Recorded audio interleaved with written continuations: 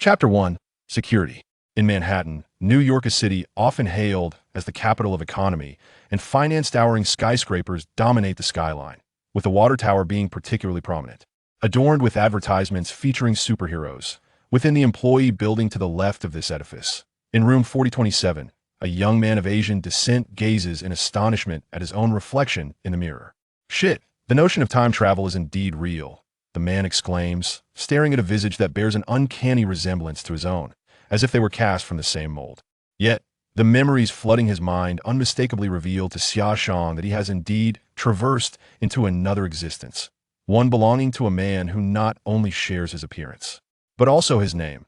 But how did he meet his demise? Xia Shang's gaze inadvertently falls upon a shattered glass cup on the floor, and a vivid recollection of the original owner's final moments flashes through his mind. In a hurried attempt to quench his thirst, a significant amount of liquid had entered his trachea, leading to a struggle for breath, culminating in a blackout amidst a fit of fierce coughing. To perish from choking on water. Such a curse-like fate seemed almost surreal, yet here it was, a grim reality. As Xia Shang marvels at this twist of fate, he begins to sift through the memories that now reside within him. The original owner, named Xia Shang, had arrived in the United States 13 years prior with his uncle and aunt, residing in Queens and attending an ordinary high school, where he held a deep admiration for the valiant superheroes. Thus, after completing his university education, he sought employment as a security guard at the Water Group, with today marking his first day on the job. Water Group. That name sounds somewhat familiar, Xia Shang muses, furrowing his brow. Just as he delves deeper into his thoughts, a sudden sharp pain jolts through him, interrupting his contemplation. He wipes the cold sweat from his forehead, suspecting that the act of time travel may have brought some unforeseen complications. I could see that moment. A knock resounds at the door. Xia, are you all right? I heard something shatter in the hallway just now. The familiar voice conjures the image of somewhat knave-looking Caucasian face in Xia Shang's mind. The person outside is Blitz, another new employee who joined today, a natural optimist with a perpetual smile. Though their acquaintance has been brief, it is evident that he possesses a good nature. I'm fine, just accidentally broke a water cup, Xia Shang replies loudly. Do you need me to call housekeeping? Buddy, it's merely a broken cup. Having cleared the glass shards and water from the floor, Xia Shang opens the door and steps outside. Xia, you seem to be in good spirits, Blitz remarks, slightly shorter than Xia Shang, yet visibly robust. Xia Shang refrains from divulging that he, once a paralyzed patient for 3 years, has now regained his healed joy that is ineffably profound. As he observes the pristine corridor, he responds, to join Water Group and work alongside those superheroes has been my lifelong dream. Seeing it come to fruition fills me with immense happiness. Do not underestimate the role of a security guard. I recall that the monthly salary for this position was a substantial 5,000 not in yuan, but in dollars. Walking alongside him, Blitz erupted in laughter. Buddy, I share your sentiment. By the way, who is your favorite superhero? The locomotive with speed rivaling that of a train, or the recently acclaimed Patriot? Personally, I am quite fond of Queen Maeve. Her appearance is undeniably alluring, and I had quite the infatuation with her during high school. Xia Shang promptly interrupted the loquacious Blitz. The names Blitz mentioned struck his memory like a lightning bolt. Although he had been bedridden for 3 years, his eyes retained mobility, and the nurse who cared for him often played television shows or anime for his entertainment. The characters Blitz referred to were evidently from the boys. The thought of those superheroes disregarding human life made Xia Shang's head throb. Traversing into this world was hardly a safe endeavor, especially considering he was a security guard for the Water Group, which heightened the danger significantly. You think I could resign now? Xia Shang lamented, his headache worsening. Blitz cast him a sidelong glance. Buddy, that joke is far from amusing. With that, he pulled out his phone and waved it in front of Xia Shang. Our assignment has just been issued. We are responsible for maintaining order at the film set, and we must arrive within 20 minutes. Don't worry, our job is quite simple, just to keep some frenzied fans at bay. Okay, they'll freshen up and we'll head out. Having just signed a contract yesterday, resigning now would incur a penalty, and Xia Shang certainly lacked the funds for that. After gathering with the others, they took a vehicle to the film set. The set was already cordoned off with yellow caution tape. A multitude of fans brandished lightboards, anxiously awaiting the arrival of their superheroes, creating an electrifying atmosphere that reminded Xia Shang of the frenzied scenes he had seen on television. Bloody hell, could you be any later? Just a moment ago, some fool slipped into the theater. If anything goes awry, you will bear full responsibility. Oversight of the security detail was assigned to a sharp-tongued white woman from the water group, whose spittle nearly landed on Xia Shang's face as she spoke. Asia, they are merely newcomers. I will ensure they handle this appropriately. A burly man approached from distance. He was the leader of Xia Shang's team, named or held a rank equal to Asia's. There appeared to be some underlying animosity between the two. Then I suggest you keep your rookies in line, Asia retorted, flipping her hair and strutting away with her tightly fitted skirt, accentuating her form. Once she vanished from view, spat on the ground and muttered, "Damn witch, always trying to boss me around." Having vented his frustration, then sternly assigned tasks to Xia Shang and the others. Xia Shang's duty was to oversee security at the exit of the film set. Clad in his security uniform, standing firm before the crowd, it must be said that this job is indeed effortless. Until noon, when Queen Maeve, adorned with a steel crown and clad in a leather skirt, gracefully emerged from a crimson supercar amidst the throng of her admirers. She enthusiastically posed for photographs with her fans, striking alluring postures in the face of countless flashing cameras. The responsibility of escorting the superhero was not assigned to Xia Shang. Queen Maeve was entirely oblivious to the inconspicuous Xia Shang. Yet at the very moment she passed him, a surge of searing pain pierced his eyes. Accompanying this sensation was a myriad of vibrant beams of varying thickness, which swiftly coalesced into a panel. Main world, the boys unable to upgrade. Altering the original storyline or eliminating key characters may yield fantasy points. These points can be utilized to exchange for a different main world or traverse other fantasy realms, provided the level of the fantasy world is lower than or equal to that of the talent. Analysis. Fusion approaching a selected target allows one to choose a desired ability for analysis, which can then be fused with oneself. Note, the stronger the ability being analyzed and fused, the more stringent the requirements. Chapter 2. Playing the Robber. What is this? Xia Shang instinctively glanced around, realizing that the panel before him seemed visible only to himself. It cannot be an illusion. After a series of attempts, Xia Shang discovered he could easily manipulate the panel with his thoughts. That moment, Queen Maeve stood beside him, striking various poses for the camera. Analyze. As Xia Shang issued the command, the panel promptly projected a 3D image of Queen Maeve, and simultaneously, a line of text appeared. Please select the ability to analyze. What superpowers did Queen Maeve possess? Xia Shang momentarily struggled to recall. Thus, he arbitrarily selected strength, talent ability, super strength. Analysis requirement. Contact with Queen Maeve's skin for 2 hours. Fusion will gradually alter the player's genetics when the player's strength reaches a threshold. Additional abilities will be required to unlock it. After reading the analysis requirements, Xia Shang felt utterly disheartened. Even 2 minutes of contact with Queen Maeve seemed an insurmountable task.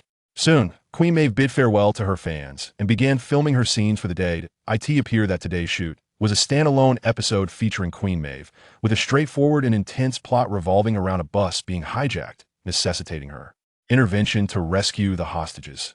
Regrettably, Xia Shang could not witness the specifics of the filming, otherwise he could have attempted to analyze her other abilities. As noon approached, the sun blazed fiercely over New York, and the fans who had previously gathered began to disperse. Xia Shang glanced down at his watch, noting that the hour had reached 12. It was time for lunch. Xia Shang, accompanied by Blitz and a few others, settled onto a patch of grass shaded by trees, relishing the fast food delivered from a nearby fried chicken establishment. The design of Queen Maeve is absolutely stunning, Blitz exclaimed, completely enamored as he admired the depiction of Queen Maeve emblazoned on his bucket of fried chicken. Don't waste it if you're not going to eat, Xia Shang retorted, plucking a chicken wing from his own bucket and savoring its flavor. For someone who had subsisted solely on grapes for an extended period, the moment real food touched his palate was indescribably blissful. His expression grew increasingly resolute. As the saying goes, people yearn for what they have lost. Xia Shang's singular conviction was to grow stronger, so powerful that nothing could obliterate him. He had endured enough of those paralyzed days. Damn it, my chicken wing, Blitz lamented, attempting to snatch the wing from Xia Shang's grasp. But Xia Shang was not about to let him succeed. After swiftly devouring the fried chicken in his bucket, he drained his cup of ice-cold cola in one gulp. Ah, delightful, he sighed, reclining on the grass and letting out a genuine New York-style burp. That moment, applause echoed from a distance, and the towering figure of OL approached the group. Hey folks, it seems there aren't enough robbers over at the theater. Is anyone willing to volunteer as a robber?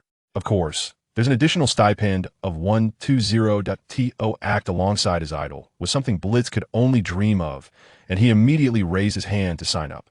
However, Hank, the seasoned veteran beside him, quickly restrained him. Boss, are you sure it's not that Aisha thinks there are too few robbers to showcase the superhero's prowess and is dragging us in as muscle? Hank said, his face contorted in concern. Absolutely correct, you're included in the reward, OL replied. Please no. Hank protested. OL paid no heed to Hank's dismay, scanning the group with his gaze before selecting 3 individuals, including Xia Shang. Boss, I volunteer to join, Blitz fervently declared. Raising his arm, OL shot him a glance. You better tone down that expression, it's downright creepy. If I feel like punching you, Queen Maeve might just knock you out for at least half a month. Being struck by the Queen is, after all, one of my dreams, Blitz shamelessly replied. His brazen words hung in the air. The others recoiled in disgust, hastily shifting away from him. OL shook his head in disbelief, rubbing his temples. I truly don't know how you made it into the security team. You're in, but remember not to let your eyes wander if anything goes awry. I won't be able to protect you. Following Ol's lead, they arrived on set and donned the distinctive attire of robbers. Each was fully equipped, sporting goggles and sheathed daggers at their waists. Xia Shang weighed the firearm in his hand. Its substantial heft clearly indicated that it was the real deal. How incredibly hardcore. Xia Shang couldn't help but exclaim. Once all preparations were complete, several individuals armed with firearms entered the bus, only to find a dozen robbers dressed similarly to themselves, while the actual passengers, including the driver, numbered merely 3. Isn't this a bit excessive? With such firepower, wouldn't it be more enticing to rob an armored truck instead of a bus?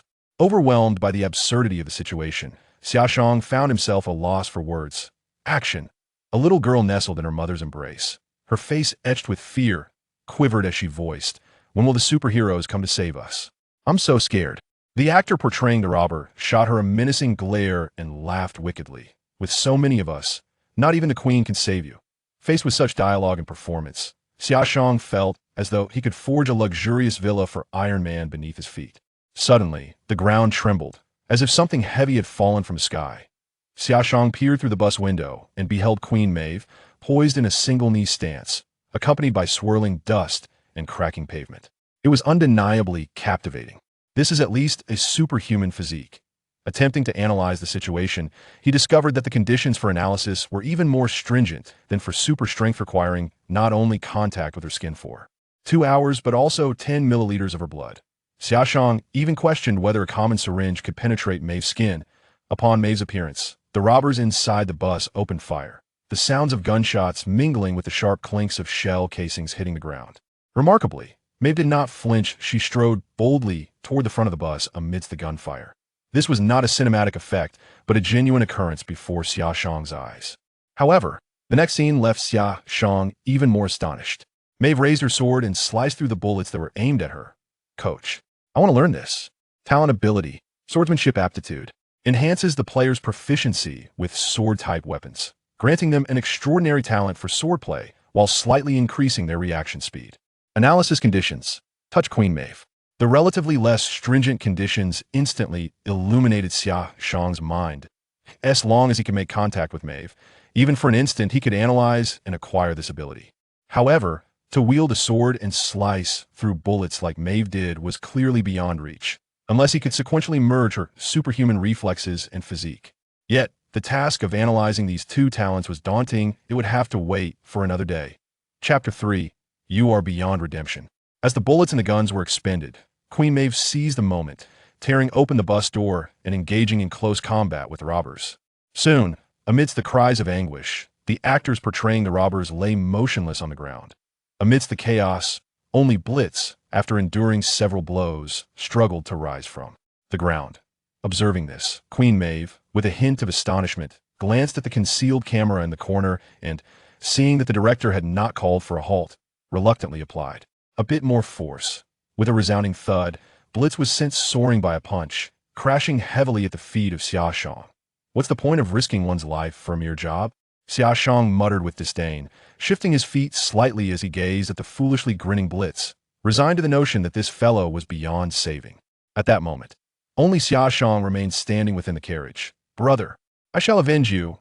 Xia Shang dramatically transformed, drawing a dagger from his waist, stepping on Blitz's right hand, and with wild eyes, charged towards Maeve, resembling a desperate fugitive with no avenue for escape. Before the camera, the blonde director observed this scene with satisfaction, nodding approvingly. After taking a puff of his cigarette, he pointed at Xia Shang on the screen, praising, "This young man's acting is commendable, let's treat him to a steak later." In response to Xia Shang's assault, Queen Maeve stood her ground, showing no intention of evasion whatsoever. With all his strength, Xia Shang thrust the dagger, yet it failed to pierce Maeve's skin, akin to striking steel. Upon raising his gaze, he locked eyes with Maeve's chestnut orbs, only to be seized by the throat and flung aside moments later. Analysis conditions unlocked. Would you like to merge with swordsmanship talent? For prudence's sake, Xia Shang chose not to merge immediately and instead lay on the ground, feigning death. 3 minutes later, with the director's command, the day's filming officially concluded. Inside the carriage, the previously motionless corpses began to rise, grinning and groaning as they rubbed their sore spots while engaging in casual conversation. "What do you think? My acting was quite good, wasn't it?" Hank boasted, raising his short, bushy brows with pride. "Getting knocked out by a fellow crew member surely makes you a traitor among thieves," Fry retorted, unimpressed. "Speaking of acting, look at Blitz. That pained expression could easily earn him an Oscar." "Damn it, that was just Xia stepping on my foot." Blitz groaned, massaging his reddened hand, wincing in pain. "I truly can't tell if it was intentional or accidental." Meanwhile, Xia Shang wore an innocent expression, raising his hands with a grin. "I was actually deliberately careless." As the clock struck 6 in the afternoon, Xia Shang punctually finished his shift. Embodying the virtues of a diligent worker, he returned to his room with dinner in hand and once again opened the panel. This time, he made a new discovery in the upper left corner of the panel. There was an image of a golden staircase. Upon focusing his thoughts on the image, a line of small text materialized before him. "Would you like to consume 100 fantasy points to enter a 1-star fantasy world? Is there a significant difference between 1-star and 2-star? Xia Shang pondered, glancing at the second luminous step. The staircase appeared to be divided into 6 tiers, with only the first 2 illuminated, while the remaining steps displayed as inaccessible. He speculated that this limitation might be related to the main world. Thus, he clicked on the plus sign behind the Black Cloak Squad, and a prompt soon appeared. Detected insufficient fantasy value of less than 10,000 points, unable to ascend to a higher level world. After some investigation, Xia Shang discovered that the fantasy value possessed only these 2 functions and could only be acquired through the main world. However, given his current strength, it was nearly impossible for him to influence the course of events. After all, he was not the protagonist of this narrative, capable of contending against superheroes as an ordinary individual. This realization was particularly reinforced after experiencing the Queen Maeve's extraordinary powers. Xia Shang was increasingly convinced that, without a certain level of strength, he must not proactively approach superheroes, for this was a world where even a casual stroll down the street could lead to being crushed by a train. After diligently finishing his dinner, Xia Shang wiped the steak sauce from the corner of his mouth with a napkin. Upon careful observation, he confirmed that there were no hidden cameras in a room. After all, who would be so bored as to monitor the mundane life of a male security guard? Confirming the integration of swordsmanship talent. The process of integration was not painful. Xia Shang merely felt a slight itchiness throughout his body, accompanied by an involuntary desire to swing his arms. Swordsmanship talent integration in progress. Current progress. At 10, the next analysis cannot be conducted until the player has fully integrated. To his surprise, integration was not a mere copy and paste affair. It required a certain amount of time to adapt to the changes within himself. He speculated that specific training could expedite the integration process until his swordsmanship reached the level of Queen Maeve. After acclimatizing to his internal transformations, Xia Shang took out his phone and decisively ordered 3 swords of varying weights on Amazon. This single expense immediately depleted his meager savings, but fortunately, his current job provided meals and accommodation. Otherwise, he would have truly found himself destitute on the streets. In the period that followed, life was rather mundane as for the superheroes. He had encountered most of them, including the patriotic individual who always maintained a smile in front of media fans. Had he not read the original work, Xia Shang would have deemed him a rather perfect superhero. "Fuck, Squid. Are you playing some superhero card collecting game? The 1,200 I lent you the other day is all gone. That money was my dating fund." Faced with Xia Shang's repeated requests for loans, Blitz grumbled as he pulled out his phone and transferred 2,000 to him. Xia Shang had not anticipated that hiring a swordsmanship master for lessons would be so exorbitantly priced, 300 per session, and that was not even for unknown instruction. One could only say this was a mad world where people excessively revered those with power. Stop talking nonsense. You damned rich second generation. Vought capitalist. I will repay you as soon as my salary comes in. Ever since Blitz invited Xia Shang to his room for a party, he had come to understand just how terrifying an obsessed fan could be. The room was adorned with no less than 20 statues of Queen Maeve, with posters and memorabilia in abundance. Most astonishingly, one limited edition statue was priced an astounding 120,000 online. To be honest, you might as well abandon the security job and reclaim your identity as a wealthy scion who knows. You might actually win the heart of Queen Maeve, Xia Shang jested. You don't understand the bliss of being a security guard in Queen Maeve's presence, especially when I thwart her fans, witnessing their futile attempts to approach Her Majesty. It evokes an indescribable thrill, Blitz replied, grinning like a lovesick fool. Brother, you are beyond redemption. Xia Shang shook his head and departed from the building. After a month of rigorous training, the progress on the panel now stood at 97.8 the previous pace. Completing the final lesson should allow him to fully integrate his mastery of swordsmanship. Chapter 4. You are the true hero. In New York, hailing a taxi often entails standing by the roadside, and the fares can be exorbitant. Fortunately, Xia Shang found himself in the city center, where taxis were relatively plentiful. In more remote areas, one could wait for half an hour without a single cab passing by, which is one of the reasons many American families opt to own cars. Hey buddy, heading to Chinatown? An orange-yellow taxi pulled up in front of Xia Shang, the driver appearing to be of Chinese descent. Just take me directly to this address, Xia Shang replied, showing the driver the location on his phone. Okay, we'll arrive in about half an hour. The driver seemed quite familiar with the layout of New York. Are you Chinese? The driver inquired as soon as Xia Shang settled into the cab. My family immigrated to America over a decade ago, Xia Shang responded. Your Chinese is quite good. Perhaps it was a trait common among drivers, but this one was particularly talkative. As the driver navigated through the city, he engaged Xia Shang in casual conversation, which Xia Shang did not mind. Wow, you work for Walter Corporation. My son is a huge fan of your company's superhero. Patriot Man, he considers him his idol. By the way, do you happen to have his autograph? I would pay $200 for it, the driver exclaimed. Inside the cab, Xia Shang noticed numerous superhero stickers adorning the interior. It was undeniable that Walter Corporation's marketing prowess was formidable. Traces of superheroes could be found throughout New York, from street billboards to beverage packaging. Their presence was ubiquitous. That I don't have an autograph, but I do have a ticket to his fan meet and greet, Xia Shang offered.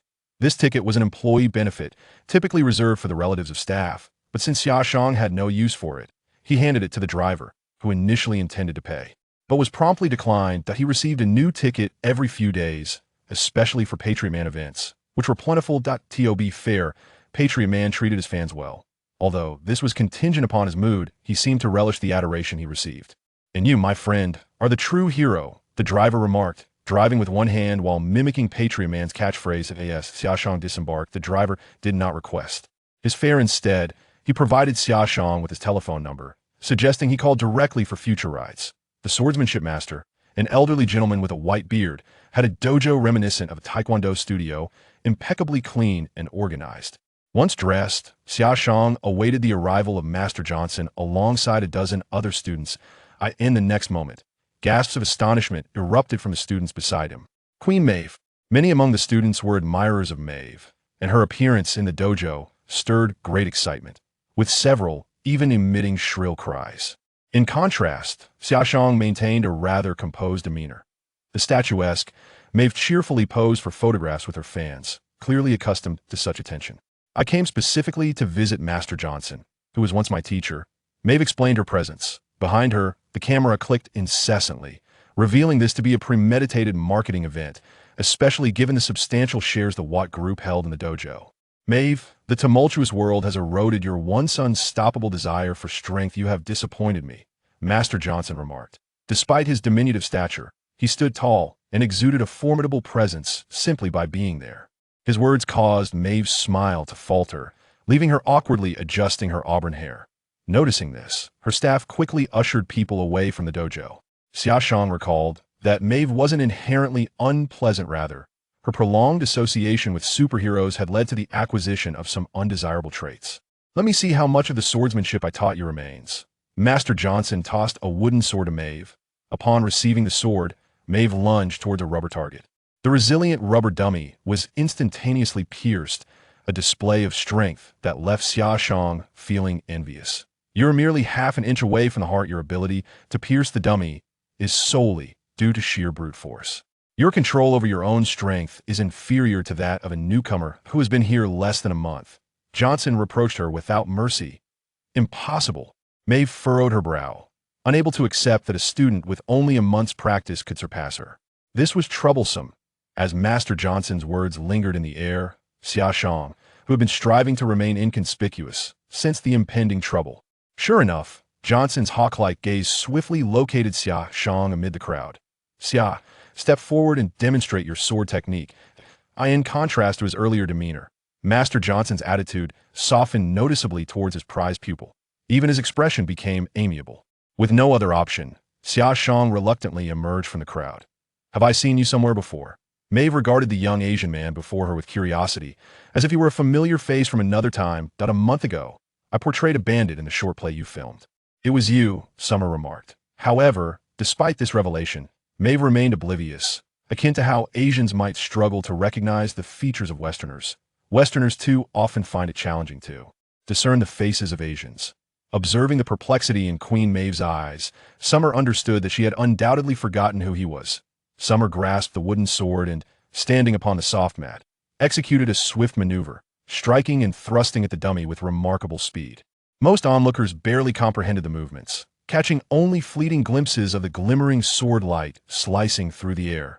Only Maeve, with her extraordinary dynamic vision, could fully perceive Summer's actions.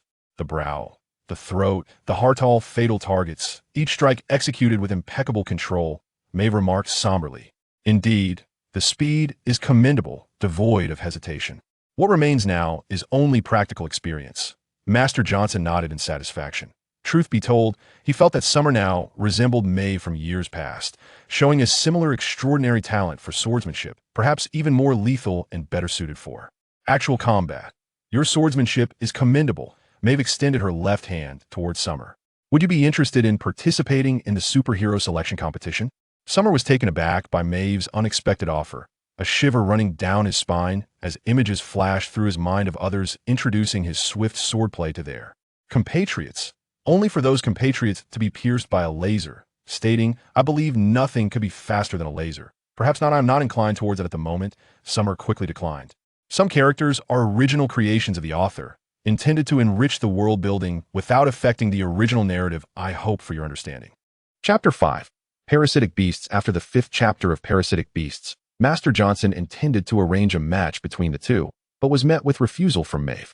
Given her current speed and strength, engaging in sparring with Xia Shang would merely amount to bullying a child. Once the lesson concluded, Xia Shang returned to his room from the dojo. At that moment, the fusion progress on his panel had reached a remarkable 100. With this advancement, Xia Shang finally felt a semblance of confidence in traversing the realms.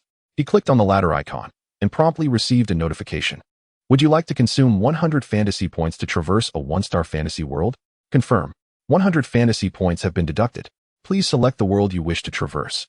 As the fantasy points were deducted, the panel before Xia Shang shattered spectacularly, transforming into a radiant sphere composed of countless beams of light. Numerous white rays were stripped away, swirling around Xia Shang as they floated gently. He hoped to draw upon a familiar fantasy world. The multitude of beams dazzled his eyes, rendering him incapable of discerning any differences among them. Thus, he randomly selected one. Soon, the chosen beams surged into his being, and the brilliant sphere reverted back to the panel. Fantasy World. Parasitic Beasts World Level. 1-star player, dwell time. 5 months friendly reminder. The time flow in the fantasy world is 1,501 times that of the main world.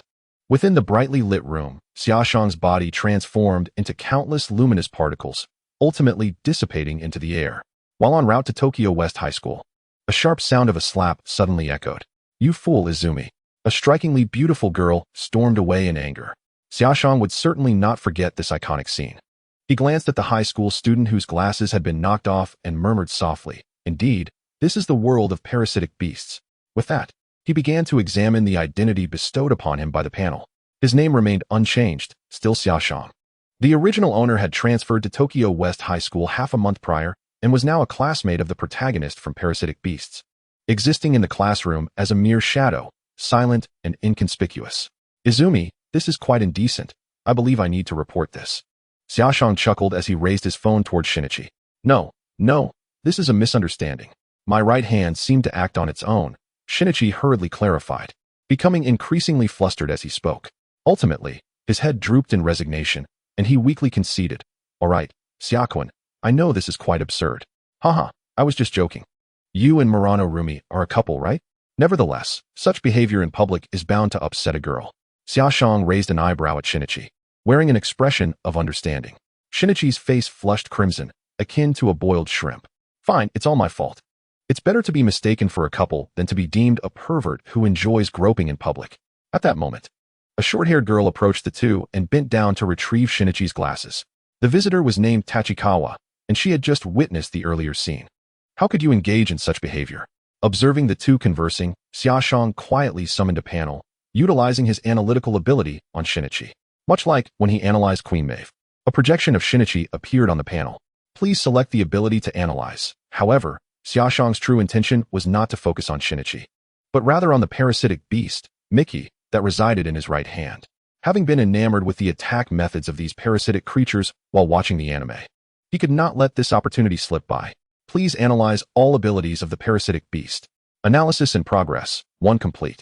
Please remain within 1 meter of the target for effective analysis. To his surprise, the complete analysis of the parasitic beast's abilities was not accomplished instantaneously as it had been previously. Could it be due to the lack of directed analysis? The suddenly appearing panel lacked a manual, leaving much for him to explore on his own. Fortunately, the analysis speed was not slow, and the progress bar was visibly advancing. Come on, you should sincerely apologize to Rimi. I believe she will forgive you.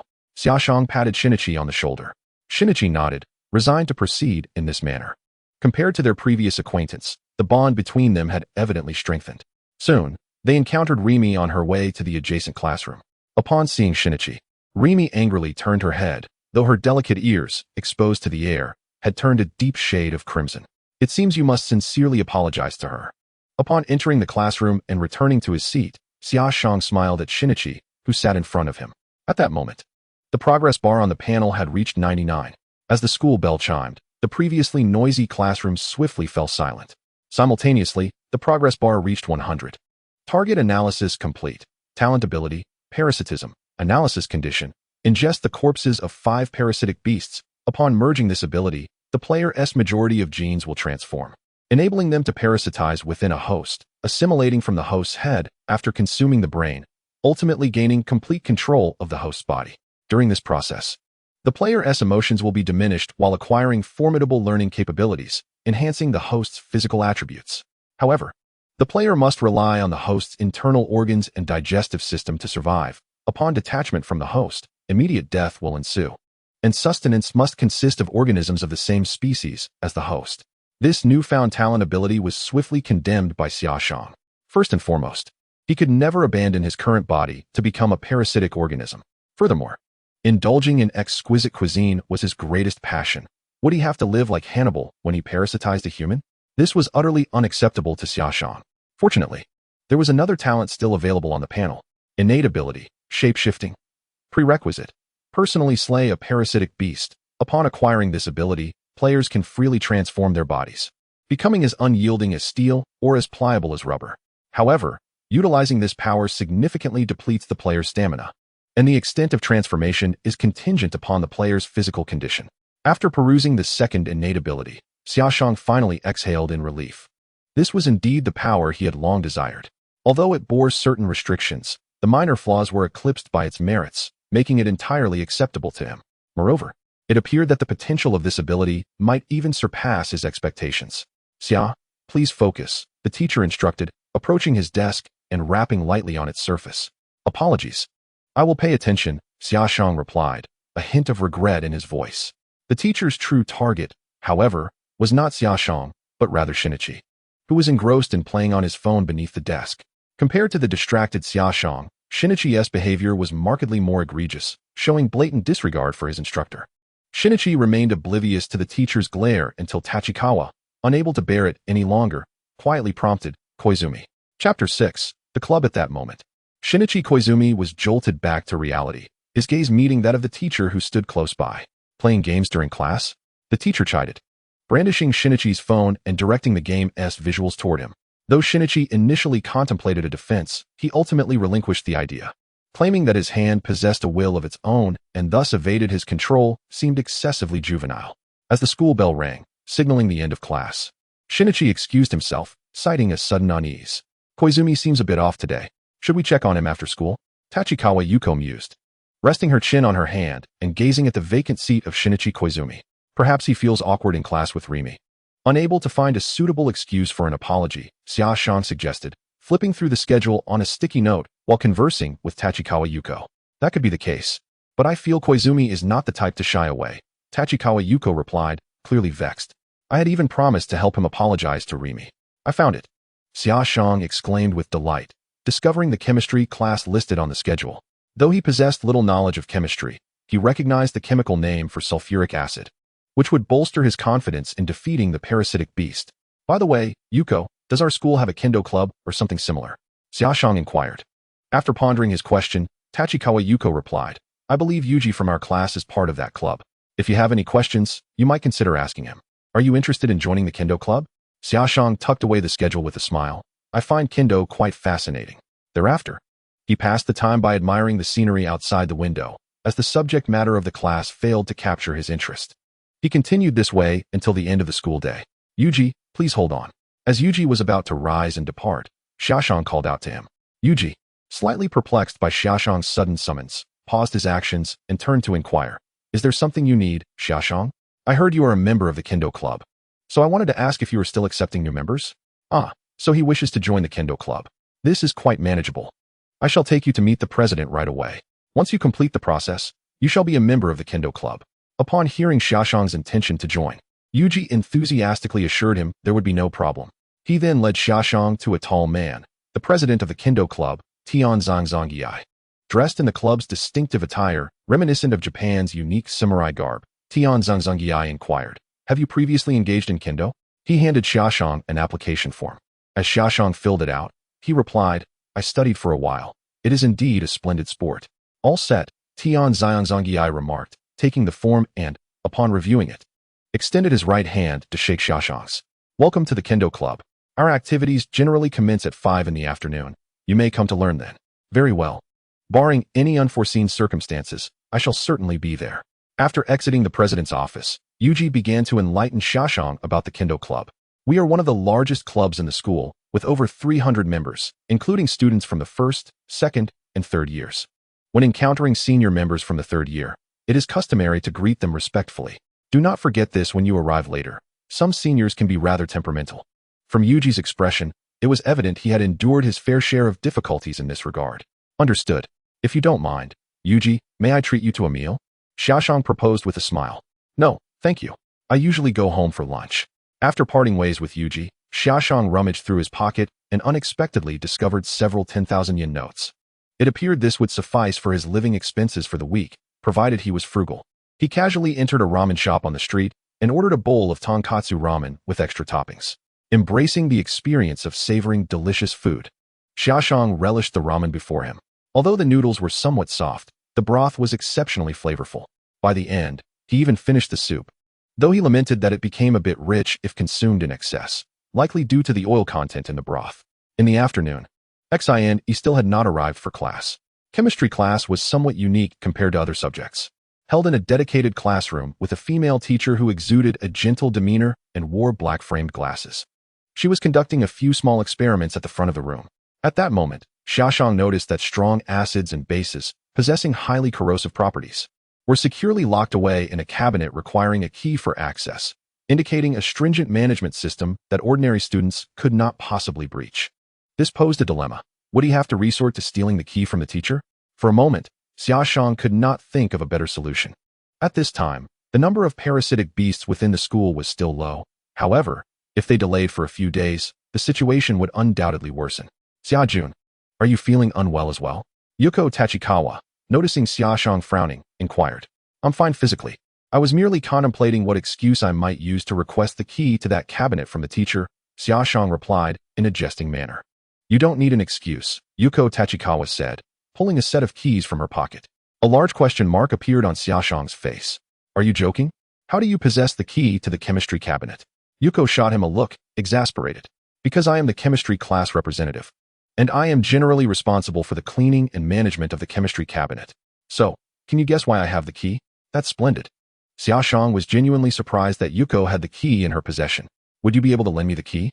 I beg of you. Xia Shang gazed into Yuko's eyes, knowing that if the loss of chemical reagents were discovered, she would undoubtedly be suspected. Those reagents are quite dangerous. What do you need them for? Yuko asked, puzzled. There are certain special reasons, but you will understand later. Xia Shang thought it unwise to disclose the lurking parasitic monsters in the school that devour humans. Such a notion would be hard to believe unless witnessed firsthand. Here, take it, but be cautious when using it, and ensure the bottle seal is intact. Yuko tossed the key to Xia Shang. Noticing the doubt in his eyes, she chuckled. I often take some for experiments. As long as you don't take too much at once, no one will notice. Chapter 7.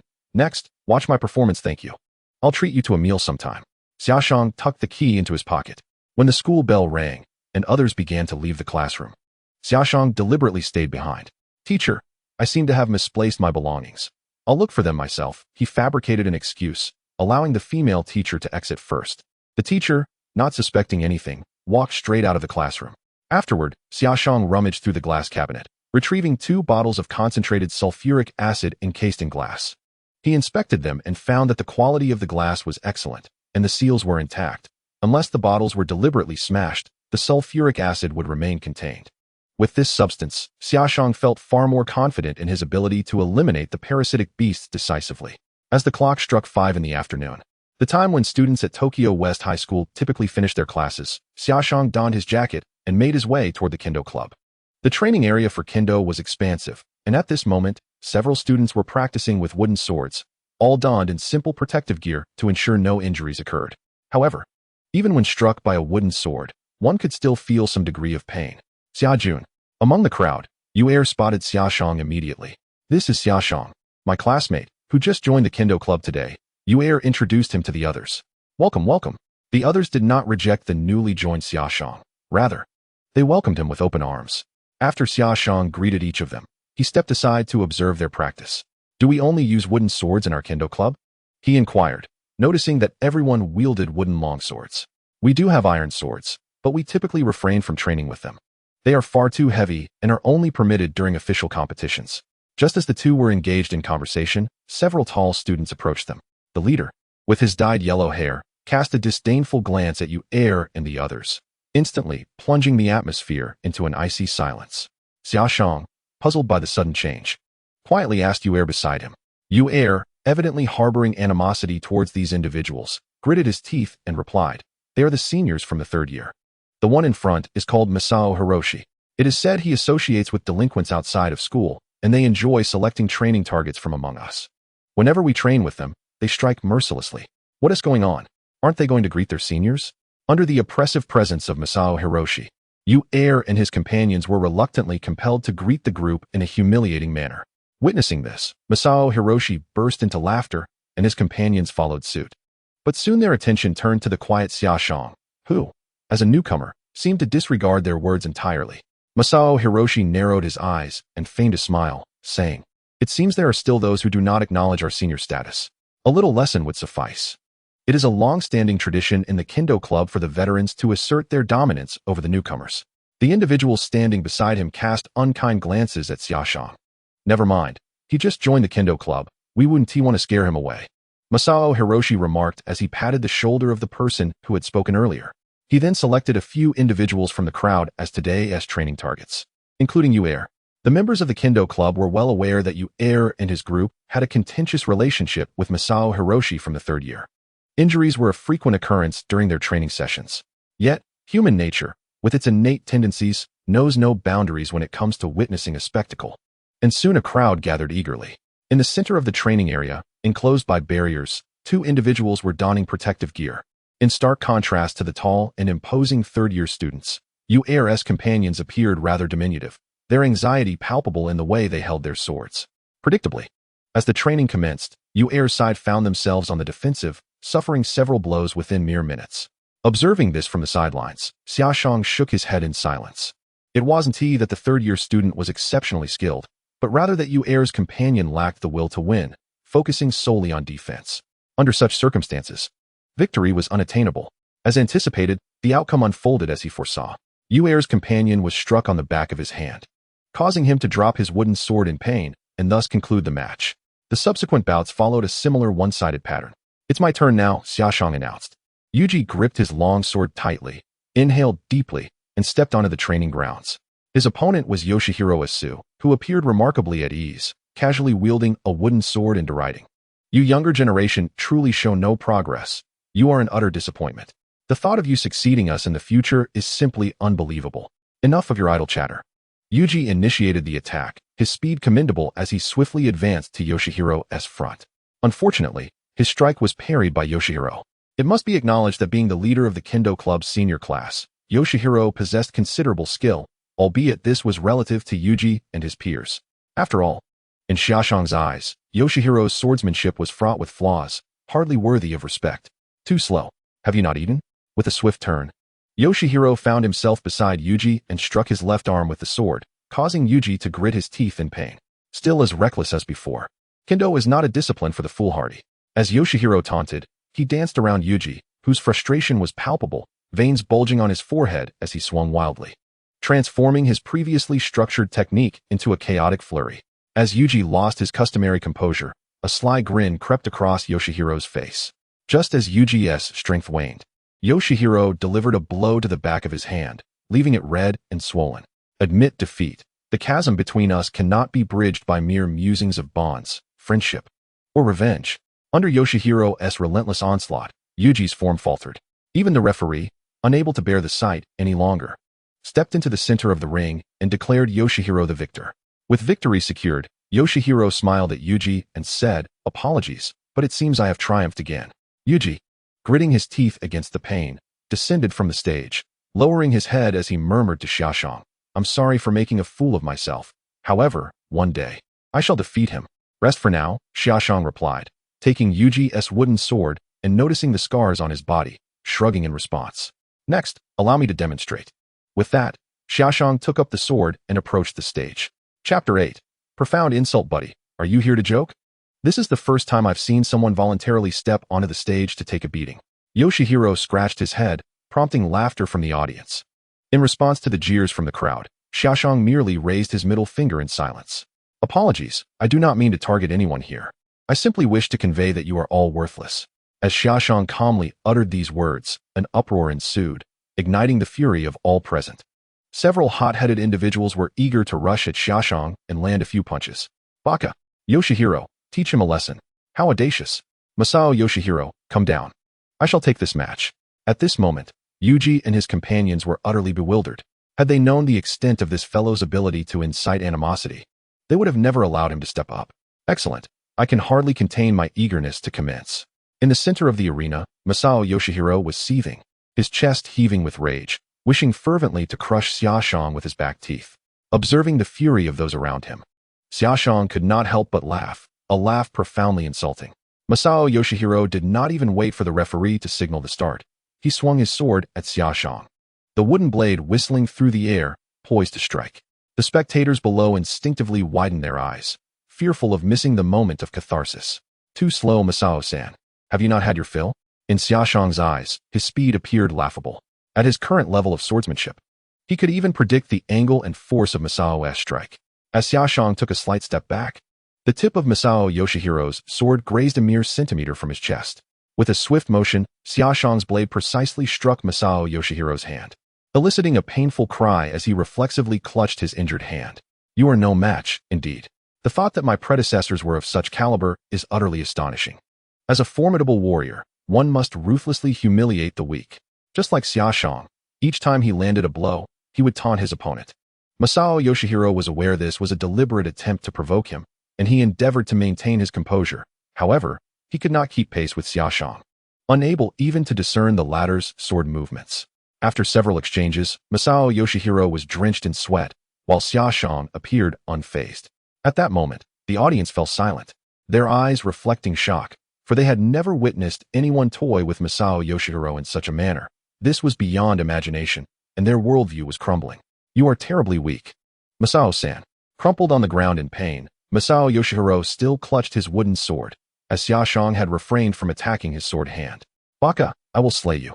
Masao Yoshihiro, sensing the scrutinizing gazes of the spectators, suddenly lunged, his eyes aflame with rage, targeting Xia Shang's lower body, an area devoid of any protective gear, which was typically off-limits in duels. The sudden peril caused many to gasp, and Yuji and others shouted anxiously from the sidelines, "Xia, watch out for the sneak attack." However, Xia Shang seemed to have anticipated Masao Yoshihiro's desperate move. With a swift motion, he knocked the wooden sword from Masao's hand, his own blade now poised at Masao Yoshihiro's throat. The referee, just regaining his senses, hurriedly separated the two combatants. At that moment, Masao Yoshihiro stood in stunned silence, his eyes vacant. Still dazed? "It is already over." Xia Shang offered a timely reminder. "Impossible. It must be that you, as mentioned by Masao Yoshihiro, are incapable of articulating your cheating. You can only force a defense by claiming that had I not exhausted my stamina during my battle with Uer, I would never have lost to you." Observing Masao Yoshihiro stubbornly maintaining his facade, Xia Shang turned his gaze towards the group of senior students. Trash is simply trash, always seeking excuses for their failures. If you are incapable, why not confront me together? Having said this, he playfully raised his middle finger. "You scoundrel! Don't think we fear you." Provoked by a string of insults, the group could no longer contain their anger. They brandished their swords and charged at Xia Shang on the platform. "You fools, will you not rally your spirits?" With a casual flick of his wrist, Xia Shang dispatched a swift strike. Frankly, he paid no heed to these inferior opponents. With cries of pain echoing, those who had appeared formidable moments before were now clutching their injured arms in agony. Uer, taken aback by the scene, suddenly recalled a statement made by Xia Shang. Having practiced for a while, this is indeed a commendable sport. This was not merely a brief practice. Even seasoned swordsmen would struggle to match Xia Jun's prowess. As he pondered, Xia Shang descended from the platform and placed a hand on Uer's shoulder, speaking languidly. "Tell me, can I apply for iron sword training? This weapon is far too light." Coming to his senses, Uer flushed with excitement, nodding fervently like a chick pecking at grain. "Absolutely. You will gain fame. I assure you the entire school will know of your existence by tomorrow. You are formidable. The Sword Saint. You are indeed the Sword Saint himself." The surrounding crowd now regarded Xia Shang with fervent admiration, some even with a hint of reverence. "I am not a sword saint. I merely possess a modest understanding of the way of the sword." Xia Shang humbly waved his hand. "No, you are the strongest swordsman I have ever witnessed. Even the president cannot defeat so many in such a short time. The Japanese people's admiration for strength is beyond comprehension." At that moment, Xia Shang had become the idol of many in the swordsmanship club. Struggling to adjust to this newfound status, he hurriedly weaved through the crowd. Under Uer's guidance, he successfully applied for a steel-crafted iron sword for daily training. As he walked through the streets of Tokyo, Xia Shang carried a long object wrapped in black cloth on his back. The upward curve of his lips hinted at his good mood. It was no wonder that people from his homeland aspired for worldwide fandom. The sensation of being admired was indeed unique. However, Xia Shang did not linger in this feeling for too long. He had not forgotten his pursuit of becoming a true ultimate being. All else was illusory. Only strength and truth could endure. As dusk deepened, Xia Shang traversed desolate paths. He vaguely recalled that in the original tale, the parasitic beasts often hunted solitary humans in remote locations.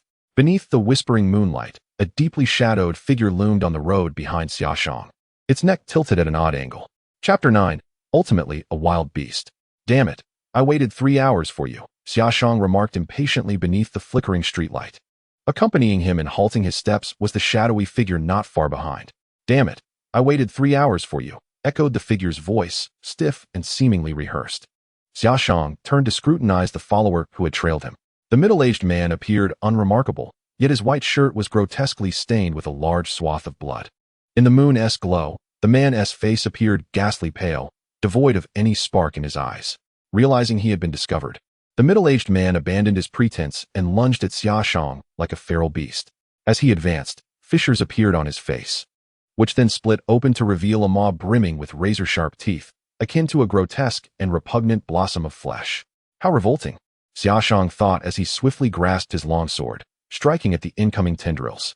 Upon contact, the black cloth enveloping the iron sword tore apart, and an overwhelming force coursed through Xia Shang's right hand, an intensity beyond human endurance. Reluctantly, he retreated several steps to avoid being dismembered by the following tendrils. After this brief encounter, Xia Shang discerned that the parasitic beast before him was indeed a formidable adversary. The blade-like tendrils, morphing from flesh, lashed out at him with the speed of steel whips, making it difficult for him to defend himself. More alarmingly, after several clashes, the iron sword in his grasp began to bear deep, uneven gashes. This creature had likely devoured many. He could not afford to tire it out. He must end this quickly. Clang! Xia Shang struck the parasitic beast's tendril once more, the force of the impact causing a small gash to open in his palm.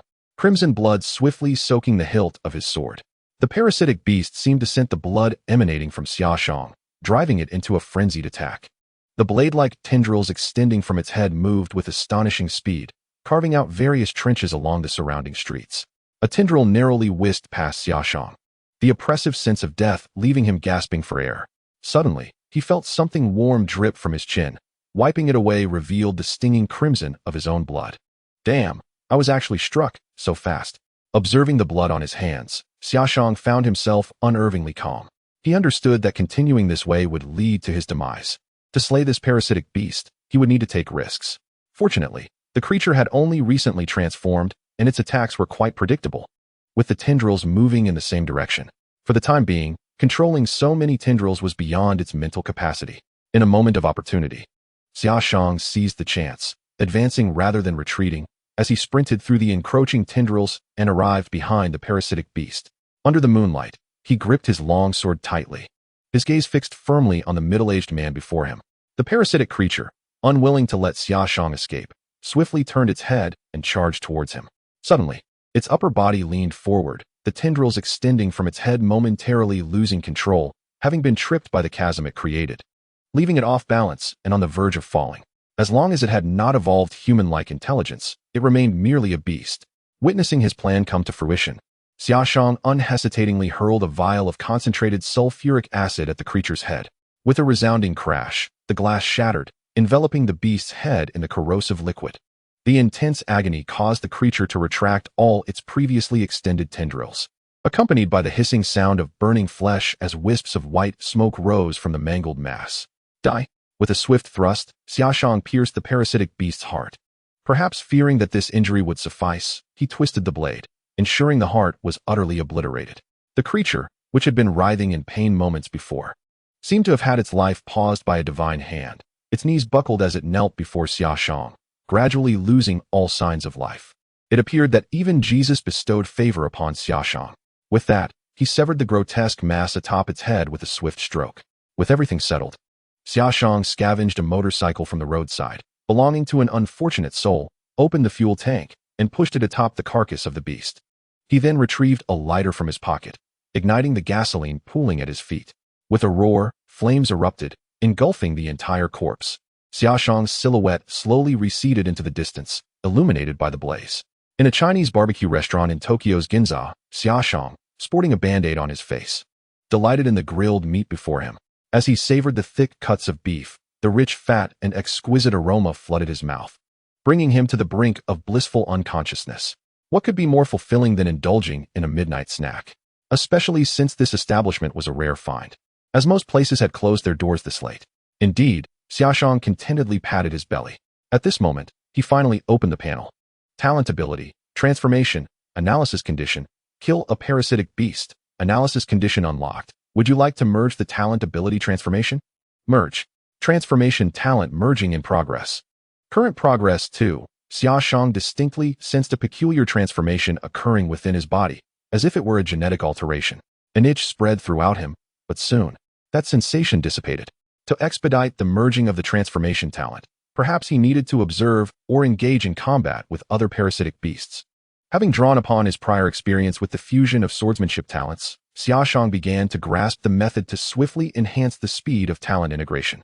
At that moment, a new idea blossomed in his mind. Perhaps after the parasitic beast matured, it could give rise to other talents.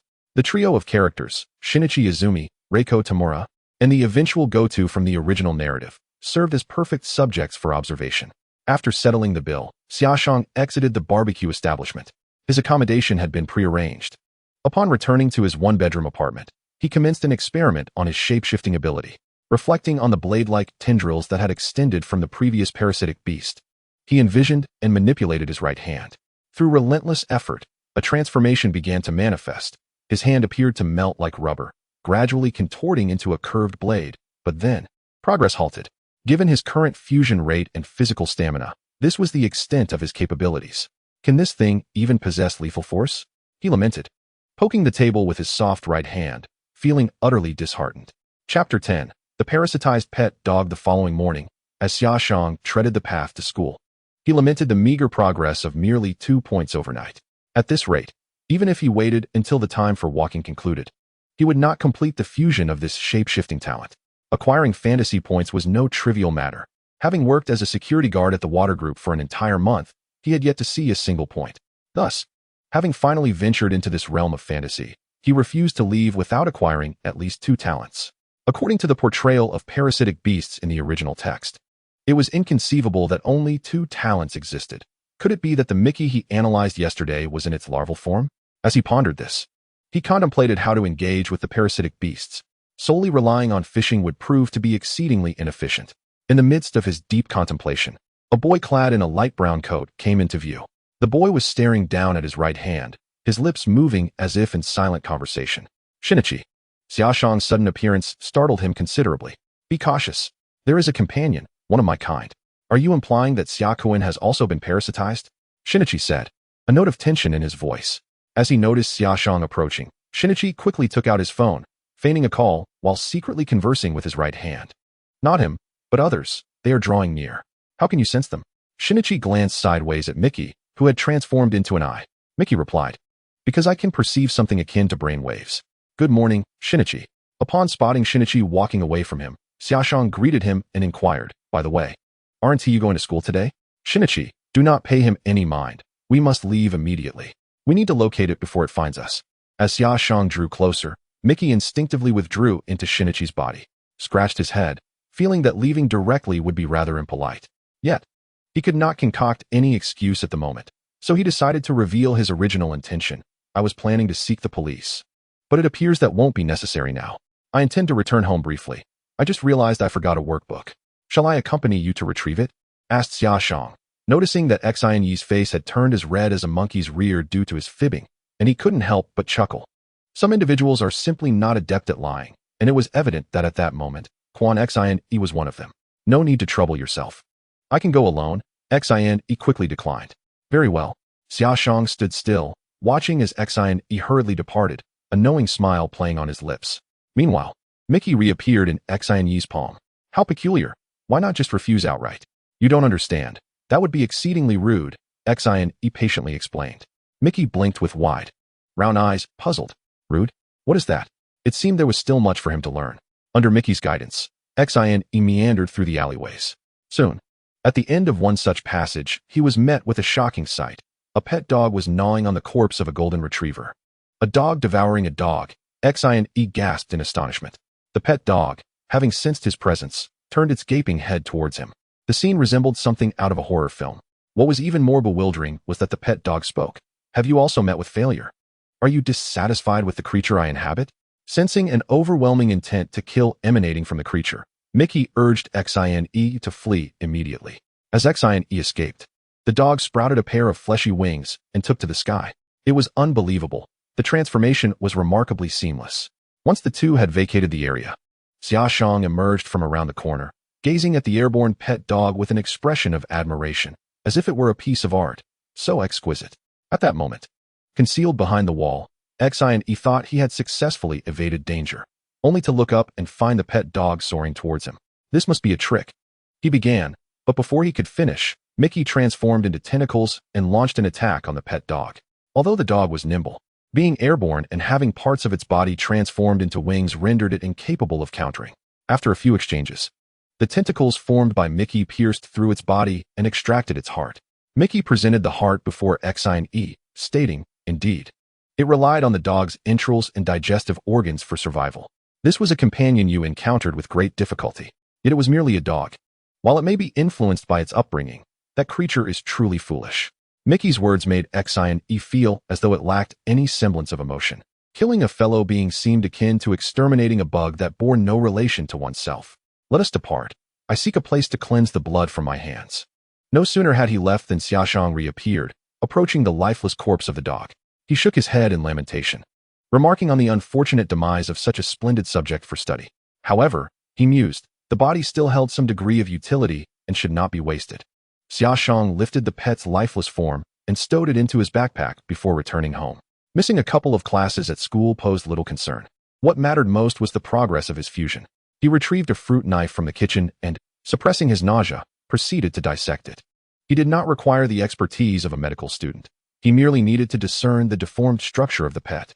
After a painstaking half-hour, he finally comprehended the anatomy of the membranous wings. Standing upright, he summoned the interface. As he had surmised, the fusion progress had indeed reached 14, an increase of 10, affirming his hypothesis that greater interaction with parasitic beasts would accelerate the fusion rate. This was becoming quite intriguing. Xia Shang observed his right hand, now transformed into a lethal blade, and expressed his satisfaction. He conducted further experiments and noted that his stamina consumption in this state resembled that of full-speed sprinting. Though it paled in comparison to the enhanced physique granted by the parasitic beasts, he found it quite satisfactory. It seemed that after this excursion, he would need to devise a means to assimilate the stamina of a superhero. Otherwise, even with the ability to morph, he would be unable to sustain it for long. As he pondered which superhero to target, his phone vibrated in his pocket. Xia Shang pressed the call button and held it to his ear, hearing the voice of his teacher on the other end. He hurriedly explained, I sincerely apologize. I had an upset stomach last night and will head to school immediately. Upon hanging up, he instinctively wiped the cold sweat from his forehead. How peculiar. Even after many years since graduation, he still felt nervous speaking to a teacher. If there are any grammatical errors or typos, please utilize the correction feature on the platform. The author will promptly amend them upon notice. Chapter 11. What is it like to become an idol unexpectedly? What is it like to become an idol unexpectedly? Xia Shang was diligently attending class when a group of younger students, both boys and girls, gathered at the door, eager to catch a glimpse of the legendary sword saint. Is he the one with glasses? He appears rather ordinary. Perhaps he would look handsome without them. Oh, mijo, you're mistaken. The sword saint is the one behind him. His smile is so radiant. He is precisely my type. The clamor of their chatter soon attracted the teacher's attention. Class, please hold on. I shall inquire about what is happening. Once the teacher exited the room, Yuko Tachikawa quietly chuckled. Natsuki, you have become the most popular figure on our school's forum. I hear the Kendo Club has even bestowed upon you the nickname Sword Saint. According to their descriptions, your swordsmanship surpasses that of the masters portrayed on television. It is a pity that I have not had the chance to witness it firsthand. Sitting in front of Natsuki, Shinichi had not logged into the school forum the previous night and was oblivious to the unfolding events. They are merely jesting. I am hardly worthy of being called a sword saint. At that moment, Miki began to surreptitiously play with her phone beneath the table, successfully logging into the school forum, where most discussions centered around Natsuki, with many commenting on the recent spate of murders. Soon, Miki discovered a video from the previous afternoon, showcasing Natsuki's impressive feat of defeating 5 opponents single-handedly. The videographer's unsteady hand resulted in a somewhat unclear image. Shinichi, his prowess is formidable.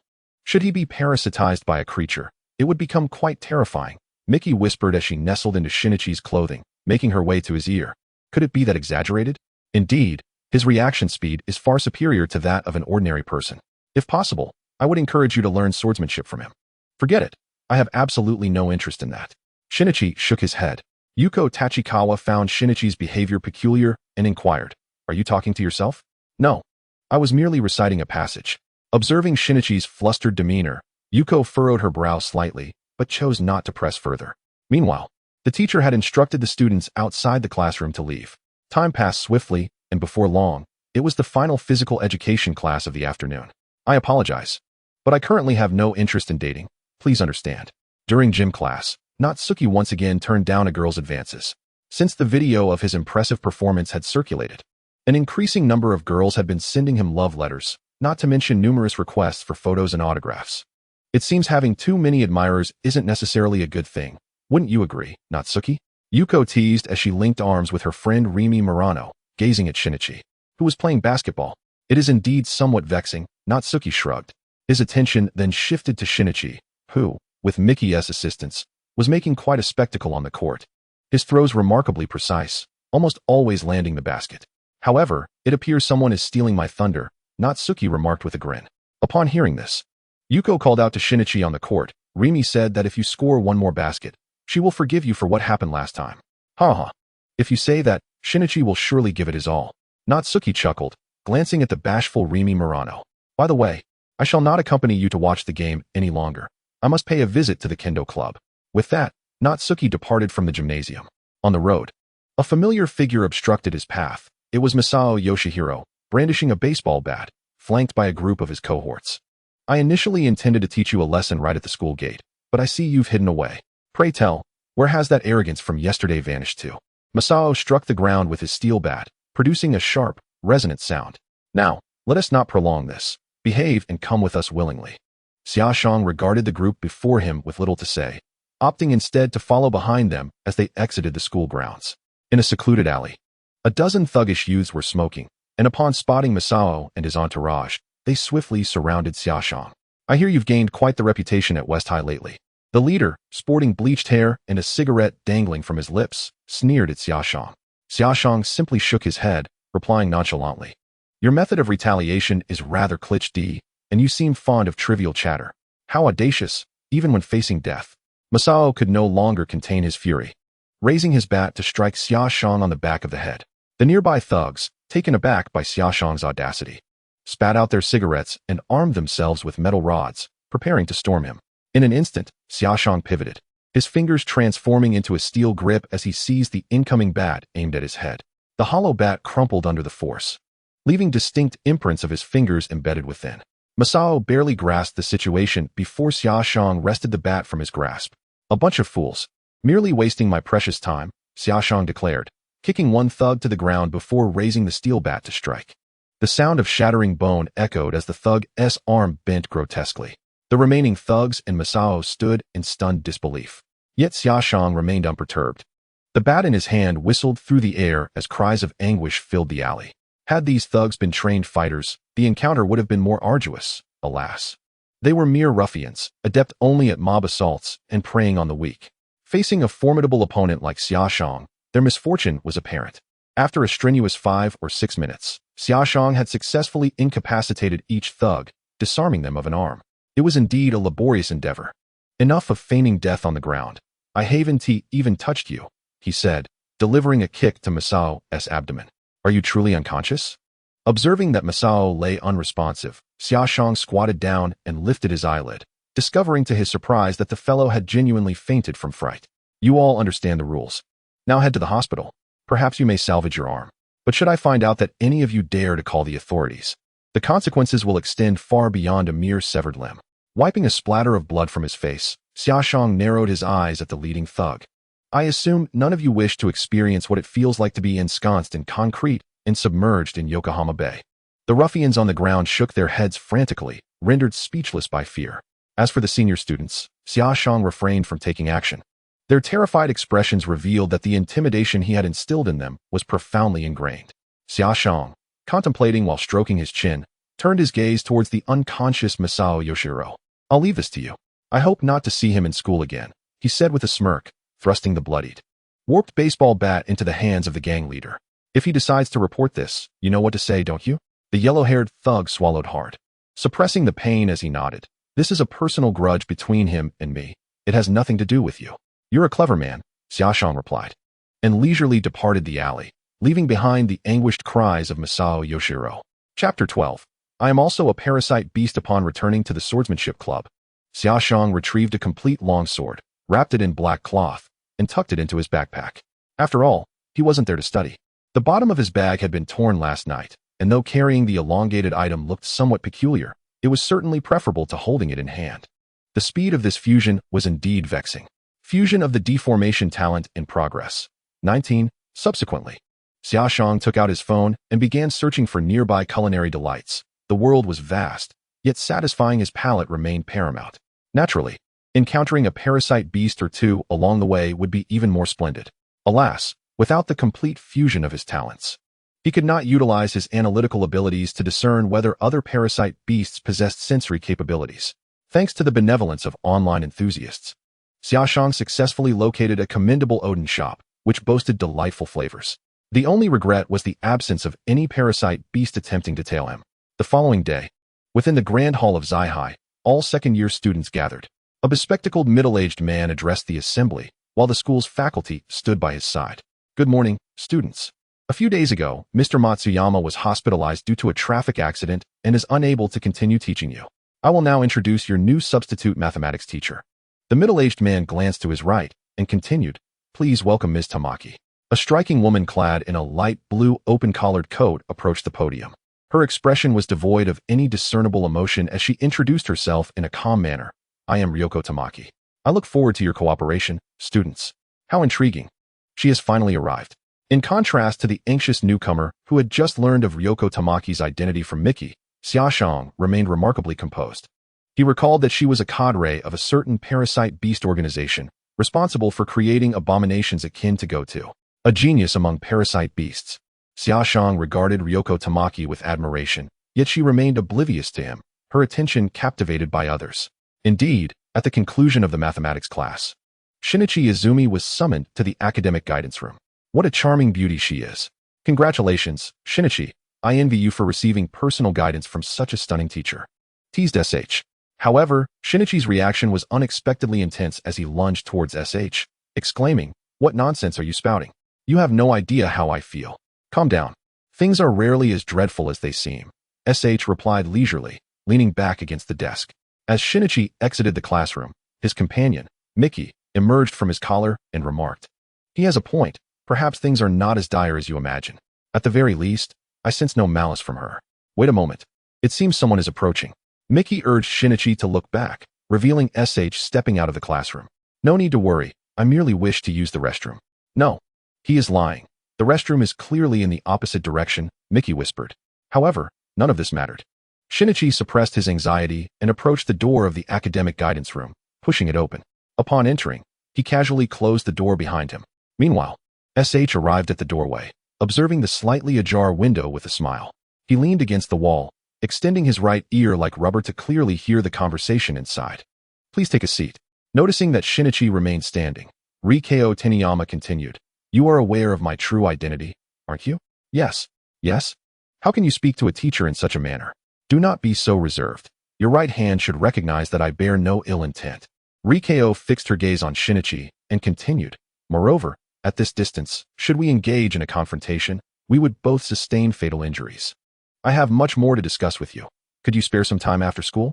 Before Shinichi could respond, his right hand had already given an affirmative gesture. What if this is a trap? I certainly do not wish to accompany her. Shinichi hastily confided to Mickey. Why are humans so irrational?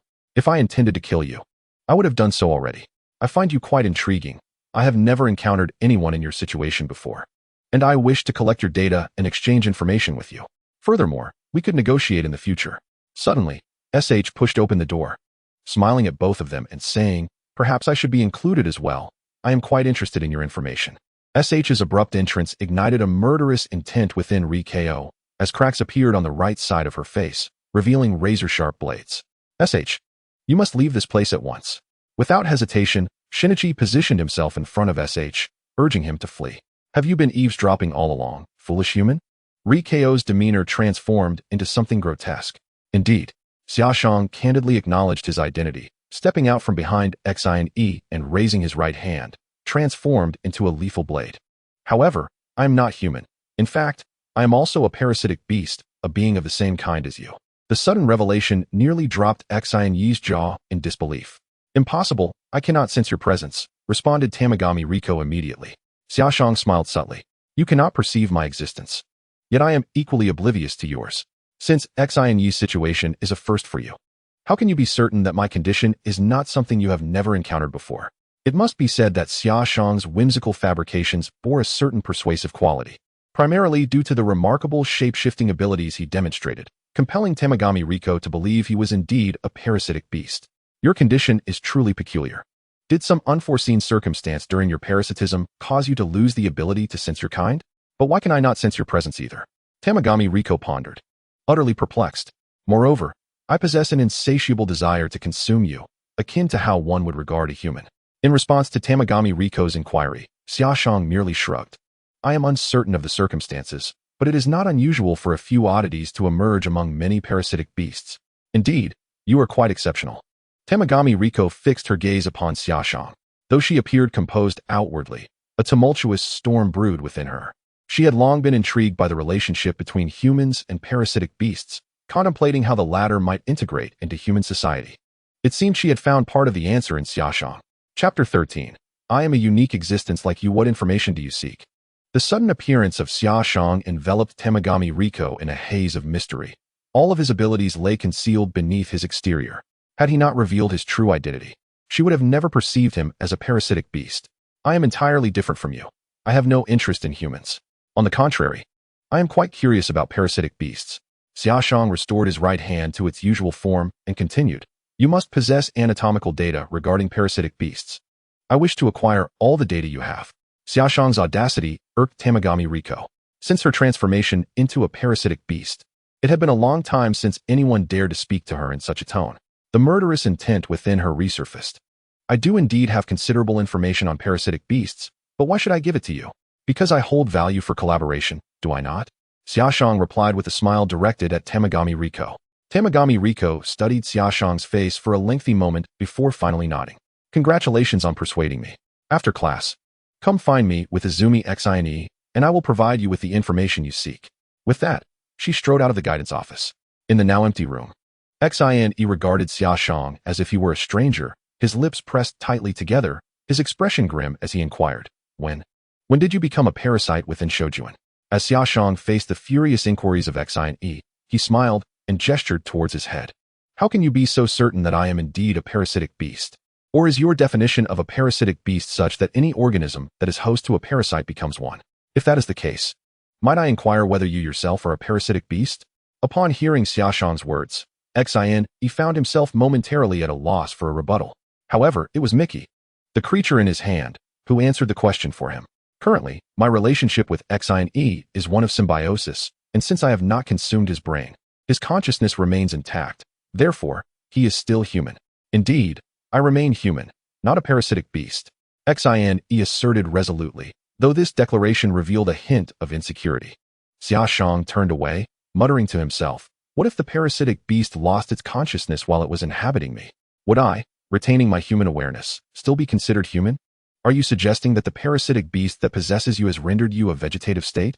Xine exclaimed in shock. Xia Shang did not respond to this query but continued, like you, I am a unique existence. With that, he exited the classroom and returned to the main hall.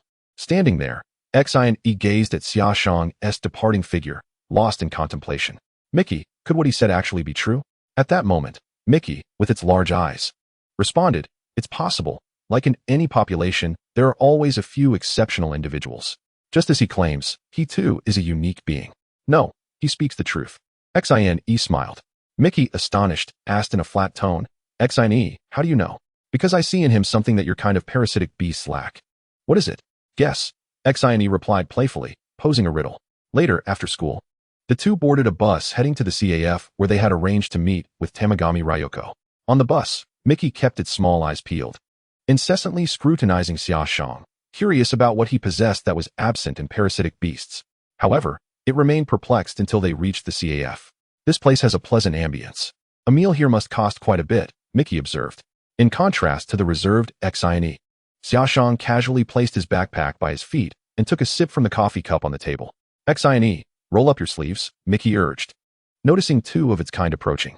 Didn't we agree there wouldn't be any fighting? Xine rolled up his sleeves in response. That's because two of them are coming. Don't be tense. If a fight breaks out, I will assist you, Xia Shang remarked, holding his coffee. Soon, Tamagami Ryoko arrived, accompanied by a man.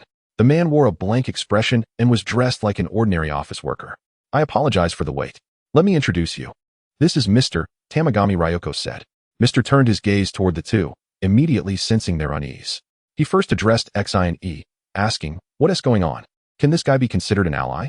Moreover, how can an ordinary human appear here? Do not fret. I shall elucidate the situation to you. Ryoko Tamiya subsequently seated herself across from Mr. Natsushu and Shinichi. Here is the information you requested, she said, producing a file and handing it to Natsushu. After accepting it, Natsushu promptly opened the file to examine its contents, which contained both text and images, albeit in limited quantity, suggesting that Tamiya had not provided him with all the information. As he gazed at the dissection images of the parasitic beast, the progress bar on his panel surged forward in a jerky manner. Surely, this cannot be all, Natsushu inquired, lifting his gaze with a smile. Since we are partners, I cannot possibly relinquish all my leverage, Tamiya replied. This material is quite valuable. Natsushu returned the documents to the file and placed it back into his bag. Now, tell me, what are the terms of our collaboration? At this juncture, Tamiya retrieved a stack of photocopies featuring character profiles. This parasitic beast is beyond the control of our organization and has already caused multiple incidents in Tokyo, drawing the attention of both society and the police. I require your assistance in eliminating her. Natsushu accepted the photocopies, which bore a photograph of a woman alongside a map indicating her recent whereabouts. Are you attempting to assess my capabilities? Natsushu remarked, tucking the photocopies away. His lips curling into a sinister grin as he declared, rest assured, I shall take care of her post-haste. You are also a parasitic beast? Mr. Natsushu furrowed his brow. At this moment, the smile on Natsushu's face became eerily unsettling. What? Do I not appear to be one? Mr. Natsushu refrained from further comment. But it was Tamiya who spoke up next. Now that we have established our collaboration, we ought to discuss other matters. Izumi, what do you perceive us to be? Monsters that consume humans. Shinichi hesitated, admitting, I am uncertain how to classify you. However, Tamiya's subsequent revelation startled Shinichi. In truth, I am already with child by this gentleman. Even the server who approached was so taken aback that she dropped her coffee cup. What a pity for two exquisite cups of coffee, Natsushu lamented, having reverted to his usual demeanor as he dabbed at the corner of his mouth with a napkin. So, Shinichi, is the child within me human or a parasitic beast? Chapter 14. This gentleman appears to possess a low intelligence. Since that is the case, what are we? It is evident that Tamiya genuinely desires to integrate into human society. Otherwise, she would not have allowed herself to become pregnant. How can I know? You devour other humans to sustain the parasitic ones, which is a form of self-destruction. Why do you engage in such actions? Shinichi expressed his indignation. It is quite simple. Their sustenance can only be human, while they can consume some ordinary food. Only certain components found within the human body can satisfy their needs. Natsushu interjected on behalf of Tamiya. Precisely, we require nourishment. And this nourishment can solely be derived from humans. Ryoko Tamiya glanced at Shinichi's right hand and inquired, have you not asked your right hand about this matter? At that moment, Miki elaborated, I derive sustenance directly from Shinichi's blood. Thus I am unfamiliar with the concept of food, nor do I comprehend the notion of self-destruction. It is no wonder that you harbor such aversion towards us. Tamiya placed her hands before her chest and, to be frank, Natsushu perceived an air of scholarly elegance about her. In contrast to the expressionless gentleman beside her, she resembled a dedicated researcher. I have often pondered whether there is a genuine necessity for the existence of a being that cannot reproduce and is prone to self-destruction. Such profound inquiries were evidently beyond Shinichi's grasp at that moment. In any case, I do not regard you as life forms from Earth. Perhaps you hail from outer space. The dialogue between the two compelled the gentleman to rise abruptly, his expression void of emotion as he declared, you waste my time. What does it matter if you discover your identity? It will not alter anything. His visage then contorted. I only know that when I am hungry, I must eat. And any obstacles must be eliminated, nothing more. With that, he departed, remarking as he left, he is dangerous. He must be eliminated. Miss Tamiya, this gentleman appears rather lacking in intellect. Entrusting him with fatherhood seems rather unwise, Natsushu mused, reclining in his chair and leisurely sipping his coffee. In response to Natsushu's jest, Ryoko Tamiya genuinely furrowed her brow, contemplating deeply. I had solely considered his physical attributes and had not entertained that notion. Pray tell, does a child's intelligence truly reflect the influence of their parents after conception? Noticing Tamiya's earnestness, Natsushu swiftly raised his hands in surrender. I was merely jesting.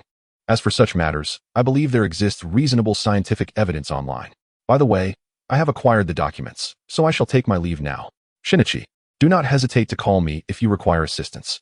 Before departing, Natsushu patted Shinichi's shoulder and raised his left hand in a gesture indicative of receiving a call.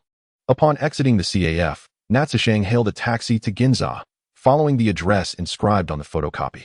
Ginza, situated in the heart of Tokyo, revealed towering buildings as he gazed through the glass, observing the affluent professionals traversing the streets, accompanied by luxury boutiques not found elsewhere. We are almost there, he murmured, glancing down at the map in his hands before alighting from the vehicle. Are you employed in Ginza? You ought to exercise caution and remain in crowded areas. As it is rumored that a psychopathic murderer has been sighted here, it is quite perilous, the driver kindly advised as he accepted the yen Natsushu offered. I shall be vigilant. Thank you, kind sir, Natsushu replied with a smile, pocketing the change. At that moment, he noticed an elegantly appointed high-end Japanese restaurant. "I would like to order the tuna set for 13,000 yen, please." After placing his order, Xia Shang casually found a seat and began perusing the newly arrived materials while awaiting his meal. It must be said that the service was exceedingly slow. He nearly finished reading the documents before his dishes arrived. "I sincerely apologize for the wait," a youthful and attractive waitress announced as she approached him, placing a platter of tuna sashimi on his table. Just as Xia Shang concluded his reading, he felt an urge to voice a complaint but instead feigned politeness, saying, "It's quite all right. One must always invest time for exquisite cuisine." Once the waitress departed, Xia Shang activated his panel. Transformation talent integration in progress. Current progress, 51. The information regarding Riko Temaguchi proved invaluable, saving him at least half a month's time. He tested his abilities and discovered he could now manipulate 50 of his body, although the energy consumption was astonishing. Even enhanced parasitic beasts typically only transformed localized areas, as extensive transformation demanded exceptional physical prowess and could distract the host, offering no advantage in combat, unless each segment of the body was governed by a singular consciousness. Akin to the formidable parasitic beast, go-to. The premium set meal, priced at 13,000 yen, was undoubtedly composed of exceptionally fresh ingredients. Xia Shang spread a touch of fresh wasabi on the tuna sashimi and savored the first bite. Instantly, he experienced a sensation of euphoria. As he quietly relished his meal, an unexpected visitor appeared on the street outside, a woman dressed flamboyantly in brand-laden attire, her outfit perplexingly bulky for autumn, as if she intended to don every designer label simultaneously. She halted in front of a luxury boutique adjacent to the Japanese restaurant, staring intently at the merchandise within, speechless. Before long, a salesperson inside noticed the peculiar patron outside. "May I assist you in exploring our collection?" the salesperson inquired. "I want everything inside," the woman replied, her head suddenly fracturing grotesquely, devouring the upper half of the salesperson's body like a ravenous beast. Countless slender tendrils emerged from her head, each adorned with grotesque eyes, creating an unsettling visage. The sudden outbreak of violence sent pedestrians into a frenzy of screams. The once leisurely office workers abandoned their composure, hastily fleeing into the distance, while vehicles sped past, unwilling to decelerate, as the scene shattered their perceptions of reality. Inside the Japanese restaurant, numerous patrons turned pale with fear, and even the manager vacated the premises in a panic. How utterly uncomposed, Xia Shang mused, continuing to enjoy his meal while observing the unfolding chaos through the glass. The parasitic beasts possessed an innate ability to sense one another's presence. In the document, Ryoko Tamiya had inserted a map, pre-marked with the location of the target parasitic creature. The mission for Xia Shang was simply to arrive promptly and eliminate it. Chapter 15. Am I truly devoid of presence? How delectable. Outside the glass, the female parasite Lila, after devouring the upper half of a person, shared a moment of reflection with Xia Shang. The flavor of this sweet shrimp is exquisite. The gruesome carnage occurring nearby did not dampen Xia Shang's appetite. He continued to savor the delightful shrimp meat at a leisurely pace. It was only when Lila had slaughtered all nearby witnesses that she prepared to enter the luxury goods store. At that moment, she caught a glimpse of Xia Shang enjoying his meal, and his calm demeanor instantly ignited her fury. With a thunderous crash, dozens of tentacles were hurled toward the glass.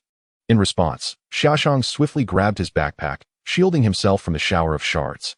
Though he remained unscathed, the food on the table lay in ruins. The once sumptuous seafood platter now buried beneath a thick layer of glass debris, rendering it inedible. "At last, I have your attention. Am I truly so inconspicuous?" Xia Shang set down his backpack, the smile on his face evaporating. He retrieved two objects from within it and approached Lila. However, she was not inclined to engage in conversation. After all, no one pays heed to what food might say. Her tentacles wove together in the air, forming a massive net, poised to dismember Xia Shang in the next instant.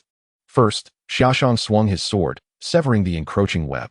Second, as the net tore apart, a glass vial filled with concentrated sulfuric acid struck Lila's head with precision, the intense burning sensation causing her tentacles to retract immediately. Third, a flash of swordlight cut through the air, and a lump of flesh was sent soaring. "Foolish creature. Consumed entirely by your attack, it is hard to believe you have survived this long."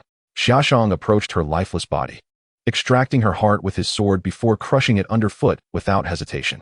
He then examined Lila's corpse briefly before departing the scene. To uncover my strength is no simple task. After Xia Shang left, two individuals who were not meant to appear emerged from the shadows. The gentleman crouched down to inspect Lila's body, shaking his head. She was a formidable opponent. He did not even utilize his abilities, relying solely on a vial of acid and a sword to kill Lila. Are you confident in your ability to eliminate him? Tamiya inquired. I believe I can give it a try. The gentleman's eyes glimmered with excitement as he licked his lips. I am curious to taste his essence. He is currently a vital research subject. It would be prudent not to harm him, lest you wish to face the consequences. Tamiya warned before departing alone. The gentleman watched her retreating figure, his expression growing increasingly twisted. Perhaps inviting you to join the organization was not the wisest choice. The time shifted to the following day. In the classroom, Xia Shang was dozing off while Shinichi conversed with Yuko Tachikawa beside him. You took the bus with Xia Shang yesterday evening, didn't you? Where did you go? Rimi is quite worried about you. No, we just had a meal together, he replied. Just then, Ryoko Tamiya, standing at the front, snapped her piece of chalk, sensing a familiar aura of malice approaching the school. The parasitic creature residing in Shinichi's hand, Mickey, also detected this ominous presence. Shinichi, a similar entity, is approaching. In front of the teaching building. A man's face warped as he shattered the entrance's surveillance camera in an instant. Fool! Tamiya could not help but exclaim. She realized that Xia Shang's words from the previous day were indeed correct. The intellect of these individuals was alarmingly low. Despite her repeated warnings, they had still disrupted her plans. Tamiya glanced at Shinichi and the sleepy Xia Shang behind him. Now, everyone, please engage in self-study. Meanwhile, chaos ensued downstairs in the teaching building as the school administration urgently evacuated students to prevent greater casualties. Once Tamiya departed, Shinichi immediately roused the slumbering Xia Shang. Yawning, Xia Shang mumbled, is class over? Shinichi, you know I have no interest in math. Xiaokuan, Mickey has detected parasitic beasts approaching us, Shinichi whispered anxiously. Don't panic. If the sky falls, a tall person will hold it up. Stay calm. Xia Shang took a sip of water from his cup to soothe his throat. Beside him, Shinichi was frustrated. Encountering such a teammate felt like misfortune. However, Xia Shang's demeanor did help Shinichi regain some composure, realizing that Tamiya had likely gone to handle the situation. Shinichi, that guy has already killed 3 people. It's probably the one from yesterday. What? There are already casualties? Shinichi could no longer sit still. He stood up, ready to confront the intruder. Suddenly, the school's intercom crackled to life, announcing the vice principal's voice. Emergency notice. A suspicious individual has entered the school. Students, please ensure your safety and refrain from leaving the classroom. As the announcement echoed, the students in the classroom assumed it was a drill, having experienced similar exercises before. Though this time no one had been informed in advance. While they murmured among themselves, only Shinichi and Xia Shang understood the gravity of the situation. Damn it. How audacious to invade the school like this. What does he intend to do? Is he trying to kill me? Shinichi's expression darkened. Indeed. He is currently about 150 meters away from us. Shinichi looked at Xia Shang and asked, what should we do? This guy is clearly coming for us. Let him come. We will kill him, Xia Shang replied with a calm determination, drawing a sword from his bag and placing it on the table. What are you two talking about? Yuko Tachikawa, standing nearby, completely misunderstood their conversation. There's no time to explain. At that moment, the intercom sounded again. Everyone, please do not approach the building. Use the designated evacuation stairwells. Soon, a middle-aged teacher entered the room. Upon discovering that Ryoko Tamiya was absent, he promptly led the students towards the staircase. It must be said that the previous evacuation drill at Zai was remarkably successful. The students displayed no signs of panic or stampede. Perhaps even now, they believed it to be merely a routine exercise and thus did not exhibit any undue anxiety. In fact, many greeted Xia Shang enthusiastically upon seeing him. The object wrapped in black cloth, was it a sword? It appeared exceedingly cool. Could they take a look?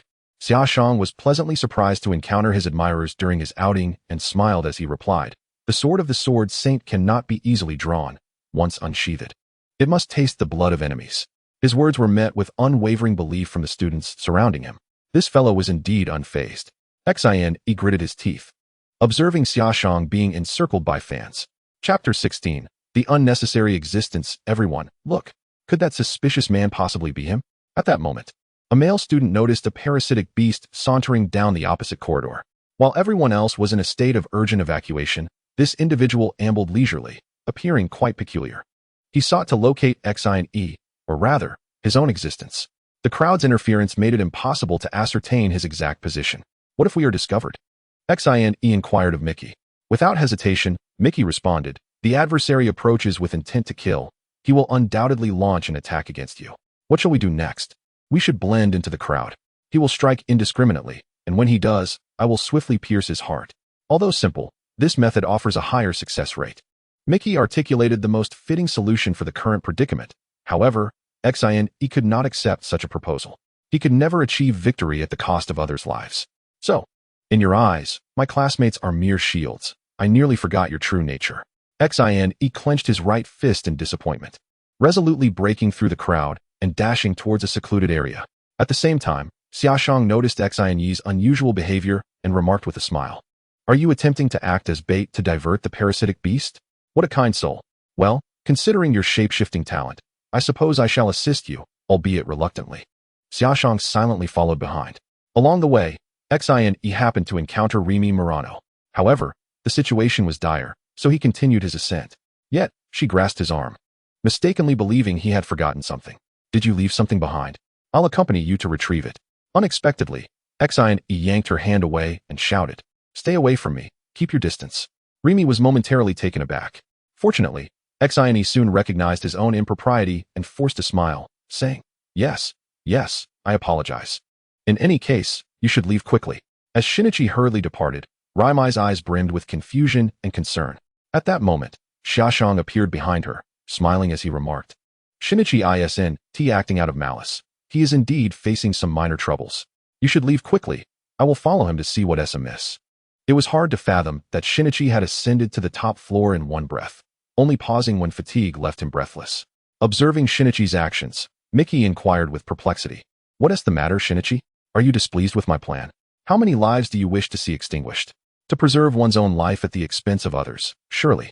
Such behavior is more befitting of beasts than humans? I nearly forgot. Humans are indeed creatures prone to self-destruction. Pray tell, Shinichi, are you engaging in such an act? Shinichi found himself at a loss for words in response to Mickey and finally replied, Your Japanese is commendable. Perhaps you might refrain from speaking further. With that, he ventured into a nearby classroom, beginning to move desks, intending to barricade the corridors in this area, hoping to create an effect of being surrounded by a crowd. Do you require assistance? A familiar figure appeared behind Shinichi. Turning to see Xia Shang, he asked, What brings you here? As Xia Shang assisted in shifting the desks, he responded, I noticed a certain fool attempting to shoulder everything alone, so I decided to follow along and witness the spectacle. Arigato, Xia Shang, Shinichi expressed his gratitude earnestly. Mickey emerged from behind him, perplexed as he remarked, You claim to help Shinichi, yet merely wish to observe? Humanity is indeed a curious species. Nevertheless, this development increases our odds. It shall be 3 against 1. Mickey severed a chair leg and handed it to Shinichi's left hand, stating, Soon, we shall fight together. 3 meters away, he continued. 3 meters? But Shinichi saw no parasitic beasts in the corridor. Below us, both Shinichi and Xia Shang glanced down. Suddenly, 2 tendrils erupted from beneath, shattering the glass window and latching onto its edges, enabling the parasitic beast to leap before them. This unexpected maneuver instantaneously dismantled Shinichi's earlier strategy. Do you seek to obstruct my path? Instead, you have blocked your own. The parasitic beast sneered, its head splitting open to reveal writhing tendrils. With a mouth filled with sharp teeth, it added, Moreover, I am quite curious about your scent, directing its gaze toward Xia Shang. Xia Shang retorted with a cold smirk. Are you certain that I am not a parasitic beast? A special companion such as I holds no necessity for existence. The tendrils of the parasitic beast transformed into blades, swiftly slicing toward Xia Shang. With a sickening sound, blood spurted forth as pain erupted in Xia Shang's chest, compelling him to glance down. His previously intact school uniform was now shredded into countless pieces, and blood flowed profusely from the wound. How swift! Both Xia Shang and Shinichi exclaimed in unison. Xia Shang and his adversary had not even discerned the trajectory of the attack before he was injured. Had the opponent not begun with a mere probing strike, he would have been reduced to a mere heap of flesh by now. It seems you are far weaker than I had envisioned. Your earlier pretense was nothing but a fade, even deceiving Riko Taniguchi. How utterly laughable, the parasitic beast remarked coldly. Xiajun, are you alright? Shinichi inquired, his expression marred with concern as he gazed at the blood-soaked Xia Shang. I'm fine. For the moment I want to perish, but this fellow is indeed formidable. Despite his pallor from excessive blood loss, Xia Shang maintained a smile, for he understood that anger would not resolve the predicament. Facing death, he found himself even more composed. He sought to provoke a flaw in his opponent with words. Do you know? I was once injured by another parasitic beast. Guess what happened next? Xia Shang gestured toward his wound, which began to visibly heal at an astonishing pace. The outcome was that I severed its head, doused it in gasoline, and with a resounding explosion, its corpse was reduced to ashes amidst the roaring flames. With a flick of his wrist, the black cloth enveloping his sword fell away. Prepare to meet your demise. In response to Xia Shang's fierce declaration, the parasitic beast launched another assault. Although it had only 2 split tentacles, their speed surpassed that of other parasitic beasts by 5-fold, perhaps even more. I will take the brunt of its attacks. You focus on the offense. Only Mickey could barely keep pace with the parasitic beast's velocity, especially considering it possessed 2 tentacles. Block. Xia Shang raised his sword to shield his chest, bracing against the opponent's strike. The tremendous force compelled Xia Shang to stagger back several paces, but fortunately, Mickey intercepted the subsequent attack. The clash between their tentacles created a flurry of afterimages in the air, the sound of metal clashing resonating incessantly. Gaining a moment to breathe, Xia Shang examined his iron sword, lamenting the unfortunate state of this newly acquired blade, which had become grotesquely warped from the earlier strikes. Realizing he could not dispose of Xia Shang promptly, the parasitic beast shifted its focus toward Shinichi, believing that eliminating him would allow for an effortless resolution of the injured Xia Shang. This sword is truly abysmal in quality. It seems I must rely on my own strength. With that, Xia Shang's right arm morphed into a blade woven from flesh and blood, the silvery edge glinting with a chilling gleam under the sunlight. His stamina paled in comparison to that of the parasitic beast, thus this battle demanded swift resolution. Xia Shang remained patient, for the opportune moment was fleeting, and it was now. He swung his hand toward the beast's chest. To his surprise, the parasitic beast sprouted yet another tentacle, slashing diagonally at him as he advanced. Now, Xia Shang faced 2 choices: to relinquish this rare opportunity for an attack or to engage in a mutual destruction with the parasitic beast. Faced with these 2 options, Xia Shang resolutely chose neither. He turned his body without hesitation, using one arm to block the slashing tentacle while simultaneously redirecting his sword to slice through the creature's left arm. In an instant, torrents of blood gushed forth from the severed limbs of both the parasitic beast and Xia Shang. Following this, Xia Shang executed a roll to retrieve his severed arm, enduring the pain as he pressed it against the wound. Xia Jun, Quan Xian's eyes brimmed with tears. Summoning all his courage, he plunged a hollow steel pipe, fashioned into a chair leg, into the abdomen of the parasitic creature, from which its blood began to flow profusely. The significant loss of blood rendered the creature alarmingly weak. Remaining in this place would undoubtedly lead to his demise. Fool, I can heal. Can you? Xia Shang staggered to his feet, his complexion ghastly pale, beads of sweat dotting his forehead. Yet, upon witnessing the even more pitiable state of the parasitic beast, he could not help but chuckle. The creature remained silent, dragging its bloodied body toward the direction of Tiangong Ryuko. Xine, take this opportunity to finish it, Mickey urged, anxious to avoid any unforeseen events. However, Xine hesitated to strike, for the parasitic beast had reverted to its human form. No, I cannot. If this continues, it will become murder. Observing Xine's reluctance, Xia Shang picked up the iron sword from the ground and pursued. If that's the case, allow me to bring it to an end.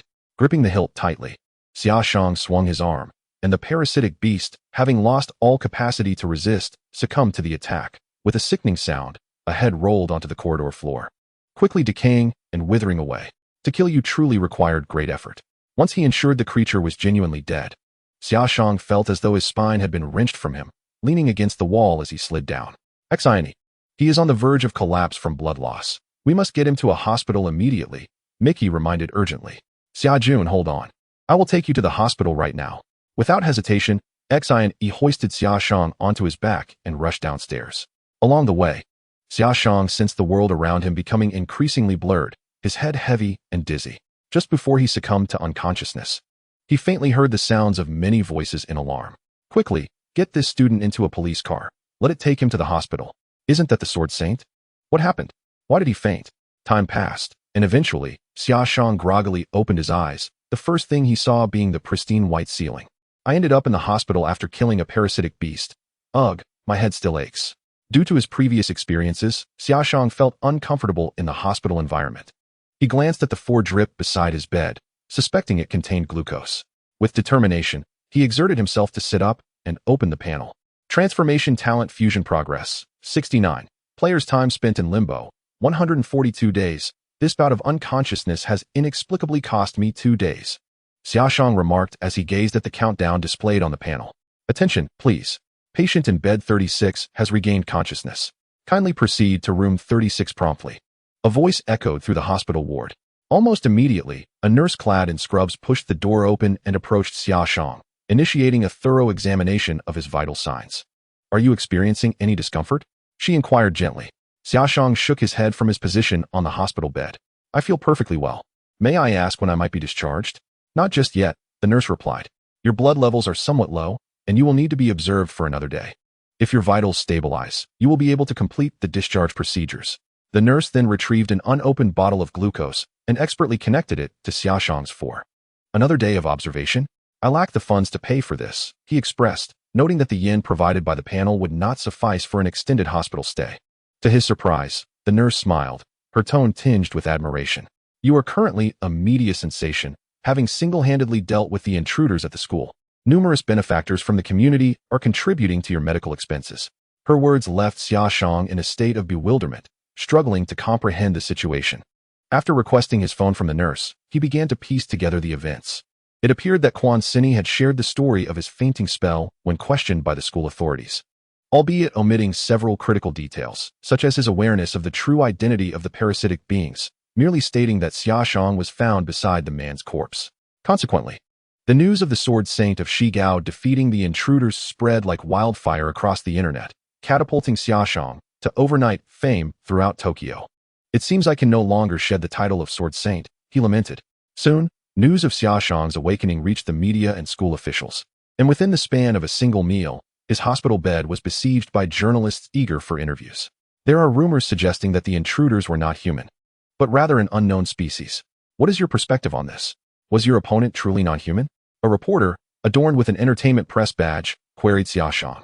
Caught off guard by the question, Xia Shang found himself at a loss for words. Fortunately, several police officers arrived just in time, stepping in front of the journalists.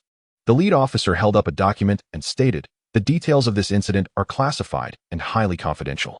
You do not have the authority to inquire further about it. If you wish to ask questions, please redirect to other topics. With the police having made their stance clear, the reporters had no choice but to pivot the conversation elsewhere. It has come to my attention that your swordsmanship is quite formidable. Students from Shigao have dubbed you the Sword Saint. Moreover, at the scene of the assailant's demise, a long sword was discovered, believed to be yours. Might I inquire if you vanquished the assailant with your swordsmanship? Soon, the media pressed for answers. One cannot claim to be a sword saint. I am merely someone who has attained modest accomplishments in the way of the sword, replied Xia Shang. Observing that Xia Shang did not deny having defeated the assailant, the reporter's eyes glimmered with excitement. This was a story worthy of discussion. They swiftly began to probe for various bits of information, much to Xia Shang's vexation. Apologies, but I must take my leave, Xia Shang declared, effectively dismissing them. Are you certain you do not wish to elaborate further? We would be willing to compensate you for your insights, the journalist persisted. However, upon realizing Xia Shang's silence, they had no recourse but to depart, leaving behind their business cards. One reporter quietly remarked, Mr. Xia, should you come upon any exclusive news, please consider us. Rest assured, financial matters will not be an obstacle. As the reporters gradually exited, a police officer promptly locked the door. The lead officer then sat across from Xia Shang, opening a file from which he extracted a stack of photographs. The individual you killed was named Makino Seiji, a former construction worker from Osaka. According to his family, he has been unreachable since his arrival in Tokyo.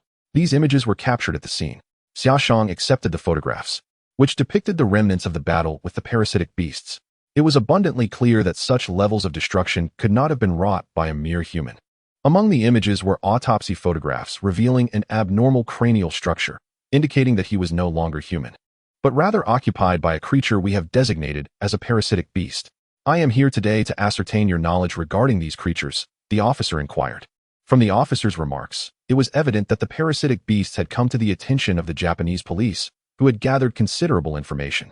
I regret to admit that I possess little knowledge on the subject. My ability to slay him was purely a stroke of luck, Xia Shang responded, shaking his head in acknowledgement of his limited understanding.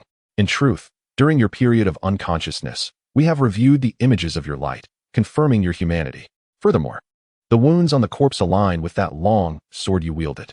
However, we are somewhat curious. Can a human truly contend with such a creature? In response to the police's inquiries, Xia Shang smiled and stated, though they are indeed formidable, parasitic creatures remain what they are, once the host body sustains damage. They will perish immediately. Very well, that concludes our questions. This card contains 3 million yen, a combination of our official rewards and societal donations. Take this time to recuperate. By the way, our conversation must remain confidential.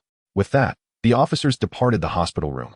As they exited the hospital, a youthful police officer could not restrain himself from speaking. Sheriff Fujita, there is clearly evidence indicating the presence of a third individual at the scene. And I have a persistent feeling that this person possesses considerable knowledge about the parasitic beasts. Why don't we inquire further? However, since the individual in question was reluctant to share, they could not compel him, particularly given that media attention was currently fixated on him. A misstep could easily incite public uproar. Officer Fujita opened the police car door and took a seat. Recognizing that a more pressing concern was to swiftly discern the distinction between ordinary individuals and parasitic beasts. It was rumored that a biologist from headquarters had been dispatched to assist in resolving this matter. Not long after the police departed, the principal of Shigao, accompanied by a group of faculty and students, came to visit the ailing Xia Shang. Having mastered the art of handling such situations, Xia Shang graciously accepted the gifts presented by the principal, expressing that the gesture was overly kind.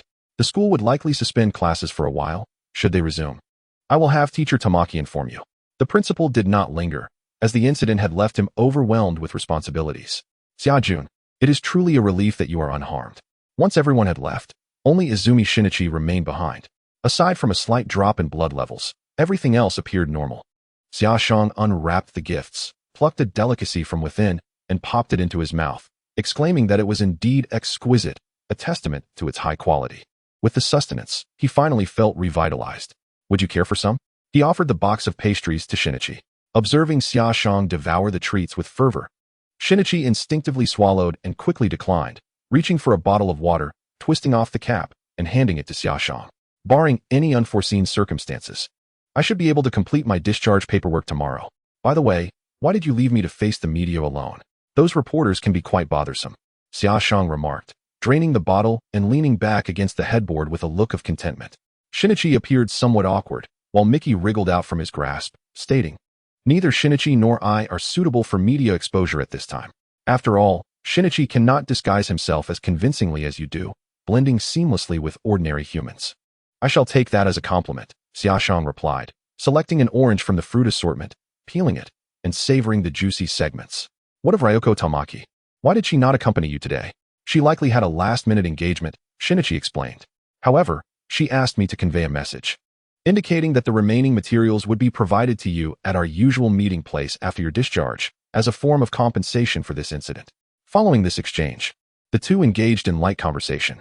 Meanwhile, Mickey had numerous questions, particularly curious about the source of Xia Shang's remarkable regenerative abilities. Was it possible that the parasitic beast within him had assimilated his entire being? This could perhaps explain how he managed to reattach his severed arm. Perhaps it is a matter of innate talent, who can say? Xia Shang shrugged, preferring silence over crafting a fallacy riddled with inconsistencies. "I shall take my leave now. Xia-jun, please take care of yourself." Chapter 19.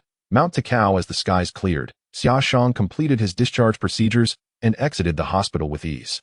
The first task upon his release was to dial Ryoko Tamami's number, subsequently making his way to a CAF to retrieve the remaining documents she possessed.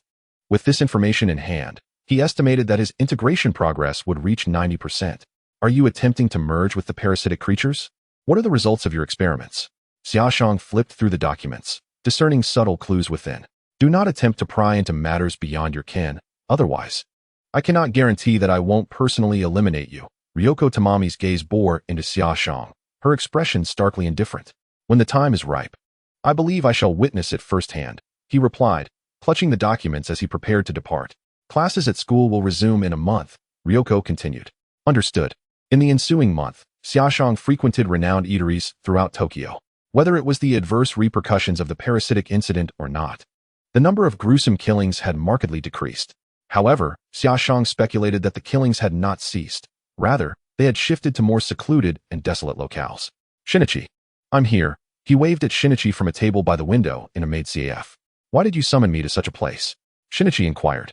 His curiosity piqued as he surveyed his surroundings. It was his first visit to a maid CAF. "I heard the coffee here is quite exceptional, so I thought I would give it a try." "Rest assured, I shall not mention this to Murano," Xia Shang assured him, then requested the maids nearby to excuse themselves, for their conversation was not intended for outsiders. Have you had any altercations with Ryoko Tamami at school recently? Xia Shang sipped his coffee and inquired. Shinichi, seated across from him, couldn't help but frown. Just yesterday, I attempted to confront her, but she left and uttered some words. She believes that all creatures on Earth adhere to a certain command, like how flies instinctively know to flap their wings and spiders weave webs. When she occupies a human brain, she receives a directive to consume humanity entirely. Leaning back in his chair, Shinichi's gaze fixated on Xia Shang. Have you also received that command? Observing Shinichi's anxious demeanor, Xia Shang shook his head as he raised his coffee cup. I am wholly ignorant of this so-called command, and what she referred to seems more akin to instinct. In other words, the compulsion to kill or devour humans is an inherent instinct of the parasitic beings. Instinct? Shinichi pondered deeply. Indeed, much like a lion hunting an antelope, the parasitic creatures target humans. That appears to be the case. Xia Shang nodded in agreement with Shinichi's assessment. Yet, Shinichi remained perplexed. If that were the case, parasitic beasts should have manifested at the dawn of humanity rather than intruding upon human society, as they do now. Why have they suddenly appeared? I cannot say for certain. Perhaps the future will unveil the truth. Xia Shang did not wish to prolong this discussion with Shinichi, as it seemed futile. The emergence of parasitic beasts appeared more as a consequence of Earth's consciousness exerting control, presenting an insurmountable dilemma between them and humanity. Would their arrival deter humanity from environmental destruction? This notion was evidently unrealistic. By the way, are your parents still at home? Xia Shang's question left Shinichi somewhat bewildered. Are you inquiring about them for a specific reason? Xia Shang vaguely recalled that in the original narrative, Shinichi's parents had been attacked by parasitic beasts while traveling, resulting in his mother's tragic demise, with the very beast that killed her having taken residence within her. I merely wished to pay a visit to your home. They left for a trip yesterday and will not return for the time being. So soon? Xia Shang exclaimed instinctively. What? Shinichi sensed something peculiar about Xia Shang today. A sudden headache struck Xia Shang as he realized he might have been a step too late. Perhaps Shinichi's mother had already fallen victim. You are well aware of the parasitic beast's nature. Why did you not prevent them from leaving? Furthermore, this is certainly not an opportune time for travel, considering that these creatures favor attacking humans in secluded areas. Xia Shang's words rekindled Shinichi's worries. The reason he had not dissuaded his parents was that he could not formulate a reasonable argument. He feared that revealing the existence of Michi would lead to the death of his parents, for, ultimately, Michi was devoid of emotion. Much like the parasitic beasts associated with Ryoko Tamiya and others, there should be no cause for alarm. Incidents involving parasitic beasts have been virtually non-existent of late. Shinichi could only reassuredly tell himself. Where did your parents travel to? Xia Shang pondered, hoping for a way to salvage the situation. They did not disclose their destination before leaving, Shinichi replied, shaking his head. Xia Shang set down his coffee, remarking sarcastically, You dare to gamble on the possibility of your parents being attacked? If they were to be killed, could you bear the consequences? Or do you simply not care? In response to Xia Shang's almost cursed proclamation, Shinichi stood up in fury, inadvertently knocking over the coffee on the table. In an instant, the scalding liquid drenched his clothing, and the sudden commotion attracted the attention of those around them. However, as his unease intensified, Shinichi gazed down at his right hand. You are correct. Traveling is undoubtedly an unwise choice until the parasitic beasts are dealt with. The coffee spill had, ironically, brought Shinichi back to his senses. Some truths cannot be evaded. He opened his phone's contact list, located his mother's name, and tapped to call. Beep beep. Finally, after a brief span of seconds, the call connected. Listening to the familiar voice of his mother resonating in his ears, Shinichi felt a surge of excitement that made his voice tremble. Where are you now? He inquired urgently. Beside him, Xia Shang reminded him. Hurry and tell me your location. Please, I'm anxious to know where you are. Shinichi implored. There's no time for lengthy explanations. When you return, I will divulge everything. Soon, Shinichi obtained their whereabouts. They were at Mount Takao, a mere hour's journey from his current location. After hanging up the phone, Shinichi was eager to set off. Shinichi, no human should be aware of my existence. Mickey emerged from the palm of Shinichi's hand. Silence. Do you dare to challenge me? I'll sever you from myself. Shinichi picked up a small knife intended for cutting food and pressed it against his right arm. Mickey sensed the seriousness in Shinichi's demeanor. Are parents truly that significant? Humans are such peculiar beings. How could a parasitic beast comprehend human emotion? You are merely a collection of unfeeling entities. Without even changing out of his coffee-stained clothes, Shinichi stood at the roadside, flagging down a taxi. Please take me to Mount Takao. Thank you. Chapter 20. A heart pierced through inside the taxi. Shinichi sent a message every 5 minutes, feeling slightly reassured only upon receiving a response from his mother. Sir, could you please drive faster? I'm in a hurry. I apologize, but there are numerous traffic lights on this route. This is the quickest pace possible, the driver replied, leisurely operating the vehicle while listening to the radio. Frustrated by the driver's nonchalance, Shinichi was about to voice his discontent when Xia Shang placed a hand on his shoulder. We'll arrive within the hour. I'll offer you 50,000 yen, and for every 10 minutes you save, I'll increase the price by 10,000. The middle-aged driver, wearing glasses, squinted and turned off the radio, glancing back at Xia Shang. Are you certain? Xia Shang opened his wallet, revealing a thick stack of cash. I prefer to settle in cash. Then buckle up. I was once known as the god of Akina. The middle-aged driver tossed his black-framed glasses aside, straightened his posture, and with a firm press on the accelerator, the powerful thrust jolted Shinichi and Xia Shang back into their seats. At that moment, the blue and white taxi transformed into a streak of blue lightning, weaving furiously through the traffic. Meanwhile, the scenery outside the window receded rapidly, to unleash such potential all at once. Is that driver a unique specimen among humans? Mickey, transformed into a small eyeball, questioned curiously from Shinichi's ear. No, he is merely motivated by money. Reflecting on the earlier speed and now witnessing the swift pace of the vehicle, Shinichi retorted, I must admit, this driver possesses remarkable skills. Navigating through the bustling streets of Tokyo with an indomitable spirit, truly deserving the title of the god of Akina. Urgent notification. A taxi ahead is severely exceeding the speed limit. Please intercept it immediately. The taxi's license plate number is. A police officer is in pursuit. Suddenly, Quan Sini noticed 3 police motorcycles flashing red and blue lights behind the vehicle. What is the panic? The mountain road lies ahead. Can they truly catch up with me? At this moment, the driver resembled a race car driver, even managing to light a cigarette, saying, apologies, if it bothers you, I shall refrain from smoking. No worries. You smoke away. Summer Shang, observing the increasing number of motorcycles behind them, couldn't help but feel anxious for the driver. Would the amount of money he provided suffice for the fine? The driver seemed to perceive Summer Shang's concern, narrowing his eyes as he pulled out a bundle of wires, saying, when the time comes, I'll just cut these wires and claim the brakes failed. The fine 1T be substantial. After hearing this, Summer Shang felt compelled to give the driver a thumbs up. What a clever fellow. Several minutes later, the driver gradually eased off the accelerator, executing a graceful drift before calmly bringing the car to a halt. He glanced at his watch. A total of 23 minutes. This is the fare. Summer Shang, typically immune to motion sickness, found his stomach churning violently upon disembarking. Beside him, Quan Sini fared even worse, barely able to maintain his footing. Can you still walk? Summer Shang inquired. Quan Sini stood still for a few moments to regain his composure before responding. Let us go. Meanwhile, the driver was surrounded by 4 police motorcycles, bowing and nodding beside the officers, entirely shedding the demeanor of a skilled driver, repeatedly exclaiming, I'm so sorry, the car malfunctioned. I truly didn't intend to speed. Such dedication. I propose that Japan canonizes him as the god of taxis. As Summer Shang pondered this, Quan Sini's right hand, which held Mickey, seemed to sense something amiss.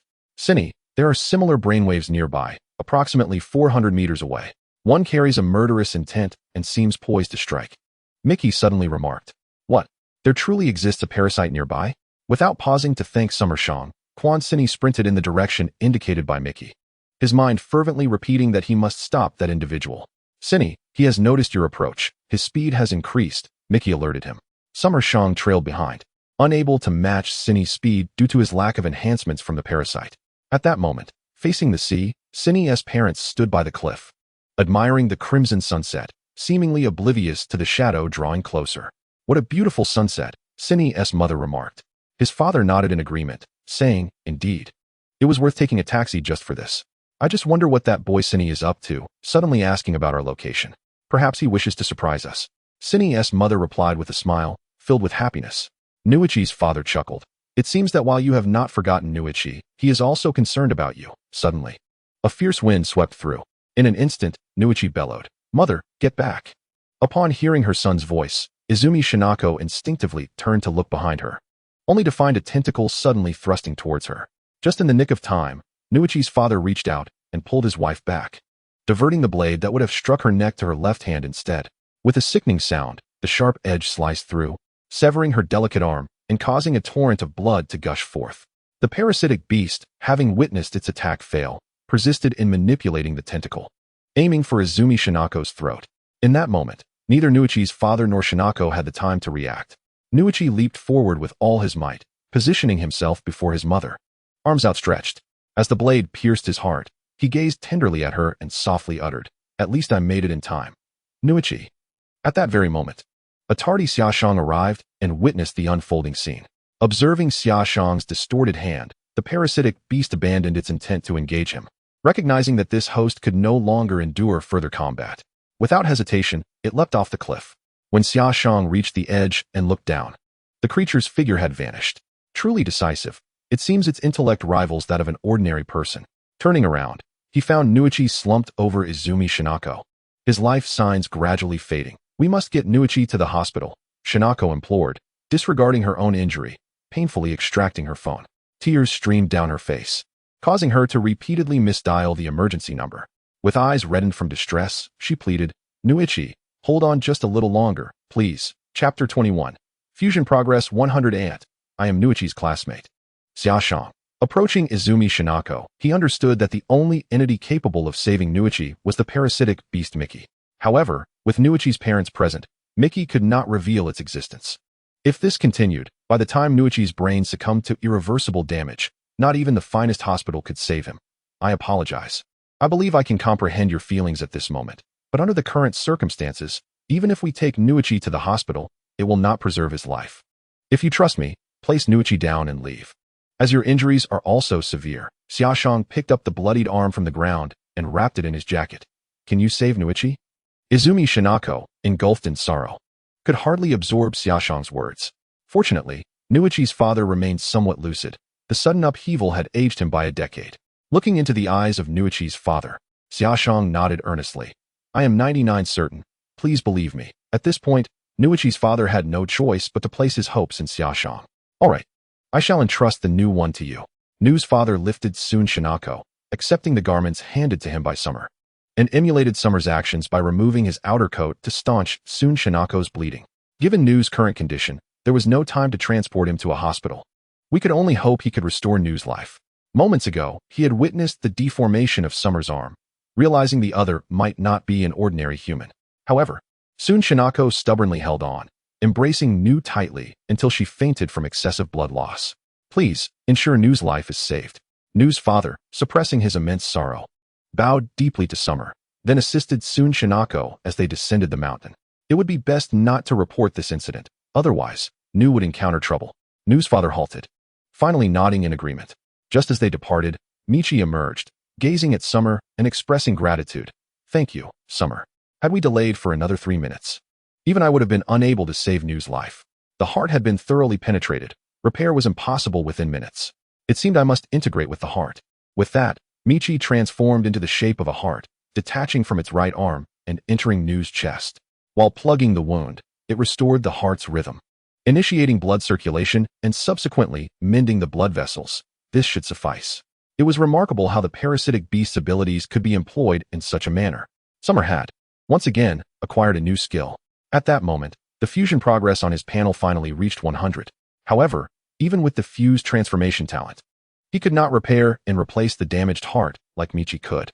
After all, he was still unable to construct a new heart in a short time, as it would require considerable physical and mental stamina, not to mention formidable willpower. It is crucial to note that for an ordinary person, once the heart is penetrated, they would lose consciousness within a very brief period, leaving no time for reaction. Naturally, if Summer could overcome these various factors, he could essentially attain a rudimentary form of immortality. During Sun Nu's unconsciousness, Summer once again employed his analytical ability. In addition to the original 2 talents, he acquired 2 additional abilities this time. Talent ability, transfer, analysis condition, kill a parasitic beast while it is transferring its host. Fusion requirement, possess the transformation talent. After fusion, the player will be able to transfer portions of their bodily tissue to evade fatal injuries, and the transferred tissue will be under the control of the main body. Meanwhile, the distance of the transfer is related to cellular vitality. The stronger the cellular vitality, the broader the range of tissue transfer. During this time, the transferred tissue will lack parasitic capabilities.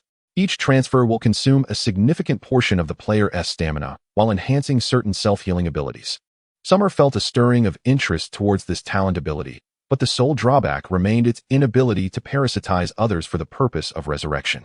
In other words, after assimilating this innate ability, he cannot, like the parasite beast, instantly transfer to a new body to preserve his life when his current body is damaged. Aside from that, this talent does not possess any fatal flaws. Furthermore, should he later master the ability to possess, this talent will play a significant role. For the time being, Xia Shang is not in a hurry to assimilate.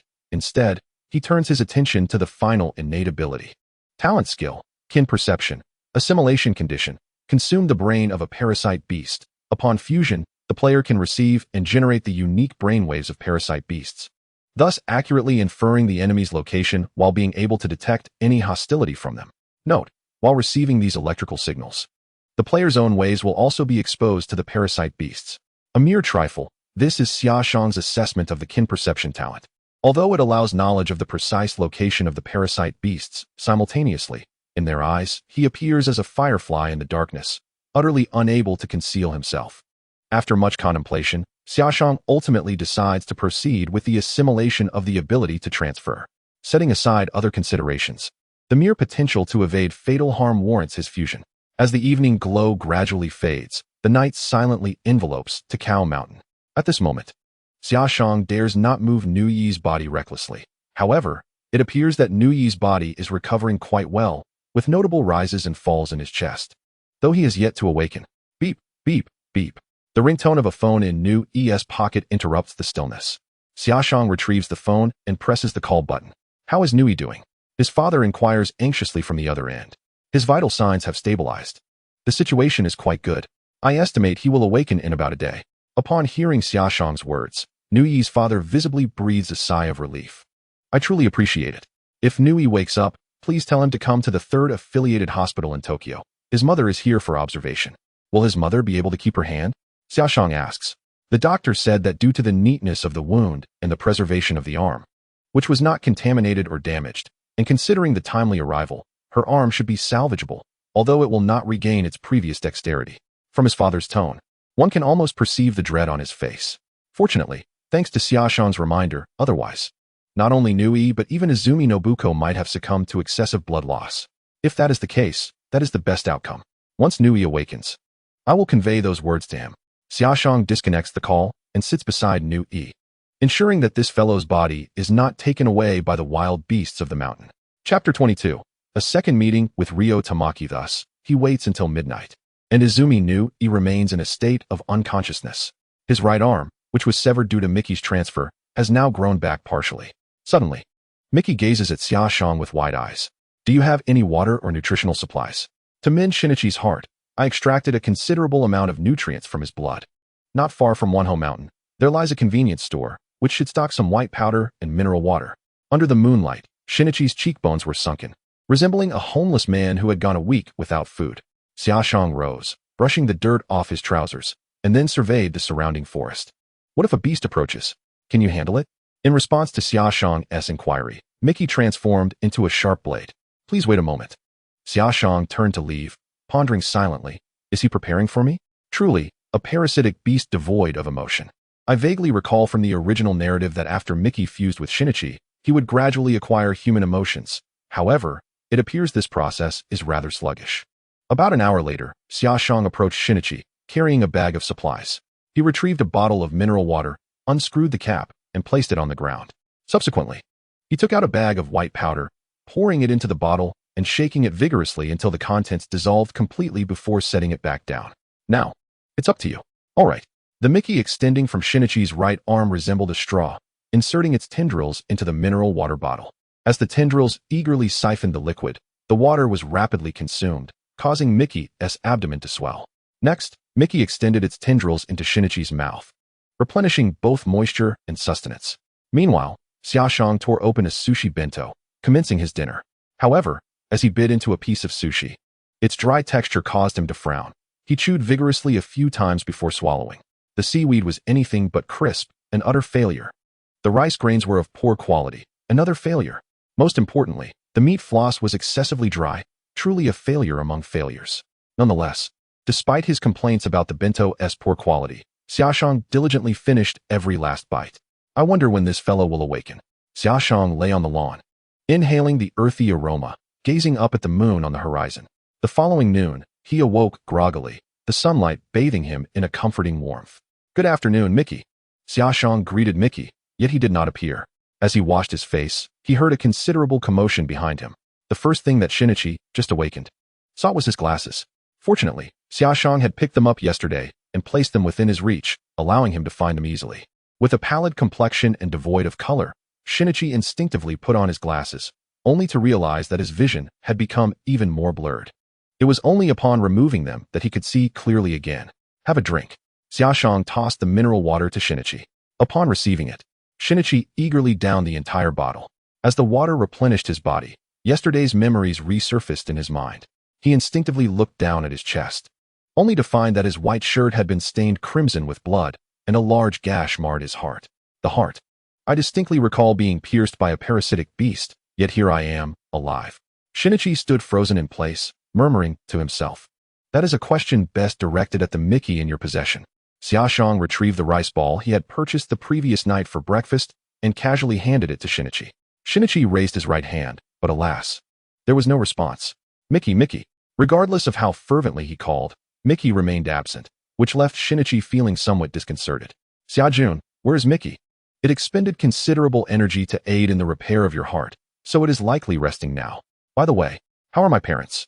What became of the parasitic beast from yesterday?"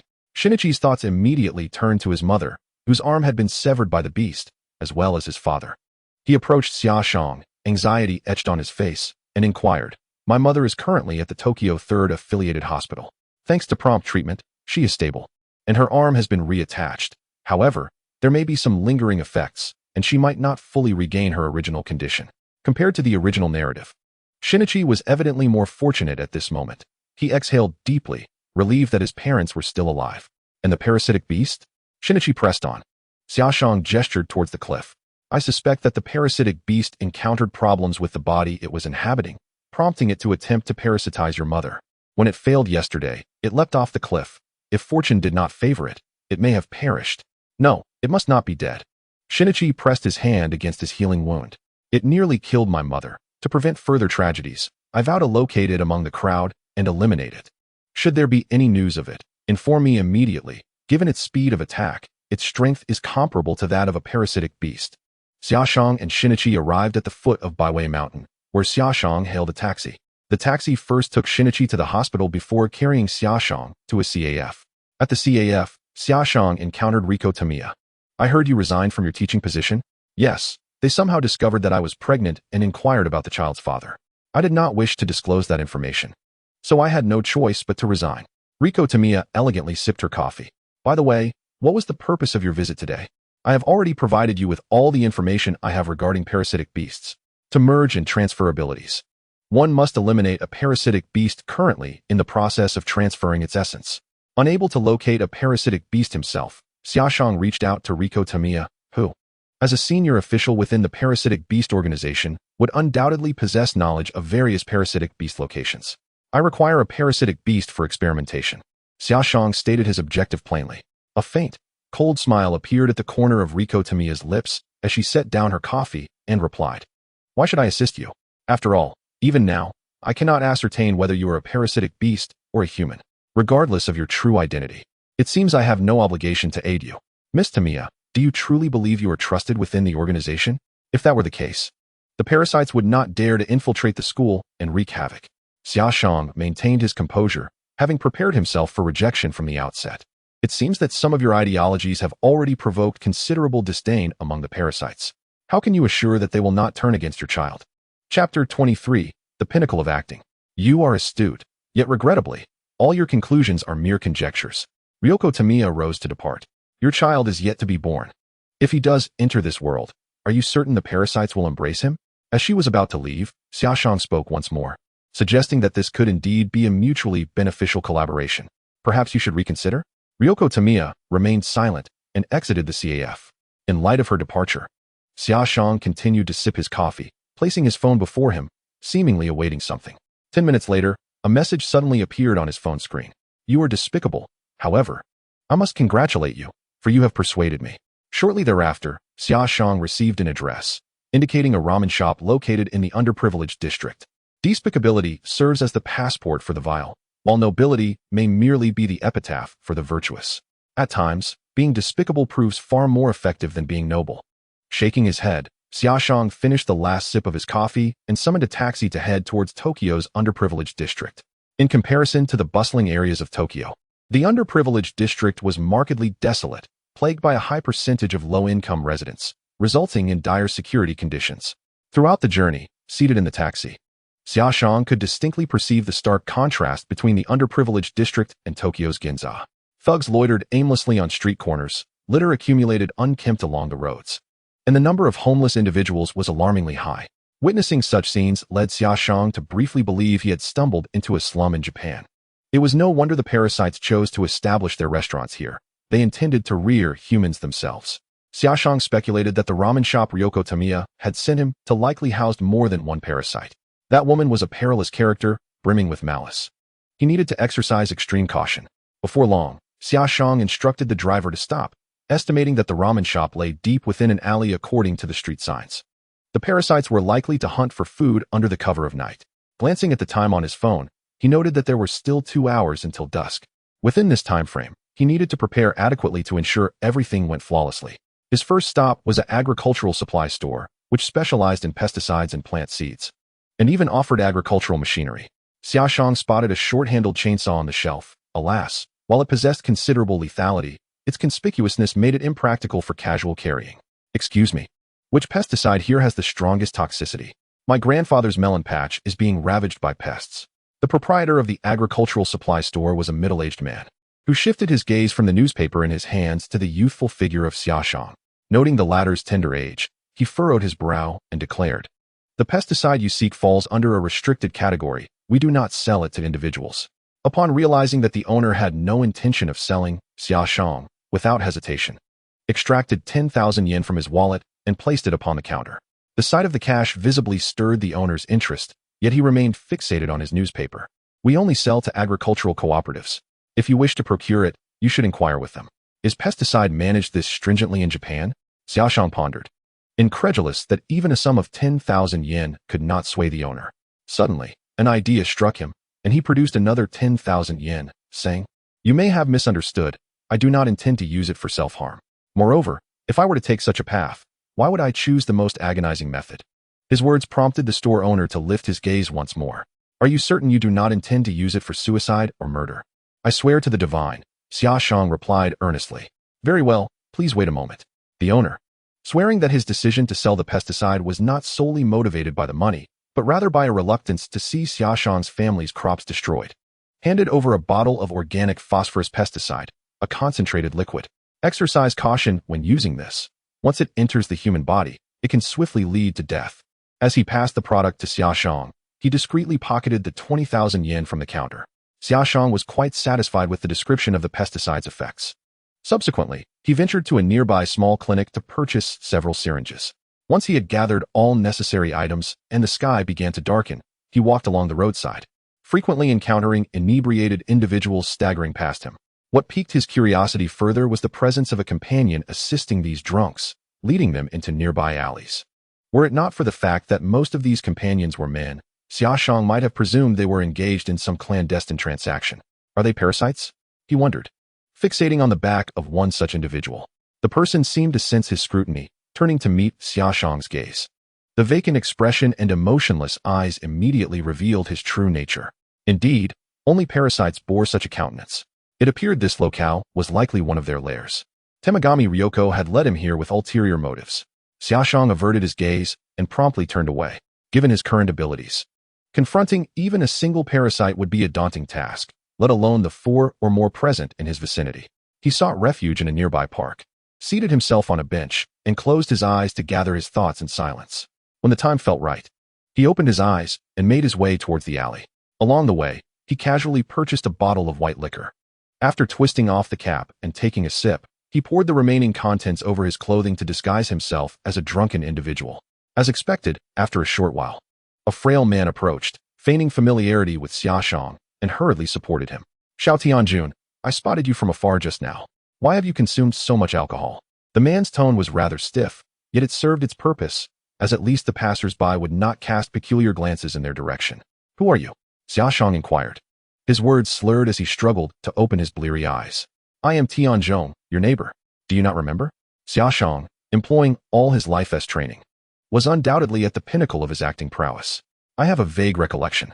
Come, let us go drink. We shall not return until we are thoroughly inebriated. Grasping the man's arm, Xia Shang led him towards a nearby park, which was now deserted.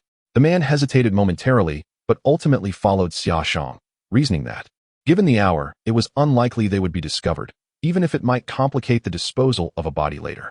Tianzhong, assist me to that chair. Xia Shang gestured towards a seat before him. Under the glow of the street lamp, the man's shadow appeared on the ground in front of Xia Shang, its head splitting apart like a flower, revealing countless sharp teeth. Chapter 24. Resembling a villain from film and animation. Suddenly, a blade pierced the man's throat. Crimson blood cascading down the blade as the punctured trachea mingled the blood with numerous frothy bubbles. Yet, even in such a state, the parasitic beast did not succumb immediately. What? Do you wish to make a move? Xia Shang had shed his earlier drunken demeanor. At this moment, his right arm was plunged into the creature's neck, poised to sever its head with the slightest motion. Turning to face the parasitic beast, he warned, you would be wise not to move. Otherwise, I shall end your life. You are also a parasitic beast, the man rasped, his voice hoarse. As he retracted his tendrils, his face became increasingly distorted from the loss of blood, and he struggled to contain his murderous intent towards Xia Shang. Through the reflection on the ground, Xia Shang perceived the creature's emotional instability. Allow me to present you with a small gift. No need for thanks.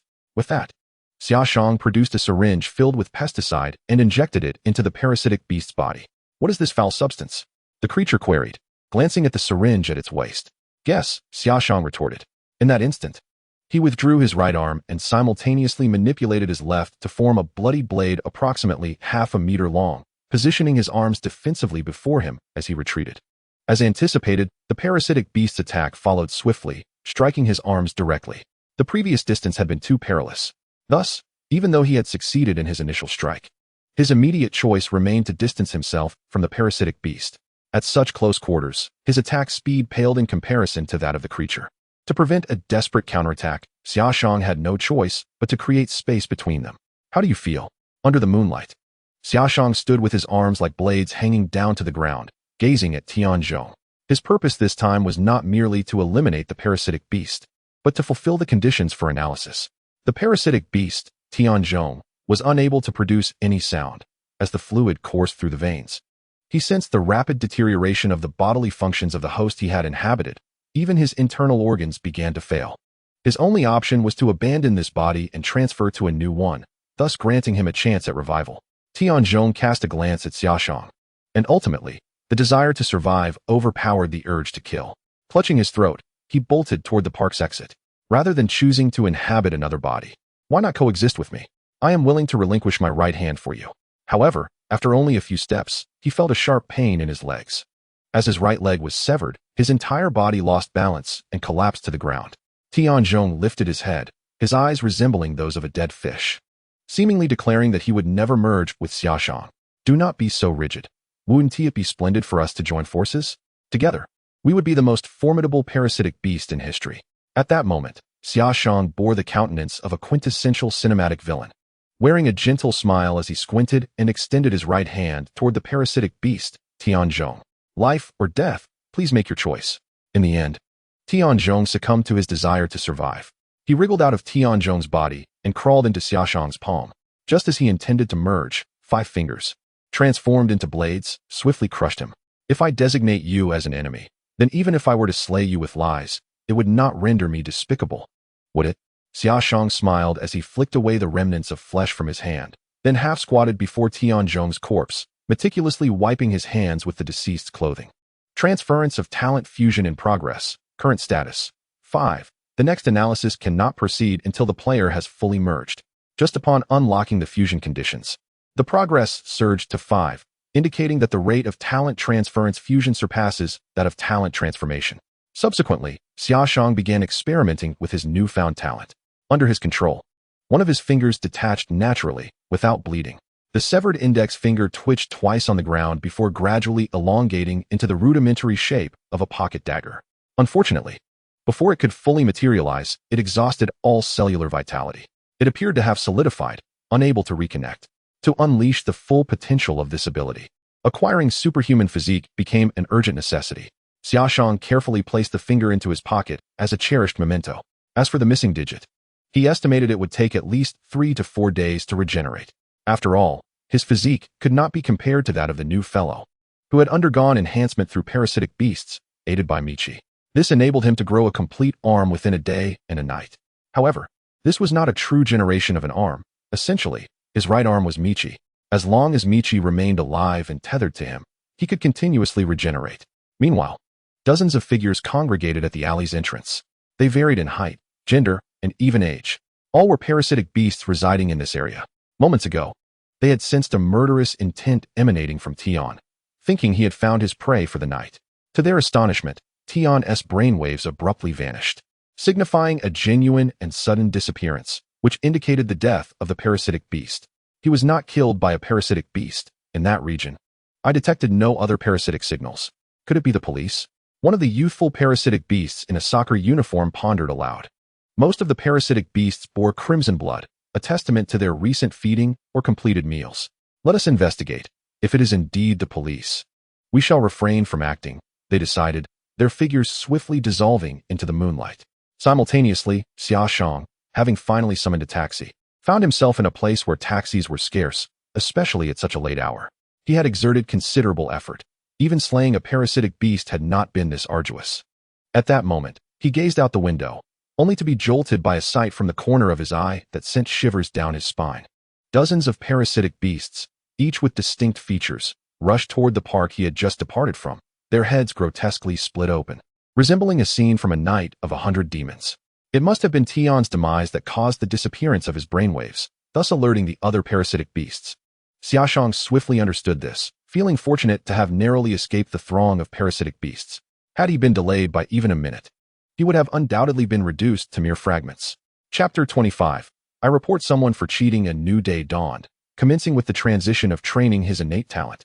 After relentless practice, Xia Shang's fusion progress had now reached 16. He observed as his left hand transformed into a blade, gliding across the wrist of his other hand. The motion was slow, yet it was evident that the wrist had already begun to even before making contact with the blade, demonstrating a remarkable preemptive response. As the blade swept past, the fissured area seamlessly rejoined. In comparison to the substantial physical exertion required for healing a wound after being cut, this method Xia Shang devised proved far more pragmatic. It consumed minimal stamina and did not impair his combat efficacy due to injuries. As long as his prediction and reaction abilities remained sufficiently robust, he would find it difficult to suffer harm from edged weapons. Nonetheless, it still bore a hint of impracticality, as it is inconceivable for him to channel all his energy into anticipating the enemy's attack position amidst combat, particularly in a balanced confrontation. Such distraction would appear rather foolish unless it transforms into an instinctual ability, a formidable gift to foresee impending danger. Ultimately, the flaws remain too pronounced. Fortunately, Xia Shang is a fellow who relishes experimentation. He raised his right hand towards the wall, executing a snapping gesture. In an instant, the launched middle finger morphed into a sharp blade, and upon its contact with the wall, the blade's surface erupted with numerous minute, flesh and blood steel spines. This method of attack proves quite effective, albeit it necessitates the timely reclamation of bodily tissue. Otherwise, it would rapidly succumb to necrosis. Xia Shang hastened to the scarred wall, bending down to retrieve the blade that lay upon the ground. At that moment, the cellular vitality within the blade had dwindled to nearly nothing.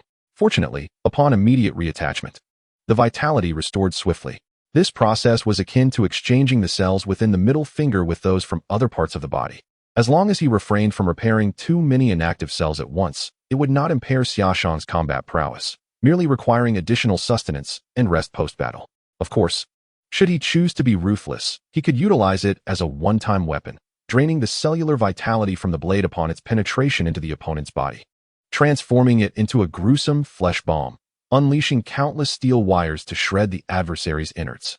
However, given his current integration progress and cellular vitality, he was yet incapable of such a feat. Time was of the essence. He ought to inquire about the situation with Xine. Xia Shang recalled from the original narrative that the parasitic beast residing within Xine's mother was notably cruel, having not only pierced Xine's heart, but also driven his father to madness, ensuring he would not relent. Hence, as long as the adversary remained alive, They would undoubtedly employ various means to uncover the identities of Xia's family and Xia Shang. Yet, in comparison to the elusive Xia Shang, who preferred solitary operations, it was evident that targeting the hospitalized Xian would be significantly easier. Meanwhile, standing at the entrance of the hospital, Xian felt his phone vibrate within his pocket. "Good morning, Xian. How is your mother faring? I'm on my way with some fruits to pay her a visit. She is doing quite well. My father has been by her side, caring for her. Thanks to your assistance, they insisted I express their gratitude." Through conversations with his father and Michi, Xian had learned of the perilous events of that day. Had he been even a moment late, he and his mother might have perished. Hence his profound appreciation for Xia Shang. Yet, he could not fathom why. Despite the intensity of his feelings, he found himself unable to articulate them. "Hey, Xian, how did you end up at Sakurazaki Hospital?" From a short distance, Xia Shang stepped out of a taxi, terminating the call on his phone, and greeted Xian. Startled, Xian snapped back to reality, responding with a smile. "My uncle happens to work at Sakurazaki Hospital, and since my mother requires a quiet recovery, we arranged for her transfer here. Currently, I am residing at a nearby inn by the seaside. Indeed, Tokyo is hardly a fitting place for recuperation. Here, the atmosphere is far more serene." Summer Shang arrived by ship, and one cannot deny the splendid environment. The sky is a brilliant azure, and the ocean stretches endlessly. Alas, in the face of such resplendent waters, nations around the globe continue to discharge wastewater incessantly, wreaking havoc on the environment. It is no wonder that creatures akin to parasitic beasts emerge. While they may inhabit humans, are we not also parasites upon the earth? The notion of parasitic life is merely a relative concept. At this moment, a girl with a ponytail approached the two. "Hello," she greeted, dressed in a deep blue, long sailor uniform, her youthful beauty evident. She paused deliberately to engage them. Summer Shang clearly did not recognize her and glanced at Izumi Shinichi, who, with a gentle smile, responded, "Hello, you must be Masaki. Just call me Masaki. How is your mother's condition?" "The doctor says she is recovering quite well." As Izumi began to speak, his right hand instinctively moved to his ear, followed by the voice of Mickey. "There are companions nearby, approximately 300 meters away, by the seaside. Currently, it is undetermined if they harbor hostile intentions." "They've come?" Izumi instinctively remarked, taken aback by the audacity of the situation. "I apologize, this is Summer, my classmate. We have some matters to attend to. Let us converse later." With little time for further explanation, he dashed toward the direction of the parasitic beasts. Observing Izumi's retreating figure, Summer Shang, who was still holding fruit, shook his head in exasperation, muttering, "This guy doesn't even wait for me. I'm still carrying these things. Truly, he shows no respect for his guests." He handed the fruit to Masaki. "Please deliver this to Izumi's father and let him know it's a gift from me." After passing the fruit to Masaki, he followed after Izumi. Seeing the two hastening away, Masaki called out, slightly frustrated, "Wait. If you continue straight, you'll encounter a dam. To reach the seaside, you'll have to take a detour." However, by the time she finished speaking, the two had already vanished from sight. This is at least 3 times the original distance. Summer Shang strained to keep up, barely catching sight of Izumi's silhouette until they reached a towering 3-meter concrete dam. It was there that Izumi finally paused. "Izumi, I need to remind you of something. Are you truly prepared to kill it?" The events surrounding the parasitic beasts had led Mickey to question Izumi's resolve to take a life. Mickey's words prompted Izumi to slow his pace. But as the image of his comatose mother flashed in his mind, alongside the haunting memory of witnessing her arm severed, a surge of determination ignited within him. The very thought of that thing still existing in this world is utterly intolerable, Izumi exclaimed fiercely. With that declaration, he leapt, astonishingly clearing the 3-meter dam. "Wow, I report someone for hacking." Following closely behind, Summer Shang felt a pang of envy at the enhancement Mickey had bestowed upon Izumi. The effect was truly extraordinary. Chapter 26. The misunderstanding, however. He also understood that with the acquisition of power, Shinichi would gradually lose his emotions. It was akin to pouring 2 distinct liquids into one vessel. The emotionless Mickey absorbed Shinichi's feelings, while conversely, Shinichi became impervious to his own emotional fluctuations, influenced by Mickey. Quite remarkable indeed. Calmly, Xia Shang raised his right arm, which twisted and morphed until it formed a blood-red hook, stretching 4 meters in length, securing itself to the opposite end of the embankment. After ensuring the hook was firmly anchored, he leapt several times and ascended to the top of the embankment. The entire process taking mere seconds. How absurd, he thought, that they did not wait for him. Observing the scene, Xia Shang's right arm reverted to its original form like a spring. Above the flood control embankment, There were steps, presumably constructed for the purpose of admiring the sea. At that moment, Shinichi's figure appeared at the far end of the embankment, and under Mickey's guidance. He finally beheld the parasitic beast that sat at the bottom of the steps. "Don't move," Shinichi commanded. The man, portly and startled by Shinichi's warning, lifted his gaze toward him. "No, that's not it." With a leap, Shinichi landed before the man, his expression tinged with disappointment. The man was momentarily taken aback, perhaps astonished by Shinichi's leaping prowess. Even if it wasn't he the parasitic beast, it likely wasn't he anything good. It would be better to resolve the matter here and now. As soon as Shinichi spoke, Mickey transformed into a blade. Seeing this, the man, frightened, raised his hands and stammered, "Wait a moment. Don't take action, let me explain." Just as Shinichi was bewildered by Mickey's hesitance to attack, Mickey interjected, "No, he still retains a human brain." "What?" Shinichi exclaimed in disbelief. Just then, the man's chin suddenly expanded, emitting a different sound. "How peculiar," he thought, "that you would choose to inhabit a human's body." Shinichi was taken aback by this spectacle. Isn't it even stranger to be parasitic on a human's chin? Xia Shang appeared behind him. "Human." The man's chin transformed into a blade, pointing threateningly at Xia Shang. However, the scene appeared somewhat ludicrous, as the blade seemed aimed more at his own throat than at Xia Shang. "Do not attack. His situation is unique," Shinichi interjected urgently, positioning himself between the two. "Are you a parasitic beast? Then why can I not perceive your presence?" The parasitic entity residing in the man's chin inquired curiously.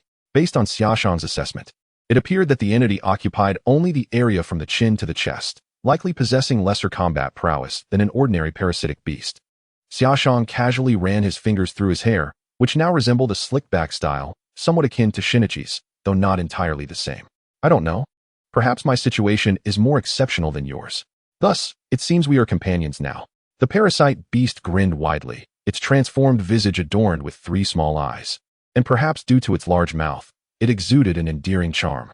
Subsequently, Yuta Mamoru, the stout man, recounted the tale of how he became host to the parasite beast. The narrative, though tragic, was not convoluted.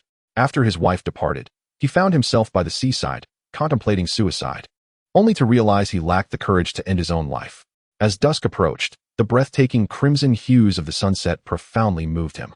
Just as he resolved against taking his own life, a parasite beast emerged, leaping before him. Mistaking it for a snake, he was utterly startled. In the ensuing chaos, both he and the parasite beast tumbled into the sea. Lacking swimming skills, Yuta soon fell into a state of apparent death, preventing the parasite beast from assimilating his brain in time. Faced with a dire dilemma, the parasite beast had but 2 choices: perish alongside Yuta or latch onto his neck to assist in restoring his breath.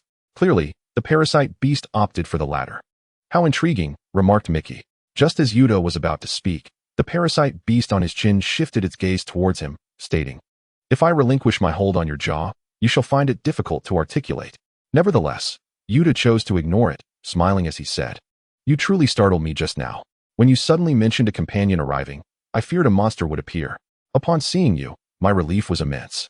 I never expected someone else to share my experience, and with 2 companions at that." Xia Shang discerned that both Yuta and the parasite beast residing on his chin possessed amiable dispositions. It seemed that the character of a parasite beast could indeed be influenced by its host. Some parasite beasts were profoundly affected, while others remained shallow in their mimicry of humanity. Among the parasite beasts he had encountered, only Tamaki Ryoko, Mickey, and the creature on Yuta's chin could be considered truly sentient. The rest merely clumsily imitated human behavior. "By the way, why not share the story of your right hand?" suggested Izumi Shinichi. "Let's find a different spot to converse." He then lifted his right hand, introducing, "I am Izumi Shinichi, and this is Mickey. Accompanying me is Xia Shang, who seems devoid of a distinct parasite beast." "Actually, I could have one," Xia Shang chuckled, as a creature resembling Mickey appeared on his left hand, the sole distinction being the lack of eyeballs, as he could not replicate that feature. The eyes on Mickey and its kin were presumably innate. "Her name is Minnie. She is Mickey's girlfriend." Hearing Xia Shang's jest, Izumi Shinichi could not help but retort, "I believe Disney's legal team has already begun collecting your information. Minnie is fine, but how about Mario?" "That sounds quite spirited," Xia Shang quipped, placing a hat upon it. "Indeed, if Nintendo has no objections," the parasite beast on Yuta's chin replied. "Silence, allow me to speak," it interjected. After Ueda Mamoru seized the initiative, he began to introduce himself and the parasitic creature residing within him. "I am Ueda Mamoru, and this parasitic entity I have named Paris, which signifies a parasitic organism. Subsequently, the three found a spot to engage in casual conversation. Izumi Shinichi articulated the reasons behind his initially hostile demeanor upon their first encounter. It turned out that the parasitic creature was indeed vile. Had they not arrived in time, the situation could have been dire. However, Ueda Mamoru inquired curiously, "Can you truly wait here and be certain it will come?" Izumi Shinichi shook his head, his gaze resolute as he replied, "I do not know. I cannot even confirm if it is dead. Yet, should my family be in any danger, I must remain vigilant. If it still lives, it will undoubtedly seek out my mother soon. Trust me, parasitic creatures possess an exceptionally vengeful nature." Chapter 27. Your movements are too slow as fate would have it.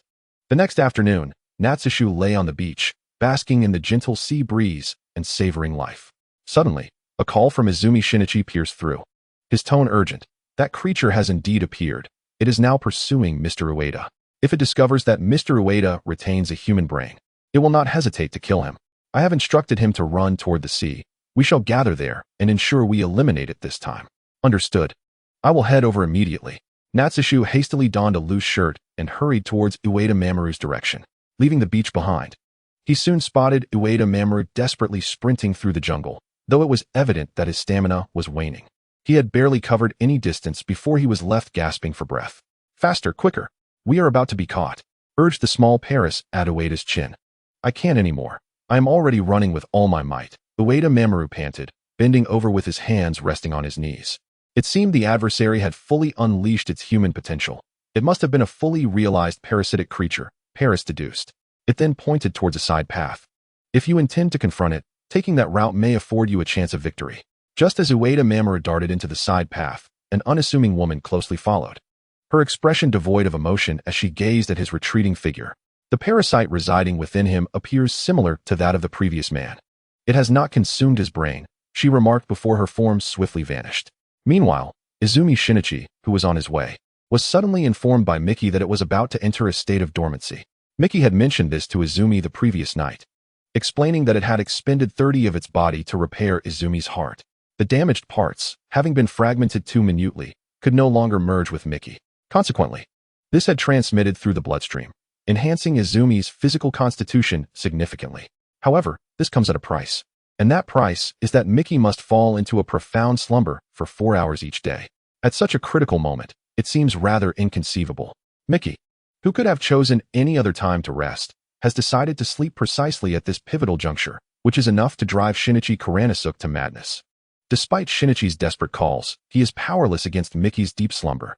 Yet, just before succumbing entirely to sleep, Miki solidifies Shinichi's right arm into a blade. "There is little more I can do. If possible, flee. Perhaps when I awaken, I may have a chance to overcome her." Gazing at his right arm, Shinichi recalls Mr. Yuta, who is being pursued, and vows not to escape, refusing to leave the danger to others. At this moment, Yuta, guided by the little creature Pa, arrives at the site of his impending fall. "There is no path ahead. Are you certain that fighting here holds any promise of victory?" Yuta is unaware of the deeper motives behind Pa's deliberate choice of this location. Should they fail to prevail, they can escape by leaping off the cliff. Additionally, since Pa is attached to his chin, Yuta need not breathe while in the water, significantly increasing his chances of survival. She approaches. Pa does not elaborate but directs Yuta's gaze forward. Suddenly, a woman materializes in their path. "You are the third special parasitic beast I have encountered, yet to me, you are merely an inconvenience."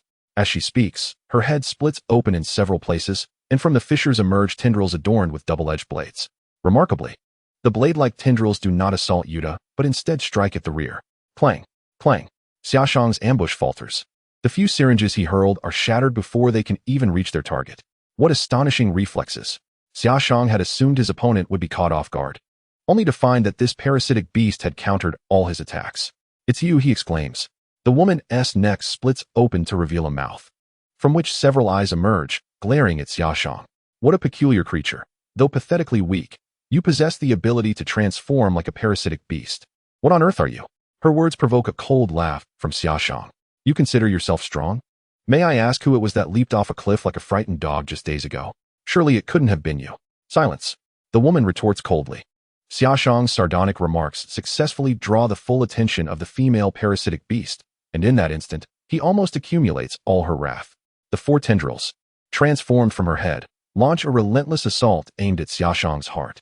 Faced with her rapid strikes, Xia Shang can only defend passively. Yet, even in this defensive stance, the blades formed from his hands sustain numerous deep gashes, and he bears scars intersecting across his body. Were it not for his ability to heal his wounds and staunch the bleeding in time, he would surely have become a lifeless corpse by now. Under the concentrated spiritual essence of the Xia and Shang dynasties, such achievements were attained, revealing the terrifying potency of the female parasitic beast. At that moment, he comprehended that a single misstep could lead to his demise. "Little Pa, don't just stand there," Ueda shouted.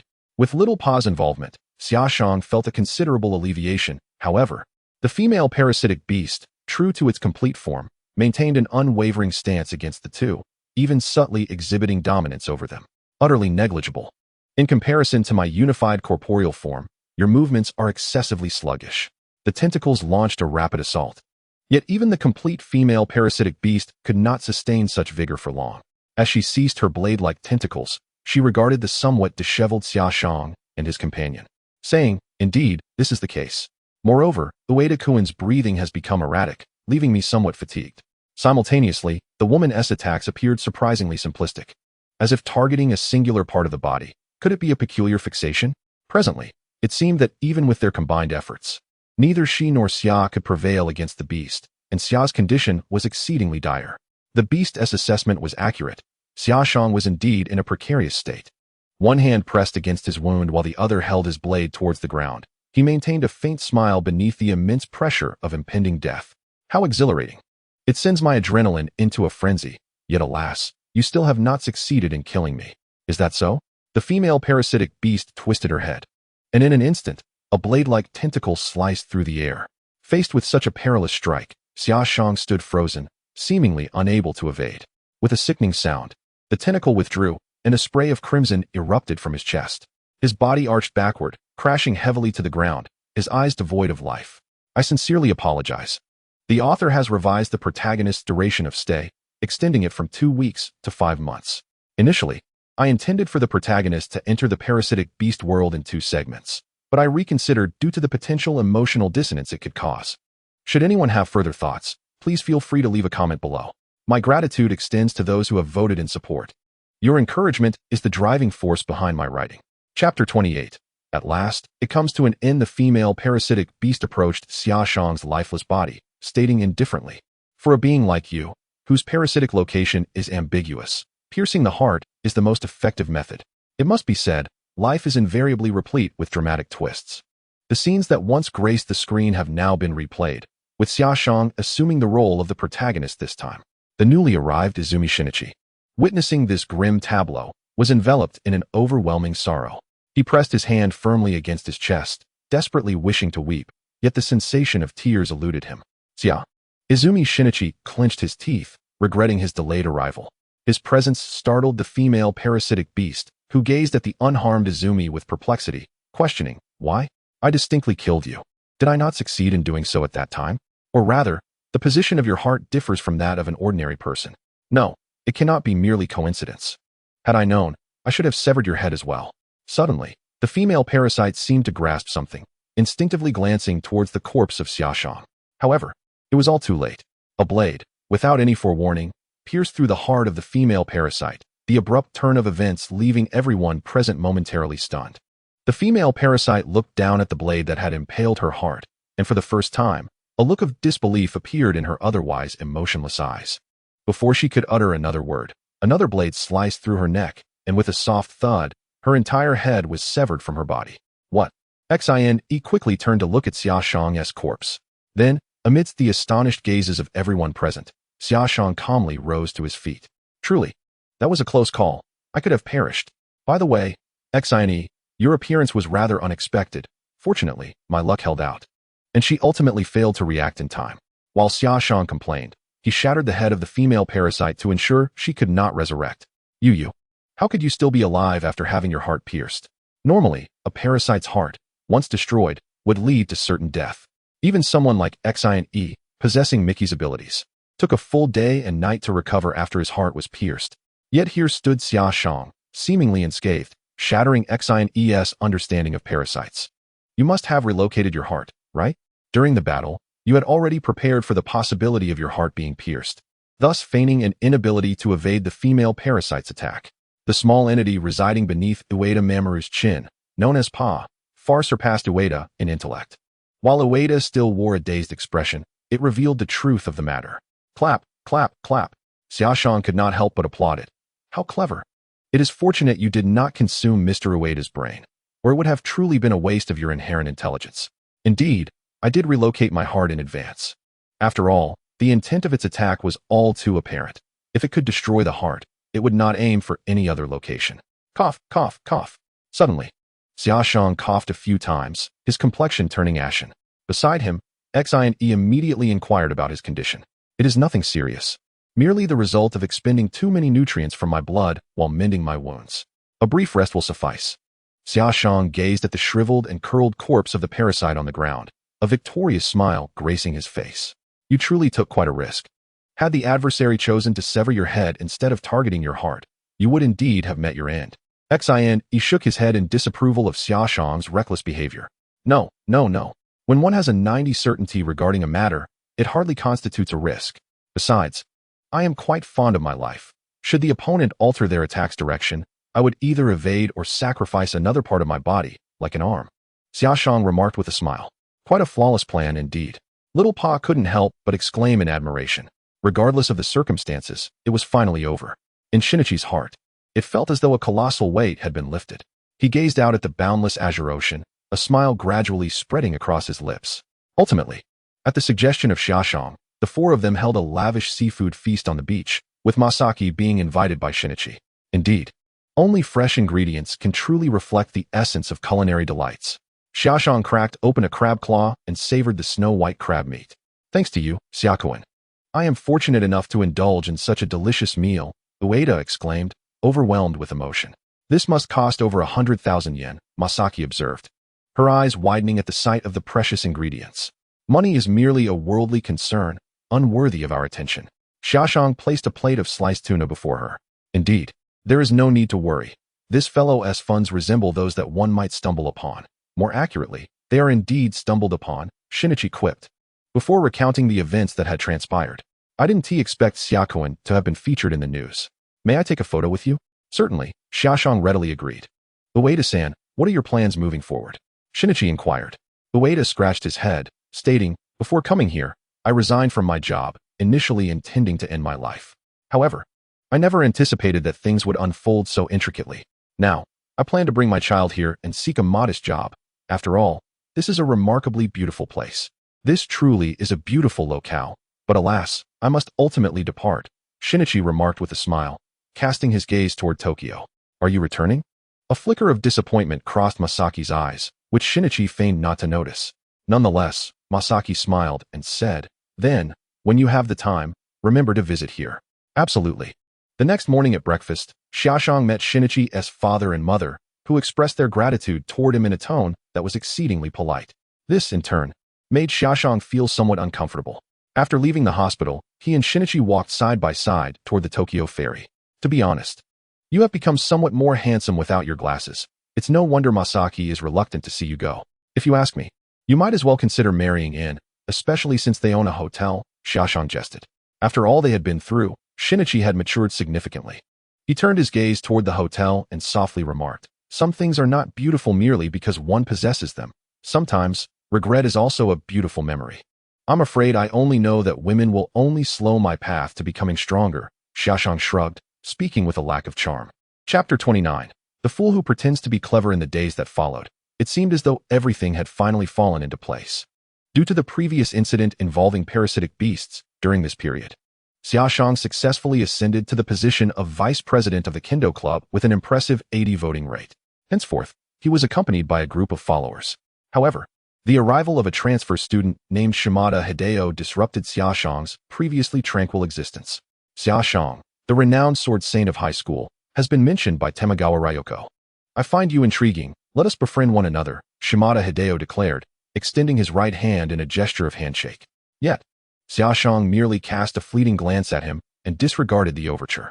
Just as they were about to pass each other, Shimada continued, prior to this encounter, I exchanged a few words with Izumi Shinichi. In truth, my philosophy aligns with that of Tamagawa Ryoko. I harbor no intentions of harming anyone in this school, or rather, I have refrained from attacking any humans recently. We are striving to coexist with humanity within this social framework. This is the sole path for all parasitic beings, and you are no exception. His words compelled Xia Shang to halt. Ryoko must have been quite surprised to learn that I survived. She likely assumed I would perish at the hands of those parasitic beasts in the foothold zone. Alas, her scheme has not come to fruition. Xia Shang turned to face Shimada, regarding him with an indifferent gaze. Furthermore, your words may deceive Izumi Shinichi, but to me, they are mere drivel. As for whether you have attacked anyone in this school, I must say, it is of no concern to me. Shimada was taken aback by Xia Shang's complete disregard for his threats. Was he merely stubborn, or did he truly not care? As Tamagawa Ryuko had indicated, this individual was indeed rather difficult to engage with. Nevertheless, this very quality rendered him all the more intriguing, did it not? I believe my companions in the foothold zone would also be quite interested in eliminating the one who harmed Tamagawa. Shimada interjected suddenly. Are you threatening me? Xia Shang stepped closer, placing a hand on Shimada's shoulder. Do you suppose I would act in front of everyone?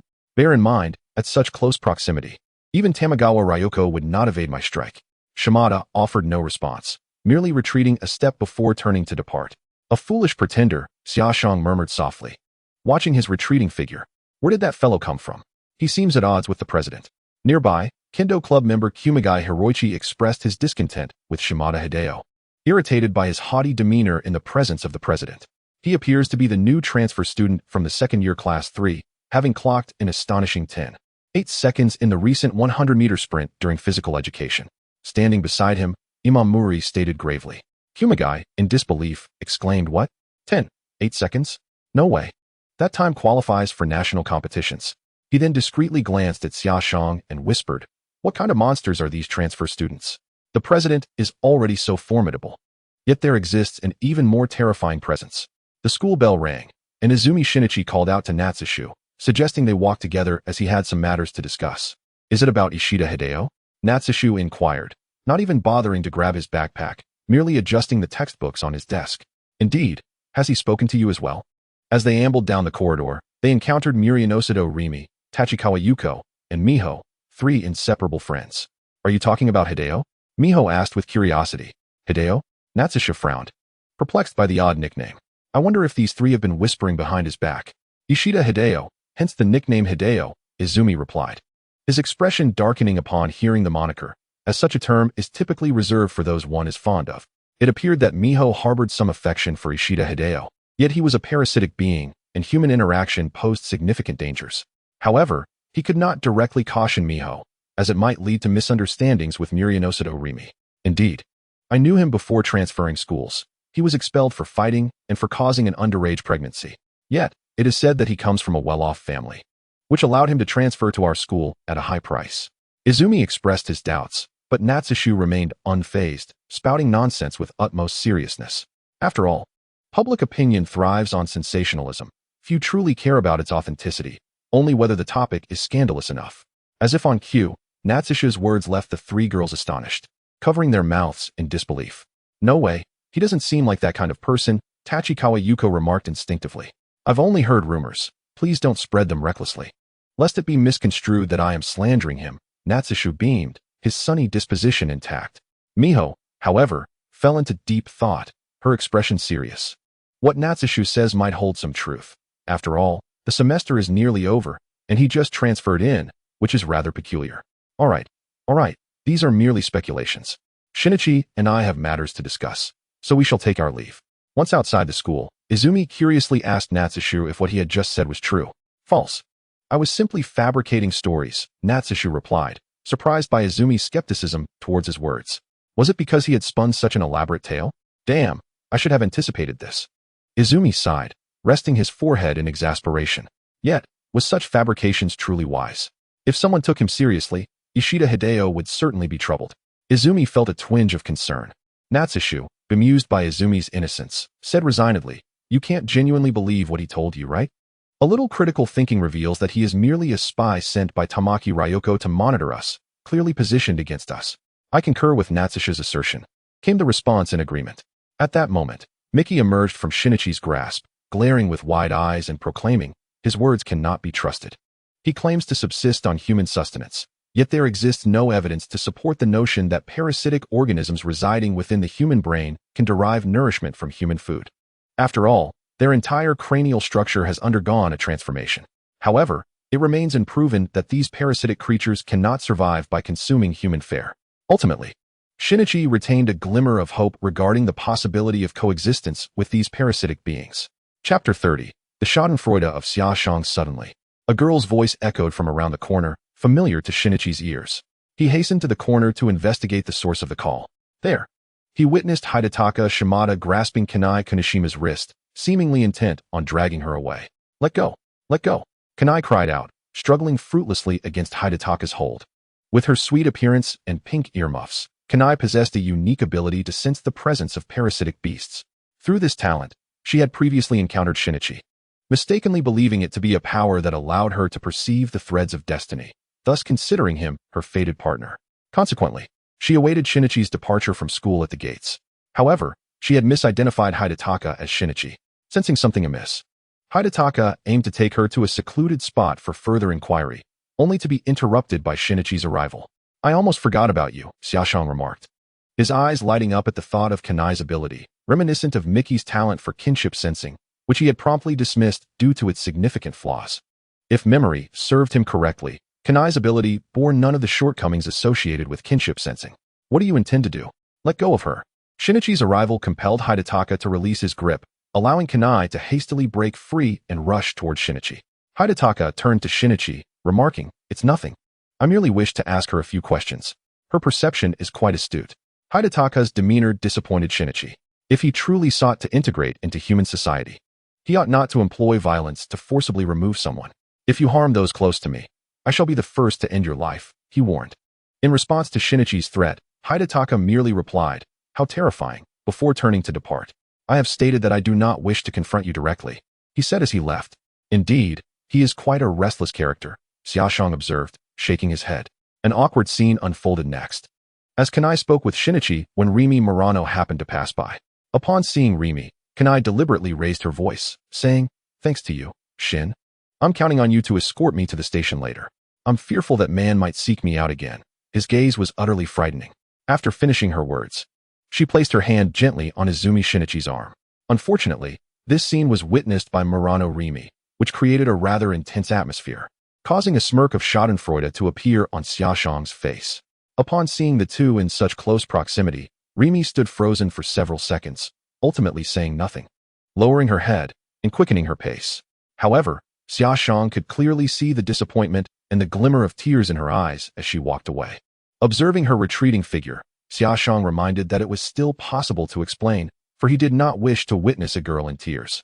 Izumi Shinichi glanced at his companion, Junji Makana, and without hesitation said, "Then I'll leave it to you to escort her to the station." With that, he hurried towards Rimi. "Are you truly that disappointed? He did not choose you," Xia Shang remarked beside Junji Makana. Kana lowered her head, her smile fading into silence. "Come, I'll take you to the station." Xia Shang, glancing at the integration progress on the panel, felt a twinge of regret, wishing he could have met Kana a few days later. Now, he found himself wanting to analyze yet unable to do so. They walked along the roadside, and it was Xia Shang who broke the silence. "Can you sense Izumi Shinichi's presence? Is that the reason you're fond of him?" "How did you know?" Kana exclaimed, astonished at Xia Shang's insight. Yet, he did not respond to her query, continuing instead, "Your ability is quite unique. Generally, humans cannot possess such a gift. But in a larger population, some exceptional existences inevitably arise. Today, you must have felt that special sensation emanating from that man, right? This indicates that your perception is not solely directed at Izumi Shinichi.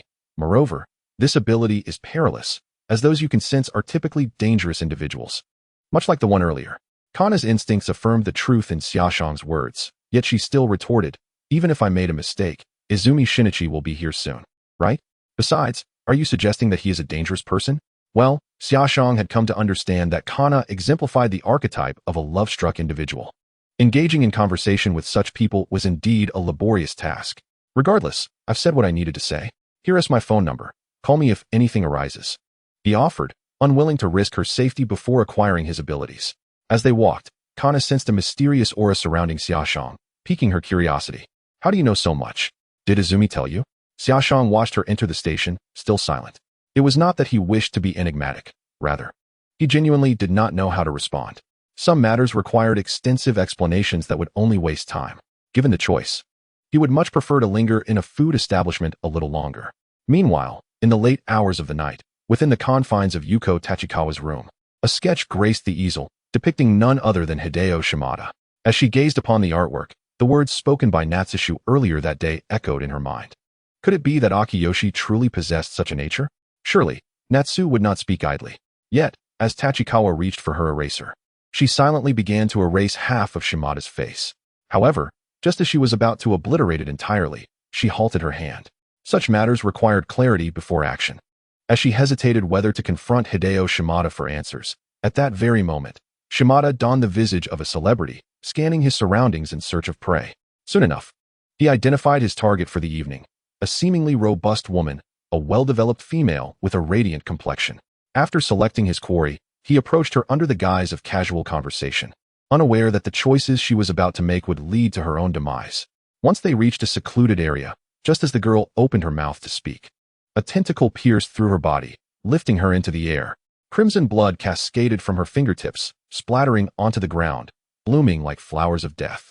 Chapter 31. The Dangerous Element. The following day, at the entrance of Seiko High School, an unexpected gathering of idle individuals congregated for reasons unknown. Leading the group was a figure clad in a gray hood, his face marred with bruises, as though he had recently been embroiled in a brawl. Finally, he emerged. The hooded man approached Hideo Shimada, while his cohorts encircled him.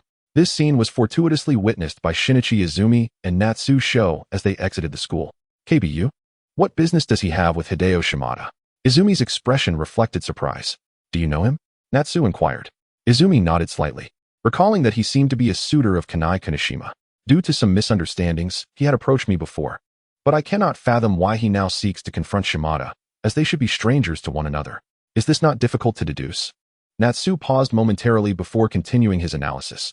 Just yesterday, you rescued Kanai from him, in his quest to understand the nature of Kanai's perceptual abilities.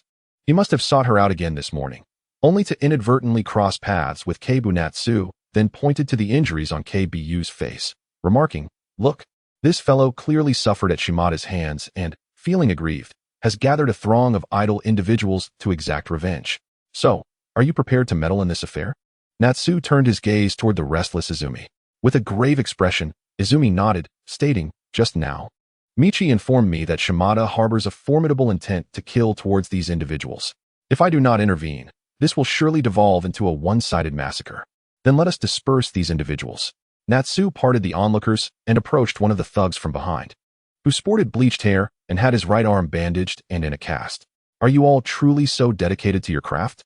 With a broken arm, yet still engaging in brawls, should I bestow upon you a trophy as encouragement? Who are you, so fond of meddling in others' affairs?" When the yellow-haired ruffian turned to gaze upon Xia Shang, his expression was akin to that of one who had encountered a specter. The subsequent words he struggled to articulate were mired in hesitation. Beside him, Guangfu furrowed his brow, pondering how someone could instill such terror in his friend. Could he also be a rogue in the underworld? "Regardless of your identity, my objective today is him." Guangfu's eyes shifted towards Ishida Hideo. Guangfu, the infamous Yano, is the very individual I previously mentioned, who single-handedly challenged a score of opponents. The Yano he spoke of was a tall, bearded middle-aged man, clad in a brown high-neck work outfit, exuding an aura of intimidation. "It's you." Yano was evidently aware of Xia Shang's reputation, having heard tales of his ruthless nature. A mere skirmish had resulted in the breaking of numerous arms. Such a person could hardly be deemed approachable.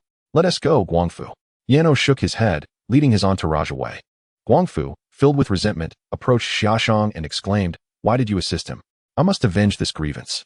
Xia Shang merely smiled, leaning in to whisper a few words into his ear. Guangfu's countenance shifted from shock to astonishment before he hurriedly departed. "What did you whisper to him?" asked Izumi Shinichi. Curiosity etched upon his face. Xia Shang observed Ishida Hideo's silent departure and chuckled. "I informed him that Ishida is a monster.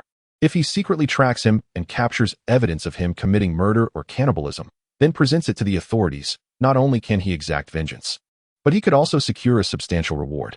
"How cunning," remarked Mickey, emerging at an inopportune moment. "Thank you for the compliment." Xia Shang graciously acknowledged Mickey's praise. In the ensuing days, the lurking Ishida Hideo sensed he was being followed, compelling him to suppress his murderous instincts. However, due to prolonged starvation. Maintaining a calm demeanor was becoming increasingly difficult, and a deluge of rumors surrounding him suddenly infiltrated the school. These whispers rendered him the subject of constant scrutiny, a sensation that was driving him to the brink of madness. Mickey could discern several fluctuations of murderous intent emanating from Ishida Hideo throughout the day. Much like a volcano on the verge of eruption, if this continued, the entire school would be in peril. Izumi Shinichi, casting a worried glance towards Class 3 of the second year, felt a sense of trepidation. Upon hearing his words, Xia Shang spoke. He is nearing his limit. It will either be today or tomorrow when he ventures out to hunt. Are you suggesting I follow him and then kill him when he strikes? Izumi Shinichi turned to Xia Shang. Xia Shang shook his head. You can sense him, and he can sense you. Such tracking would yield no meaningful result. Rest assured, KBU and his associates are keeping a vigilant watch over him. For those thuggish debt collectors, this is their expertise. Suddenly, Michi emerged from the collar of Izumi Shinichi. This is bad. The adversary has left the school with murderous intent. What? Izumi, realizing the gravity of the situation, stood up instinctively, given that it was during class. His movement went unnoticed by his classmates. Do not panic. He is being monitored and may not act rashly. Unfortunately, Xia Shang misjudged the situation this time. Half an hour later, while still in class, Xia Shang's phone vibrated violently in his pocket. Xia Xiakuan, they have committed murder, in front of the teacher. Just as Xia Shang pressed the call button, KBU's panicked voice came through. A few days prior, Xia Shang had shared his phone number with KBU, instructing him to call immediately if anything arose. Have you called the police? Xia Shang could discern the intense anxiety in KBU's voice. I have already reported it. A large number of officers are currently in pursuit, but it seems he is heading toward your school. Understood, I am aware. Xia Shang hung up the phone and patted Izumi Shinichi on the shoulder.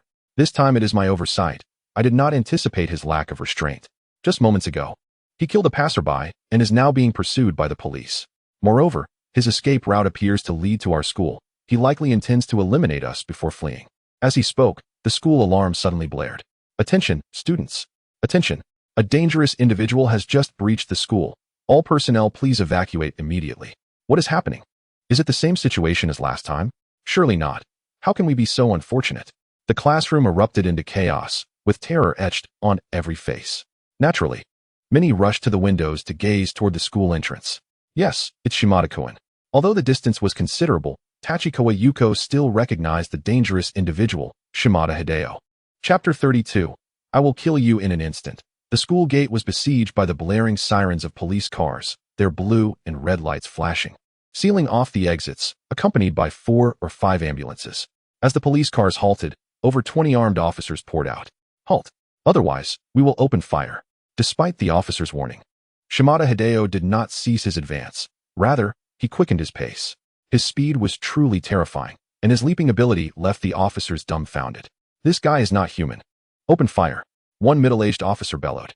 Bang, bang, bang.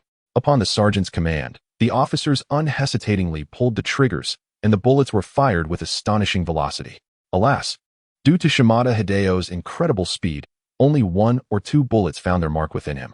However, for the fully evolved parasitic beast, a mere handful of bullets would scarcely impede its movements, unless they were to obliterate its heart or strike its head. The middle-aged sheriff exclaimed anxiously, "We must not allow it to enter the teaching building. The terrain is intricate and filled with students. Should it gain entry, the ensuing casualties would be catastrophic." Meanwhile, the teachers were orchestrating the evacuation of the students. "President, you're not seriously considering staying behind again, are you?" Yuji asked, astonished as he observed Xia Shang drawing a longsword from his backpack. Xia Shang exchanged a glance with Izumi Shinichi and shook his head. "Surely not. I merely think that should we encounter terrorists, having a blade in hand would be advantageous." At that moment, Hideki Ishida had already stormed into the teaching building. Inside the grand hall, one could see the gruesome sight of dismembered corpses strewn about, the overwhelming stench of blood rendering one nearly nauseous. The arriving police officers turned pale upon witnessing the horrific scene, with one newly inducted officer vomiting the contents of his stomach. "Shinichi, he has already killed 4 people and is heading our way," Izumi warned. Unlike the parasitic beasts, Hideki Ishida was well acquainted with the layout of the school. After cleaving a victim in twain with his tendrils, he glanced towards Izumi Shinichi, seemingly struck by a thought, and abruptly altered his course. "It seems we must divert his attention," Izumi declared, but Michi immediately cautioned, "No, his target is not you. It is the evacuating students. particularly Murano Rimi. He is compelling you to emerge, while simultaneously venting his pent-up rage. Xia Shang instantly discerned Ishida's true intentions. He cannot be human. Yuko Tachikawa remarked as she retrieved a vial of concentrated sulfuric acid from her drawer. Just a few days ago, I witnessed him transform into another being. And from my brother, who is a police officer, I learned of the monster's existence. I had intended to speak with him, to persuade him to leave the school. But I never anticipated such brutality. He chose to assault the school directly. As she spoke, she looked at Xia Shang and placed the glass vial of acid before him. If this is of use to you, please take it. I implore you to ensure Rimi's safety. Xia Shang surmised that Tachikawa had likely harbored suspicions about his and Izumi's identities for some time, though she had kept it to herself. I will do my utmost, he replied, pocketing the vial, before accompanying Izumi towards Hideki Ishida's location. Fortunately, the police officers who had entered the teaching building managed to hold Ishida at bay with their firearms. Otherwise, the consequences would have been dire. However, to Ishida, firearms posed little threat, especially at close range. In an instant, his head split into two elongated tendrils, each adorned with razor-sharp blades. Swaying gracefully in the air like the lethal stingers of a scorpion, elegant, yet deadly. Tentacles traced ghostly shadows through the air, moving at a speed beyond the comprehension of an ordinary person's reflexes, rendering the assaults of Shimada utterly unmatchable. As the cold light sliced through the body, the police officer struck was cleaved in two, his form sliding down at an angle. Having dispatched one officer, Shimada showed no signs of restraint. His gaze shifted to the remaining officers, and he launched an unhesitating attack. Witnessing their comrades fall one by one, the surviving officers hastened to pull the triggers of their firearms. Bang, bang, bang. Sparks erupted from the muzzles. Blood gushed from the wounds inflicted upon Shimada, as bullets pierced his flesh. Although he managed to evade the majority, a few stray shots found their mark in his heart, and with that, his movements began to slow perceptibly. You all deserve to die. In an instant, his sharp tentacles filled the entire space. By the time Xia Shang and his companion arrived, the officers had been reduced to mangled corpses. Blood, dismembered bodies, the suffocating stench of gore. When this scene of horror unfolded before Izumi Shinichi, terror washed over his features, and his heart felt as if it had been struck with immense force, the overwhelming stimulus rendering him nearly incapacitated. He knelt, one hand clutching his heart, the other propping him against the ground. Such a horrifying tableau, even Xia Shang had never encountered. He fought to suppress the tumult in his stomach. Although these officers were strangers to him, a flicker of sorrow crossed his eyes. They had fought valiantly until the end, even against a monster like Shimada. Shinichi, steady your breathing, they are approaching us. Miki emerged from the back of Shinichi's hand. No, I cannot bear this. Izumi clutched his clothing tightly, his eyes veined with crimson. Veins throbbed on his forehead as he gritted his teeth, the air escaping through his clenched jaws. Yet, as his emotions waned, he rose expressionless. At one end of the corridor stood Shimada, while Xia Shang and his companion positioned themselves at the other. The three exchanged glances across the pool of blood. I will kill you. I swear it, Izumi declared, his right arm swiftly contorting into a sharp blade. Then let us see. Almost simultaneously, they collided with astonishing speed. Clang, clang, clang. The air was filled with the unending sound of metal clashing. The velocity of their attacks was terrifying, and Xia Shang could barely catch a glimpse of their movements. This was the result of his enhanced reflexes through his swordsmanship talent. The speed of their assault surpassed that of parasitic beasts. Xia Shang speculated that even within the ranks of Tamagami Ryoko's organization, Shimada's prowess would be formidable. Caught in the midst of this battle, he found it challenging to intervene. He had to wait for an opportune moment so as not to disrupt Shinichi's rhythm. After all, even Tamagami Ryoko would have her limits, and like typical parasitic beasts, they could maintain high-intensity attacks for only a brief period. Once that time elapsed, their speed would diminish significantly. This is the experience gained by Xia Shang after battling multiple parasitic beasts. Chapter 33. Not just bullets were fired. As anticipated, the clash between the two ultimately culminated in a stalemate. However, had Shimada Hideo's heart remained unscathed, the outcome of this confrontation would have been far from certain. Step back. Xia Shang lunged forward, hurling a glass vial filled with sulfuric acid. The vial soared through the air with formidable force, swiftly reaching Shimada Hideo. The latter reacted with remarkable speed, unleashing his tentacles to shatter the vial. What on earth is this? The liquid from the shattered glass splattered in all directions, most of it landing on Shimada Hideo's face. The intense burning sensation instinctively caused him to retract his tentacles, shielding his contorted visage with his hands. Don't go near. Just as Izumi Shinichi perceived this as an opportune moment to strike, Xia Shang, with a grave expression, cautioned him. Boom. The excruciating pain from the burns rendered Shimada bereft of all reason. His head erupted, and two terrifying tentacles frantically lashed out at everything nearby, obliterating everything within a 2-meter radius. Fortunately, Izumi Shinichi refrained from advancing. Otherwise, he would have been reduced to mere flesh. Use this. Xia Shang bent down to retrieve a firearm from the ground. He then aimed at Shimada Hideo and pulled the trigger. Regrettably, the gun contained only 2 bullets. Yet fortune favored him as both rounds found their mark within Shimada's body. In his current state of madness, Shimada did not even attempt to evade the attack. His sole thought was to annihilate everyone in proximity. Shimada Hideo's figure rapidly approached, the overwhelming pressure causing Izumi Shinichi to breathe more rapidly. 5 meters, 4 meters, 3 meters. Let it end. Xia Shang, with a stoic expression, raised his right hand. It was then that Shinichi noticed that Xia Shang's right hand was missing a finger. As Xia Shang's words fell, the once swiftly moving Shimada Hideo seemed to be halted as if a pause button had been pressed. Instantly, countless blades erupted from his chest, piercing through his torso, rendering his upper body a bloody mess, his heart completely shredded. At that moment, 2 razor-sharp blades hovered menacingly before Xia Shang's head and heart. Unfortunately, for Shimada Hideo, the less than 10-centimeter distance felt insurmountable. Ultimately, he collapsed before Xia Shang, his body visibly withering away. In truth, what I have unleashed is not merely bullets. Xia Shang half-squatted beside the corpse, extracting a tangle of blades from his chest, along with my finger. With that, he crushed it effortlessly. For the cellular structure of the steel wool had completely lost its vitality, rendering it exceedingly fragile, much like Shimada Hideo's desiccated blade-like tentacles, which crumbled at the slightest touch. What just happened? The preceding events transpired too swiftly for Izumi Shinichi to fully comprehend even now. Utilizing the ability of transference and division, he detached his index finger from his body and shot it into the chest of Hideo Shimada, ultimately transforming it into a mass composed of numerous elongated blades, obliterating Shimada's heart in an instant. Shinichi Izumi's lack of understanding did not imply that Miki was equally bewildered. So that is it, Shinichi marveled after listening to Miki's explanation. Let us depart. If we linger any longer, the approaching police will discover us. Why are you not leaving? Just as Shinichi intended to exit, he noticed Natsushu standing before the corpse, relentlessly inflicting various wounds with his longsword. The police are not fools. The wounds on your body are evidently abnormal. You cannot afford to forego some form of disguise.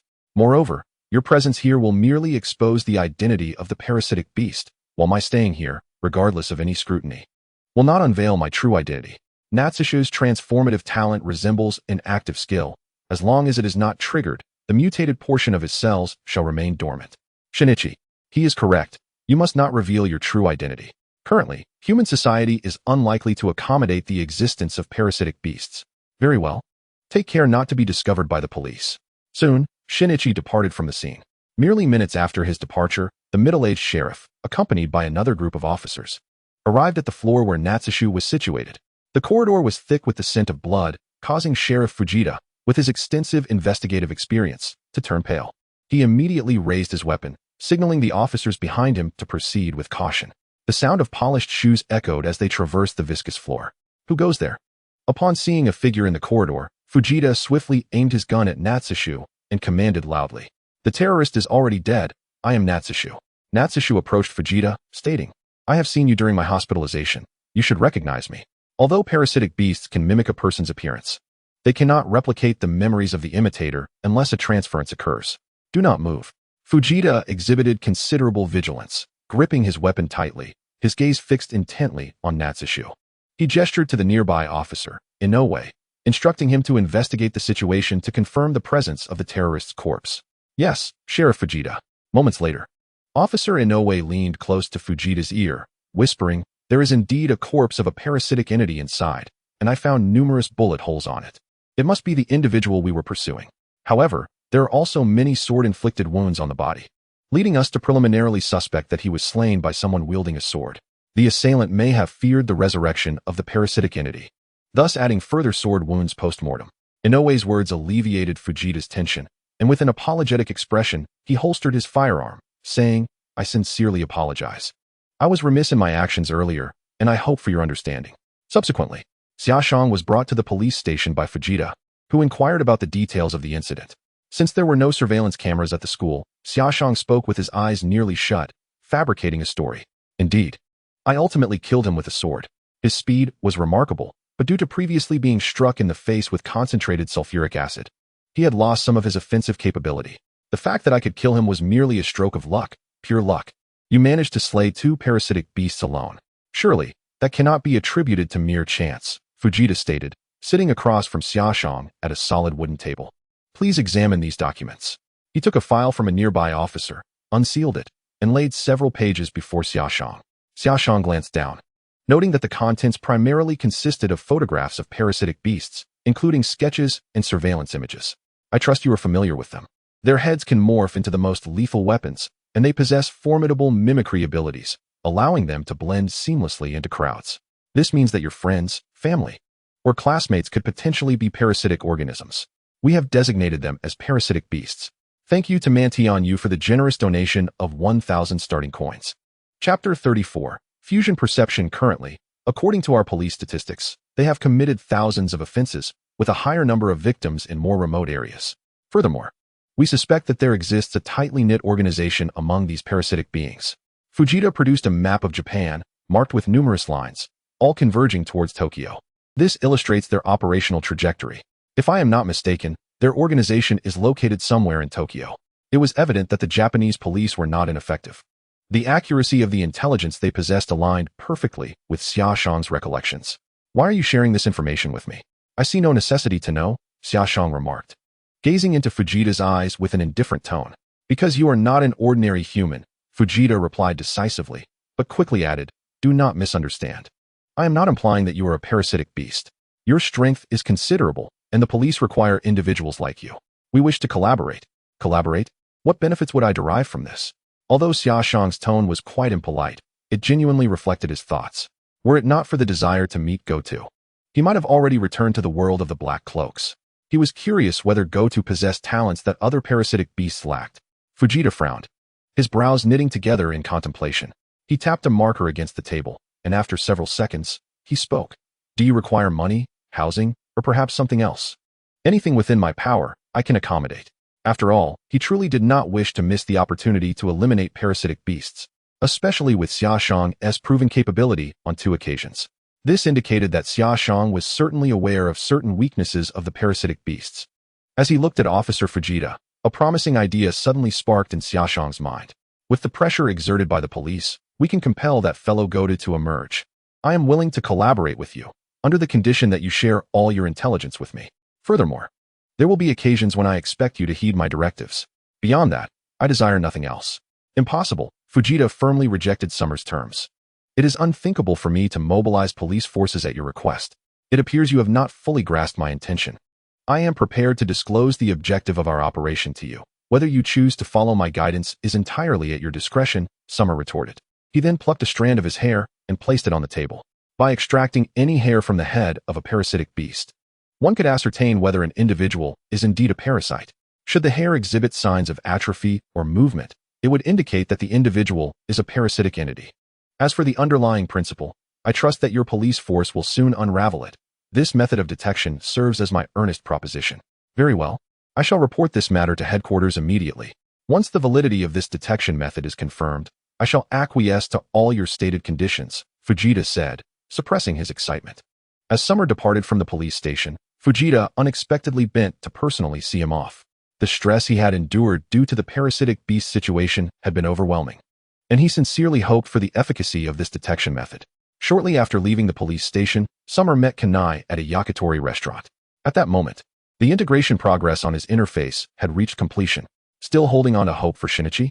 Summer inquired, raising a cup filled with sake to take a sip, while simultaneously employing his analytical ability on the Kanai before him. Kanai remained silent, clearly unwilling to relinquish her aspirations. Based on my understanding of Shinichi, he would never forsake Murano Rimi for you, Summer stated bluntly, delivering a painful truth. Of course, it would be wise not to attempt to sow discord between them. Such actions would only lead to Shinichi's disdain for you. In my opinion, why not simply remain friends? As Summer spoke, the analysis of Kanai had been completed. Innate skill, wave perception, integration condition, induce a significant emotional upheaval in Kanai. Upon integration, the player's ability to perceive alien waves, including those from parasitic beasts, will be enhanced, though emotional fluctuations within those waves will remain undetectable. This ability is unidirectional, and its effective range will expand as the player develops, currently extending to 100 meters. Kanai's innate ability exceeded Summer's expectations. He had initially presumed that Kanai's talent was limited to detecting the presence of parasitic beasts, but he was pleasantly surprised to discover her capacity to sense other alien waves. This was indeed an extraordinary gift for someone like Summer, who could traverse different worlds. "You do not understand. You cannot fathom my feelings," Kanai replied, her expression icy and her tone becoming fervent. "Do you comprehend that profound connection? I felt at the moment I first laid eyes on Shinichi. That is merely because you can sense certain anomalies, much like the man who previously attempted to capture you." Regarding the remarks made about Natsukawa, Kanai could not accept them at all. She stood up abruptly and stated without any courtesy, "If you are here to persuade me to leave Shinya, then there is no need for us to continue this conversation. I apologize, but I must take my leave." After uttering these words, Kanai turned and walked away from her seat. "If you don't believe me, then ride your bicycle around Tokyo. The truth will vindicate my words." Observing her departure without a backward glance, Natsukawa shook his head, having already achieved his objective. As he sat alone, he patiently savored the food on the table. It was his first encounter with Japanese yakitori, and he could not help but note that the Japanese seemed to have a penchant for dishes that were only partially cooked. There were certain flavors that he had to endure, suppressing the fishy taste before swallowing, prompting him to summon the waiter to have it grilled again. Moreover, the flavor of the Japanese sake was quite unique, resembling a blend of rice wine and distilled spirits. While it was not particularly unpleasant, it did not align with Natsukawa's palate. Upon exiting the yakitori restaurant, Natsukawa received a text message from the school, informing him that the West High School had yet again suspended classes. It was astonishing how robust the connections were among the upper echelons of West High.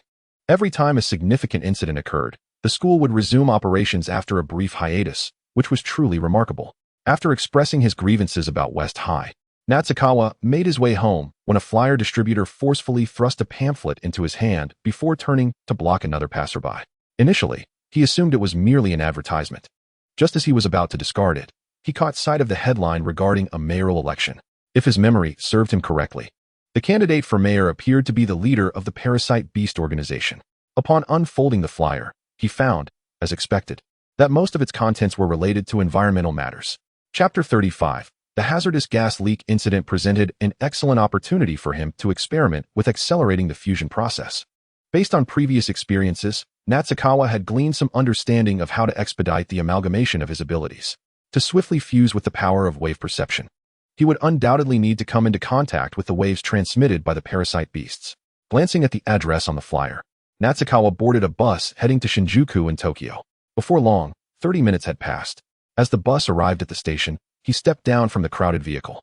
Compared to other areas of Tokyo, the foot traffic in Shinjuku was notably high. Even on a non-holiday, pedestrians were bustling along the sidewalks. It was indeed a lively scene, and Natsukawa could not help but marvel at the dense crowd before him.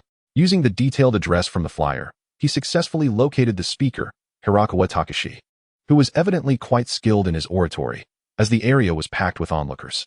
2. No, it should be more than 10. As Xia Shang approached Hiroshi Hirakawa, he transformed into the likeness of air to avoid detection. The closer he drew to Hiroshi, the more he became attuned to the cerebral waves permeating the air, enabling him to pinpoint the locations of 10 parasitic beasts. 5 of them lingered beside Hiroshi, while the remaining 5 blended into the crowd. In the present day, the Earth's environment is being rapidly ravaged. The noxious emissions from factories and the exhaust from vehicles wreak havoc daily, prompting the evolution of a global movement dedicated to environmental conservation. Observing the orator on stage, Xia Shang activated his panel, quietly monitoring the progress of his fusion. An increase of 2 in 10 minutes was commendable, yet regrettably, the speech was nearing its conclusion. Over the ensuing days, wherever Hiroshi promoted his agenda, Xia Shang was ever present, meticulously reaping the benefits for 4 consecutive days. At last, the fusion progress on Xia Shang's panel reached a complete 100, signifying his readiness to depart. On his return journey, Xia Shang received a call from Officer Fujita. The experimental results confirm that your detection method is highly effective. We shall promote it vigorously in the near future. Moreover, all your conditions have been approved. Should you have any thoughts, feel free to share them with me. Unfortunately, I have just received intelligence indicating a nest of parasitic beasts concealed within the foothold area. The fact that the parasitic beasts residing there do not trouble Xia Shang does not imply that he will refrain from seeking them out. Unbeknownst to him, within the ranks of the parasitic beasts, a meeting convened following the demise of Hideo Shimada, focused on devising a strategy to eliminate Xia Shang. Their patience in tolerating this relentless killer of their kind had reached its breaking point. Although Ryoko Tamiya asserted that Xia Shang still held research value, they resolved to dispatch the parasitic beasts from the foothold area to eliminate him. At this moment, the Hirakawa organization within the parasitic beasts harbored deep discontent towards Ryoko Tamiya. A significant rift had emerged between their perspectives, particularly after Ryoko gave birth to a human infant.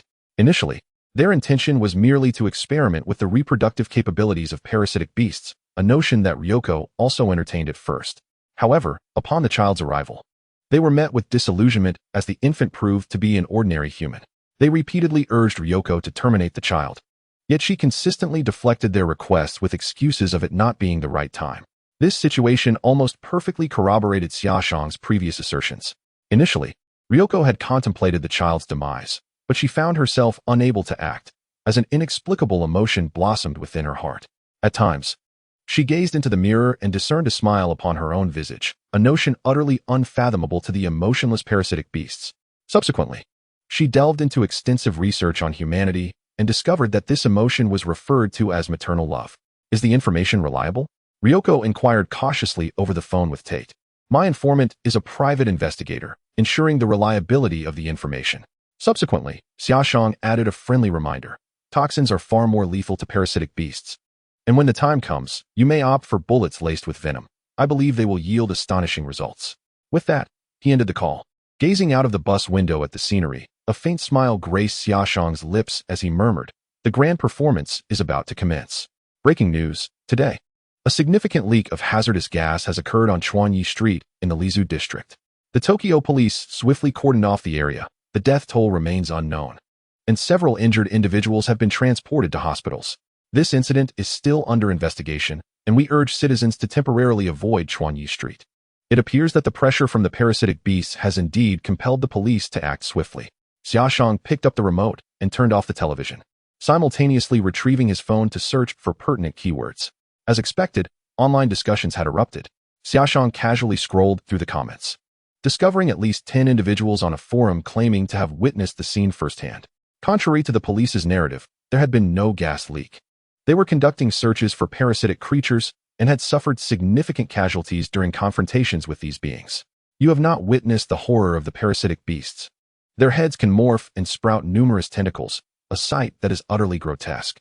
Indeed, I happened to pass by there this morning, and the police even pulled a strand of my hair. It seems the method circulating online truly can identify parasitic entities. Moreover, from what I have gathered through rumors, the police plan to install a device resembling a light scanner in high-traffic areas such as malls, schools, and intersections, as the head structure of parasitic beasts is distinct from that of humans, making them easily identifiable. Having perused all the comments, Xia Shang noted that the police's promotional tactics were quite effective, cleverly exploiting the public's fear.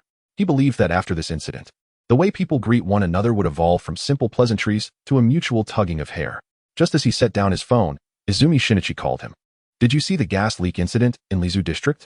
It has spread online, and everyone is saying the police are engaged in battle with the parasitic beasts, suffering heavy casualties. I worry that this police action may provoke a counterattack from the parasitic beasts. If that happens, many innocent lives could be lost, Izumi Shinichi expressed anxiously. Doesn't the police action imply that the parasitic beasts would cease their killings? This notion is clearly unrealistic. The police are not fools, having chosen to act. They must have considered the consequences. They understand that parasitic beasts lurking in the shadows are far more terrifying than those exposed to sunlight. Chapter 36. I am the ultimate being. Xia Shang's insight proved to be accurate. The day after his conversation with Izumi Shinichi, the Hirakawa group commenced a bloody retaliation. In a violent affair, all 22 individuals within the agency were mercilessly slain, leaving no survivors. The retribution from the Kawagawa group continues unabated, with news rolling across television screens, reporting the tragic demise of 16 people on Ginza Street, including 3 children and an elderly person. In the district, 31 lives were lost due to the frenzied actions of parasitic creatures, inciting the wrath of the police hierarchy. Simultaneously, countless individuals, gripped by fear, refrained from venturing outdoors. Some furiously condemned the police online, accusing them of negligence towards the safety of the populace, while others even organized support for the parasitic beasts, effectively becoming traitors to humanity, commonly referred to as human scum. Fortunately, the parasitic creatures are incapable of reproduction. Otherwise, the situation would have escalated dramatically. Had they been able to breed, the narrative of the original work would have multiplied tenfold, with Xia Shang easily discerning the trajectory of the story. The parasitic beasts would infiltrate the upper echelons of humanity, gradually seizing all authority and employing a policy of appeasement to win the trust of the people, all the while effectively hurting humanity. As their numbers increased, the tension between humans and parasitic beasts would intensify, giving rise to a faction of rebels who would expose the bloody truths concealed beneath the utopian facade, striving to awaken the masses. However, the parasitic beasts would quickly devise a solution, sacrificing a contingent of inconsequential parasites while covertly controlling the leader among the infected humans. The ultimate narrative would depict this parasitic leader proclaiming the extermination of all parasitic beasts, positioning himself as a hero of humanity.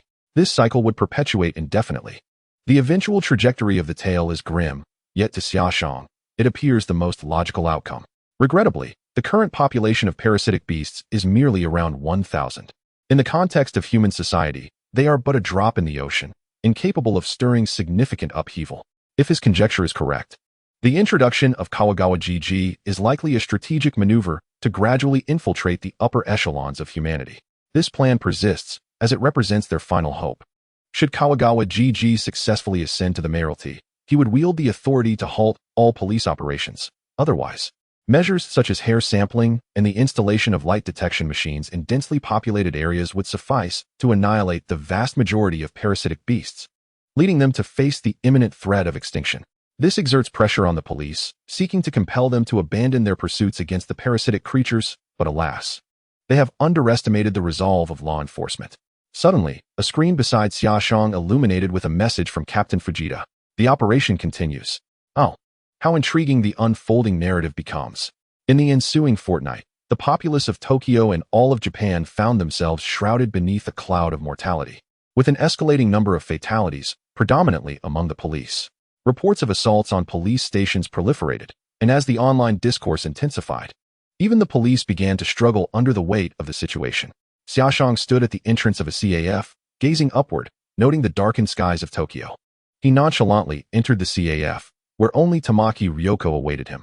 Had it not been for your reckless actions, matters would not have escalated to their current state. Ryoko Tamiya sat in her seat, her gaze icy as it bore down on Natsushu. It appeared that the parasites had their own channels of information within the police. Otherwise, they would not have known that Natsushu was the mastermind behind the scenes. Natsushu reclined casually in the seat across from her. Are you certain the fault lies with me? Ultimately, it is your parasites who are unable to restrain their murderous and cannibalistic instincts. The authorities may tolerate a few instances of slaughter, but we have now reached a point of intolerable excess.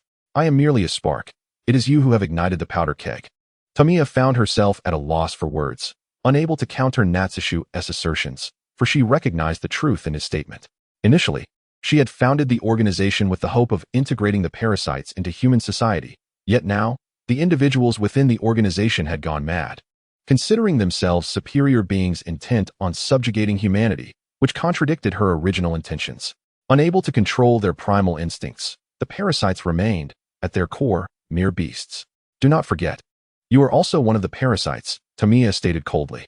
Natsushu lifted the coffee in his hand, took a sip before setting the cup down, and smiled. Please do not conflate me with that detritus. Compared to them, I am the ultimate being. The ultimate being? Tamiya replied. It seems you, like them, are deranged, and perhaps even more so. Is that so? Natsushu shrugged. Well, say what you will, but your reason for summoning me today must extend beyond this. The collaboration regarding the district incident. You have not forgotten, have you? Tamiya inquired. What do you need me to do? Natsushu responded succinctly. Tamiya remained silent, instead producing a birth certificate, which she placed before Natsushu. Is this your child? Quite adorable, Natsushu remarked, observing the photograph on the certificate. Upon hearing his compliment, a fleeting smile graced Tamiya's face, momentarily captured by Natsushu's keen eye. I wish that after my death, no one learns of this child's existence. He deserves a peaceful life. Tamiya spoke with a calmness that suggested indifference toward her own mortality. Natsushu furrowed his brow. You could take him to a place where no one knows you. There is no need for me to be involved. Because I am a parasitic creature, a beast unable to control its instincts at any moment, Tamiya replied before rising to leave.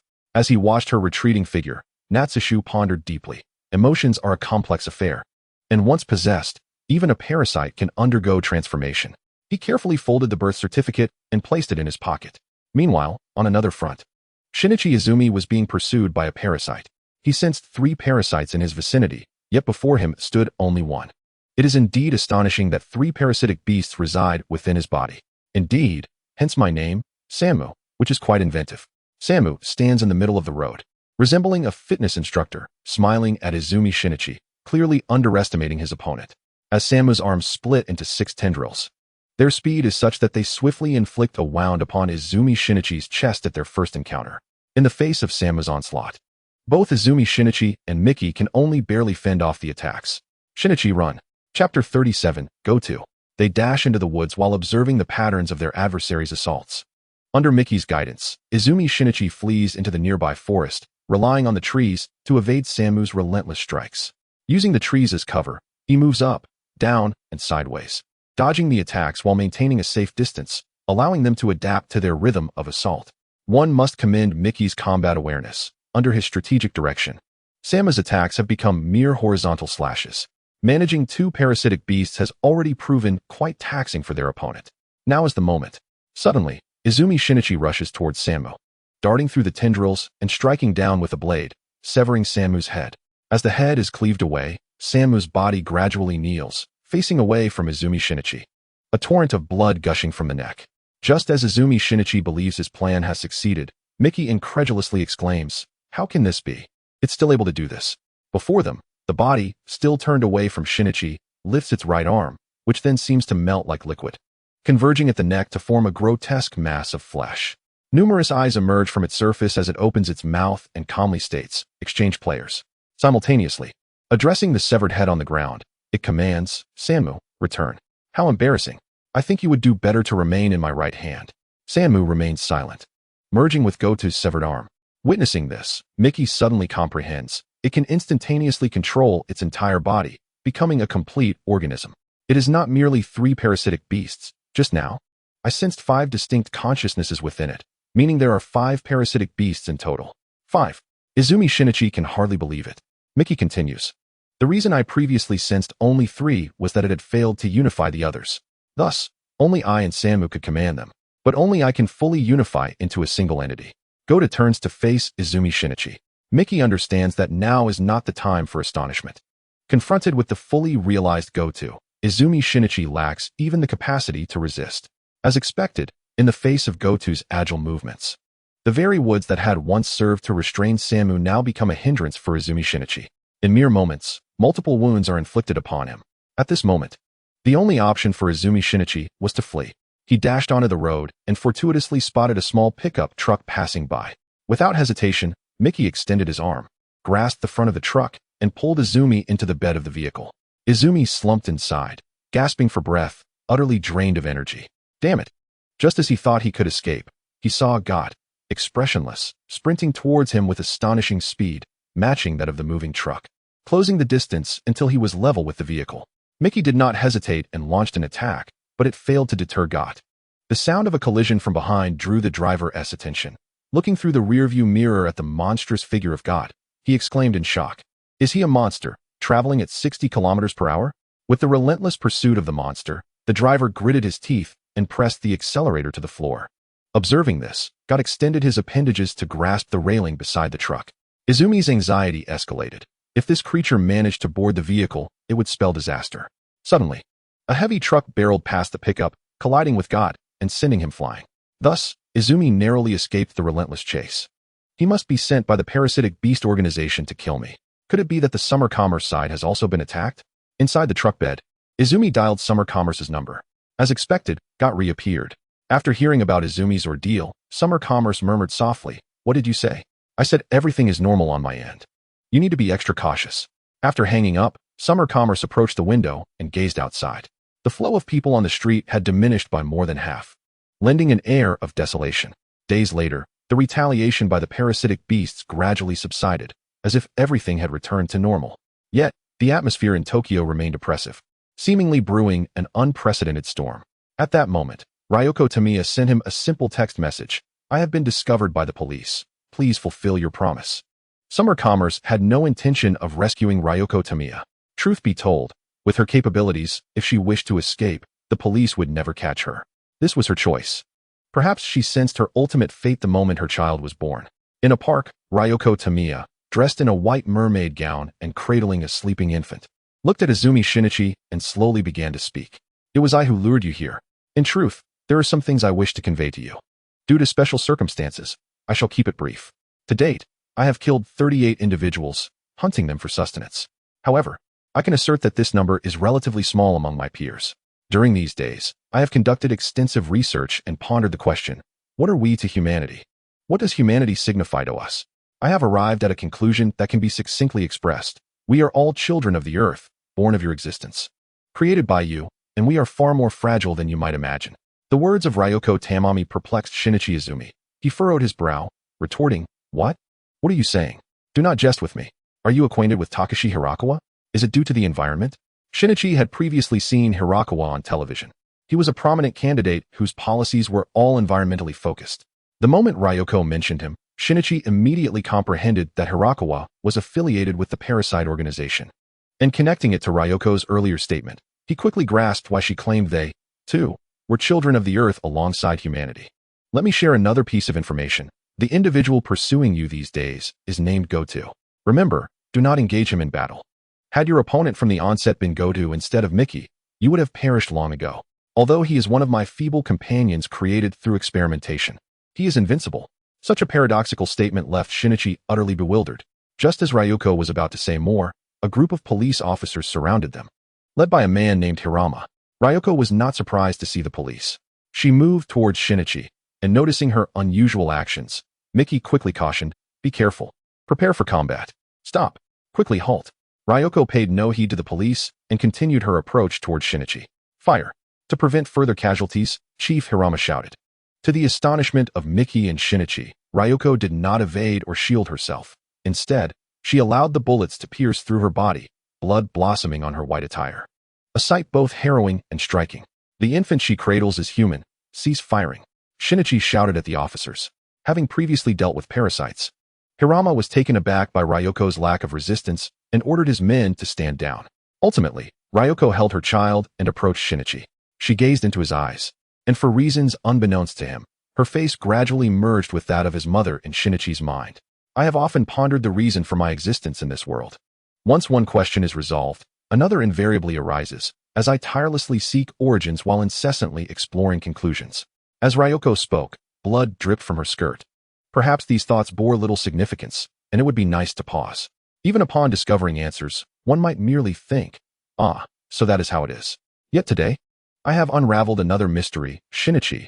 Ultimately, I did not bring this child into the world for experimentation. Ryoko's gaze softened as she spoke of her child, extending him towards Shinichi. He is but an utterly ordinary human child. Let humanity raise its own. Xine took the child from her hands, assuring, Rest assured. Thank you. Ryoko Tamiya smiled as she leaned back, as if liberating herself from all constraints. At the entrance of Nishiku High, Xia Shang and Izumi Xine stood silently, gazing in the direction of the classroom, lost in thought. She sought me out earlier, presenting me the child's birth certificate, requesting I alter the child's identity. Xia Shang suddenly remarked. In truth, she must have long harbored disdain for such a life. Izumi Xine turned to Xia Shang, extending his right hand. Please. Hand me the certificate. I wish for my mother to adopt him. Xia Shang carefully retrieved the folded birth certificate from his pocket and placed it into Xine's hand. Smiling faintly, perhaps this is indeed a wise choice. The death of Ryoko Tamiya did not stir any considerable uproar. The police's crackdown was ongoing. According to Fujita, they had apprehended a criminal purportedly capable of identifying parasitic beasts. Xia Shang recalled this criminal, seemingly an antisocial personality responsible for numerous deaths. It was rather ironic that the police would collaborate with him. Just as he intended to step out for dinner, Fujita called. They had confirmed the location of the parasitic beast's headquarters and invited Izumi Xine and Xia Shang to partake in the police's final assault plan. 3 days hence, I shall be there punctually. Xia Shang ended the call with Fujita, sensing that the true spectacle was about to unfold. He hoped that the innate abilities within Goto would surprise him just before his departure. The original narrative is somewhat extensive and may contain filler. Hence this chapter comprises 3,000 words. Chapter 38. The Commencement of the Purge. Under the police's strategic deployment, dozens of transport vehicles encircled the Kusei building in the heart of Tokyo, with detection devices fully installed, dressed in bulletproof vests and wielding rifles. The mobile forces poured from the transport vehicles, each holding a firearm in one hand and a riot shield in the other, meticulously surrounding the edifice. At that moment, the personnel working inside the building, witnessing this scene, expressed their astonishment. What is happening? Has there been a coup? Amidst their murmurs, a broadcast echoed throughout the building. An important announcement is now being made. Please listen carefully. I am Mizushima from the Tokyo Fukuyama Police Criminal Division. A man armed with a shotgun has intruded into the Kusei building. All personnel currently within the vicinity of the main building are to assemble on the first floor. As the police incessantly repeated the announcement, they dispatched mobile units to seal all exits of the building, ensuring no one could flee. Under the command of Inspector Hirama, the well-equipped special forces began to systematically take control of each floor of the building. Soon, a multitude of civilians descended in the elevator to the first floor. Observing the fully armed security detail, the previously complaining individuals fell silent. The most critical moment was about to unfold. In the surveillance room, Fujita stood alongside Izumi Shinichi and Natsusho, as the disguised fox was destined to be brought to the hunting ground, where its final fate would be torn asunder. Fujita appeared to exude confidence, yet Izumi Shinichi, beside him, bore an expression of grave concern. The elite mobile unit before them should have no difficulty dealing with ordinary parasitic beasts. However, his sole worry was Goto, a creature of quintuple menace. Having faced Goto in combat, he understood the true extent of the terror it embodied. Merely observing the surveillance footage offered little clarity. The scale of the situation was immense, resembling a full-blown battle. Seated in the chair was the criminal Urakami, gaunt of visage, with elongated eyes shadowed by deep circles, exuding an air of malevolence as he spoke. He cast a derisive glance at Izumi Shinichi and Natsusho, remarking, "Not only have you enlisted the army, but you've also mobilized killers and miners. Quite the feat. I must say, Officer Fujita, if he is to utter nothing but drivel, it would be more efficient to execute him and spare me the waste of time." Natsusho, with a stoic demeanor, replied without emotion. Fujita seized Urakami by the nape of his neck, yanking him back forcefully, and warned, "Silence, curtail your ramblings." Subsequently, they instructed Izumi Shinichi and Natsusho to examine the surveillance footage. "What do you see?" Fujita inquired. Natsusho shook his head, unable to discern anything. Within the building, a group of 7, escorted by the guard team, passed before the instruments. Soon, Fujita noticed an anomaly in the head of one woman. "Found it. This one," he declared. Following his command, several special police officers extracted the woman from the crowd. As she surveyed her surroundings, a sense of unease enveloped her. And just as she prepared to act, an officer pulled the trigger. The weapon in his hands was not a handgun, but a heavy rifle. Almost instantly, the bullet pierced her heart, blood gushing forth and staining the garments nearby. The woman glanced down at her wound, her head contorting grotesquely as she lunged at the officer. Yet, due to her heart's destruction, the tentacles she transformed into lacked power. Torrents of blood poured from her mouth as her form swayed unsteadily. Bang! Another officer squeezed the trigger, and the woman's head exploded, resulting in her immediate demise. Eliminated, a man in the tactical command room remarked with a smile, a scar adorning his forehead.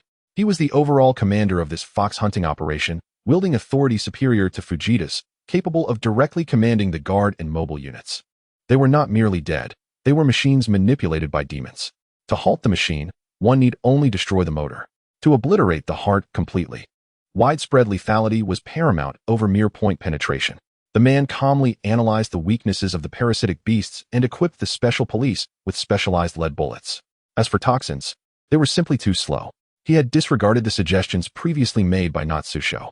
As the guiding operations continued, an increasing number of individuals passed through the detection instruments. Alas, no parasitic beasts were found. Have they all hidden away? Fujita squinted, pondering. Investigate Mr. Hirakawa. Inui Shinichi suddenly spoke up, as Ryoko Tamiya had mentioned him. He is highly likely a parasite beast. Is this information accurate?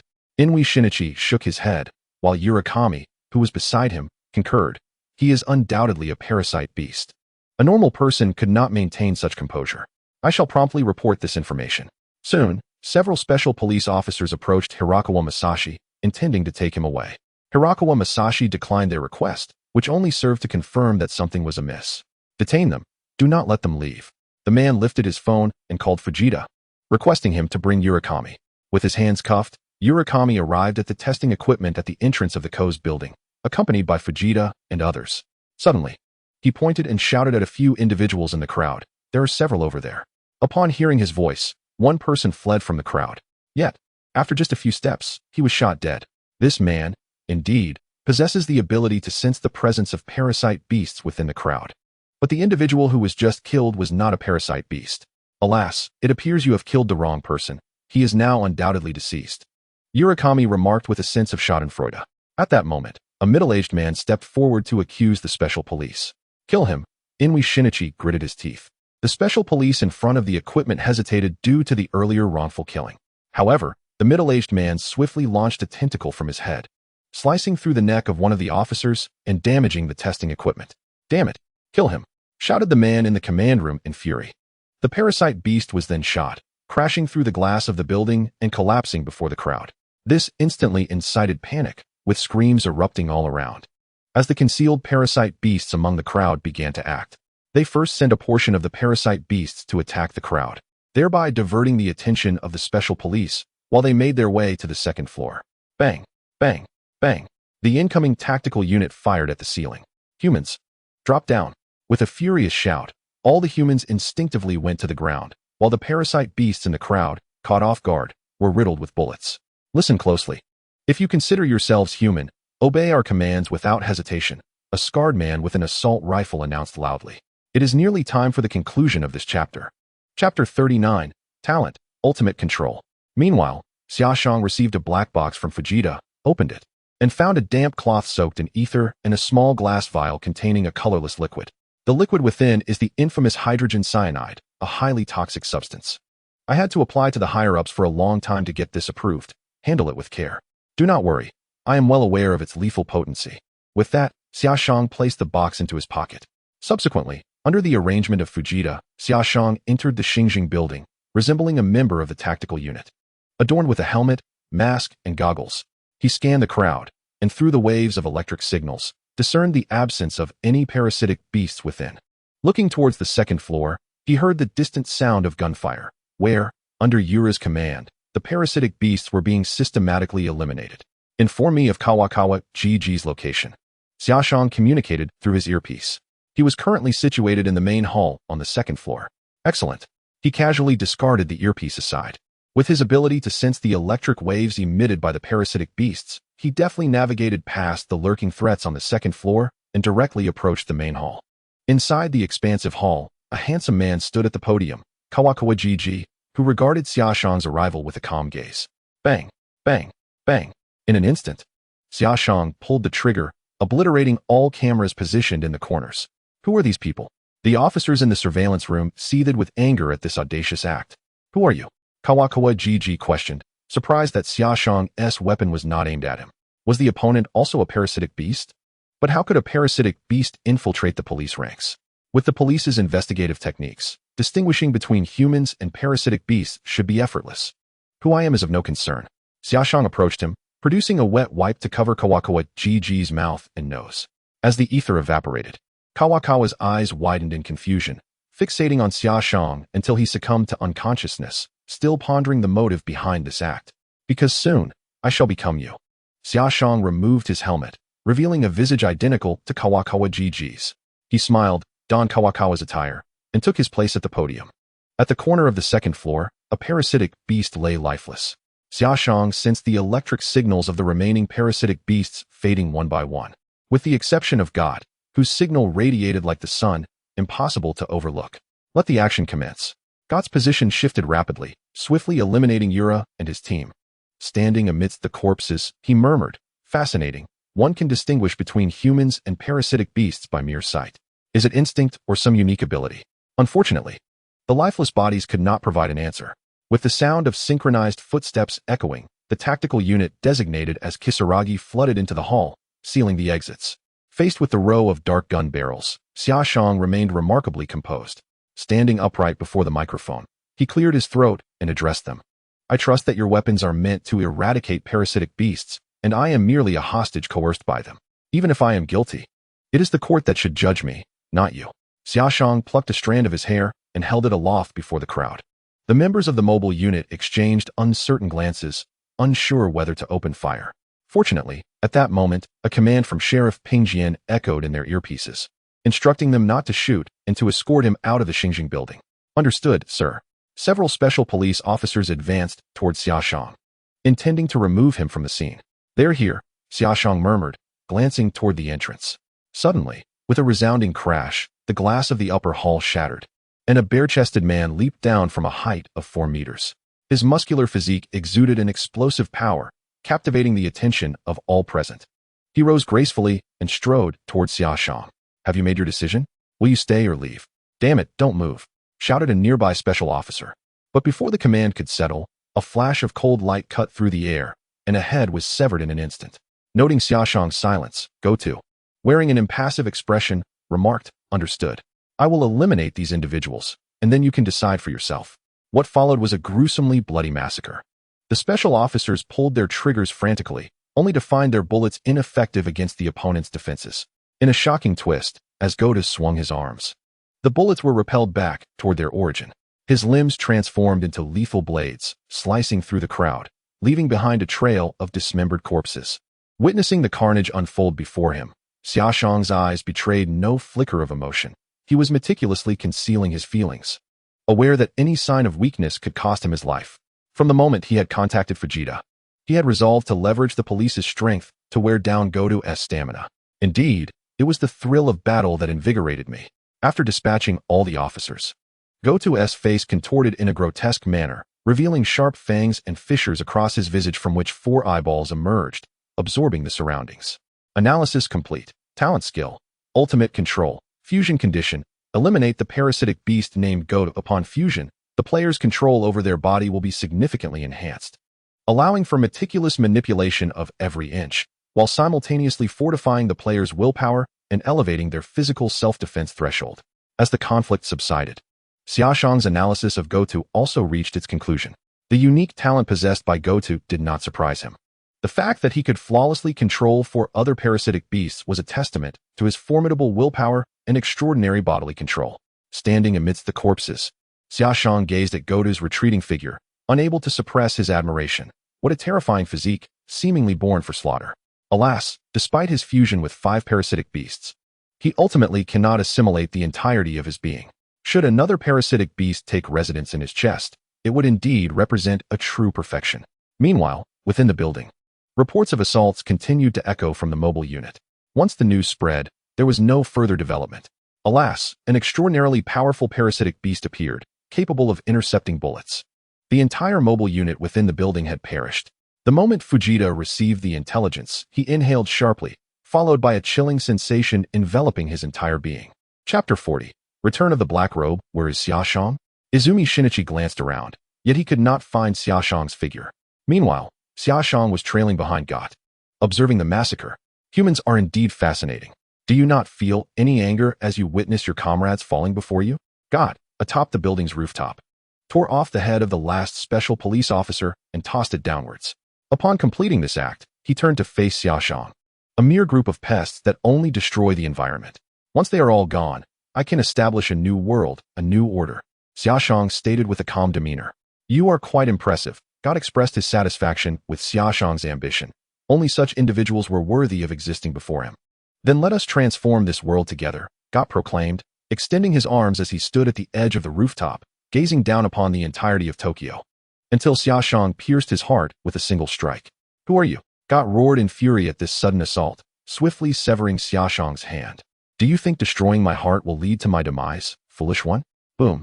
Xia Shang staggered back a couple of steps, his lips parting slightly. The arm that had pierced Vought's heart erupted, countless sharp blades piercing through his body from within.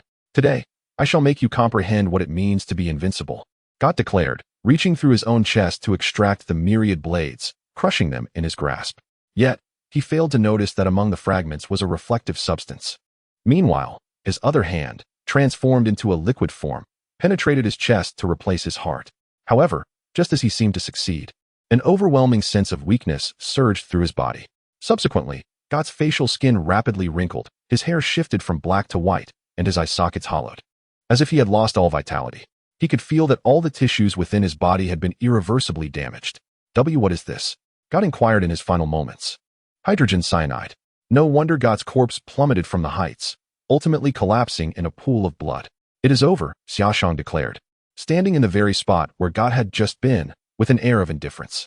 A gentle breeze swept by, and his form dissipated into countless points of light, as if he had never existed. At the moment of God's demise, Mickey exclaimed in terror, God is dead. I can no longer perceive his brainwaves. Simultaneously, Izumi Shinichi's phone rang. He retrieved it to find a message from Xia Shang. Shinichi, we part ways here. May we meet again if fate allows.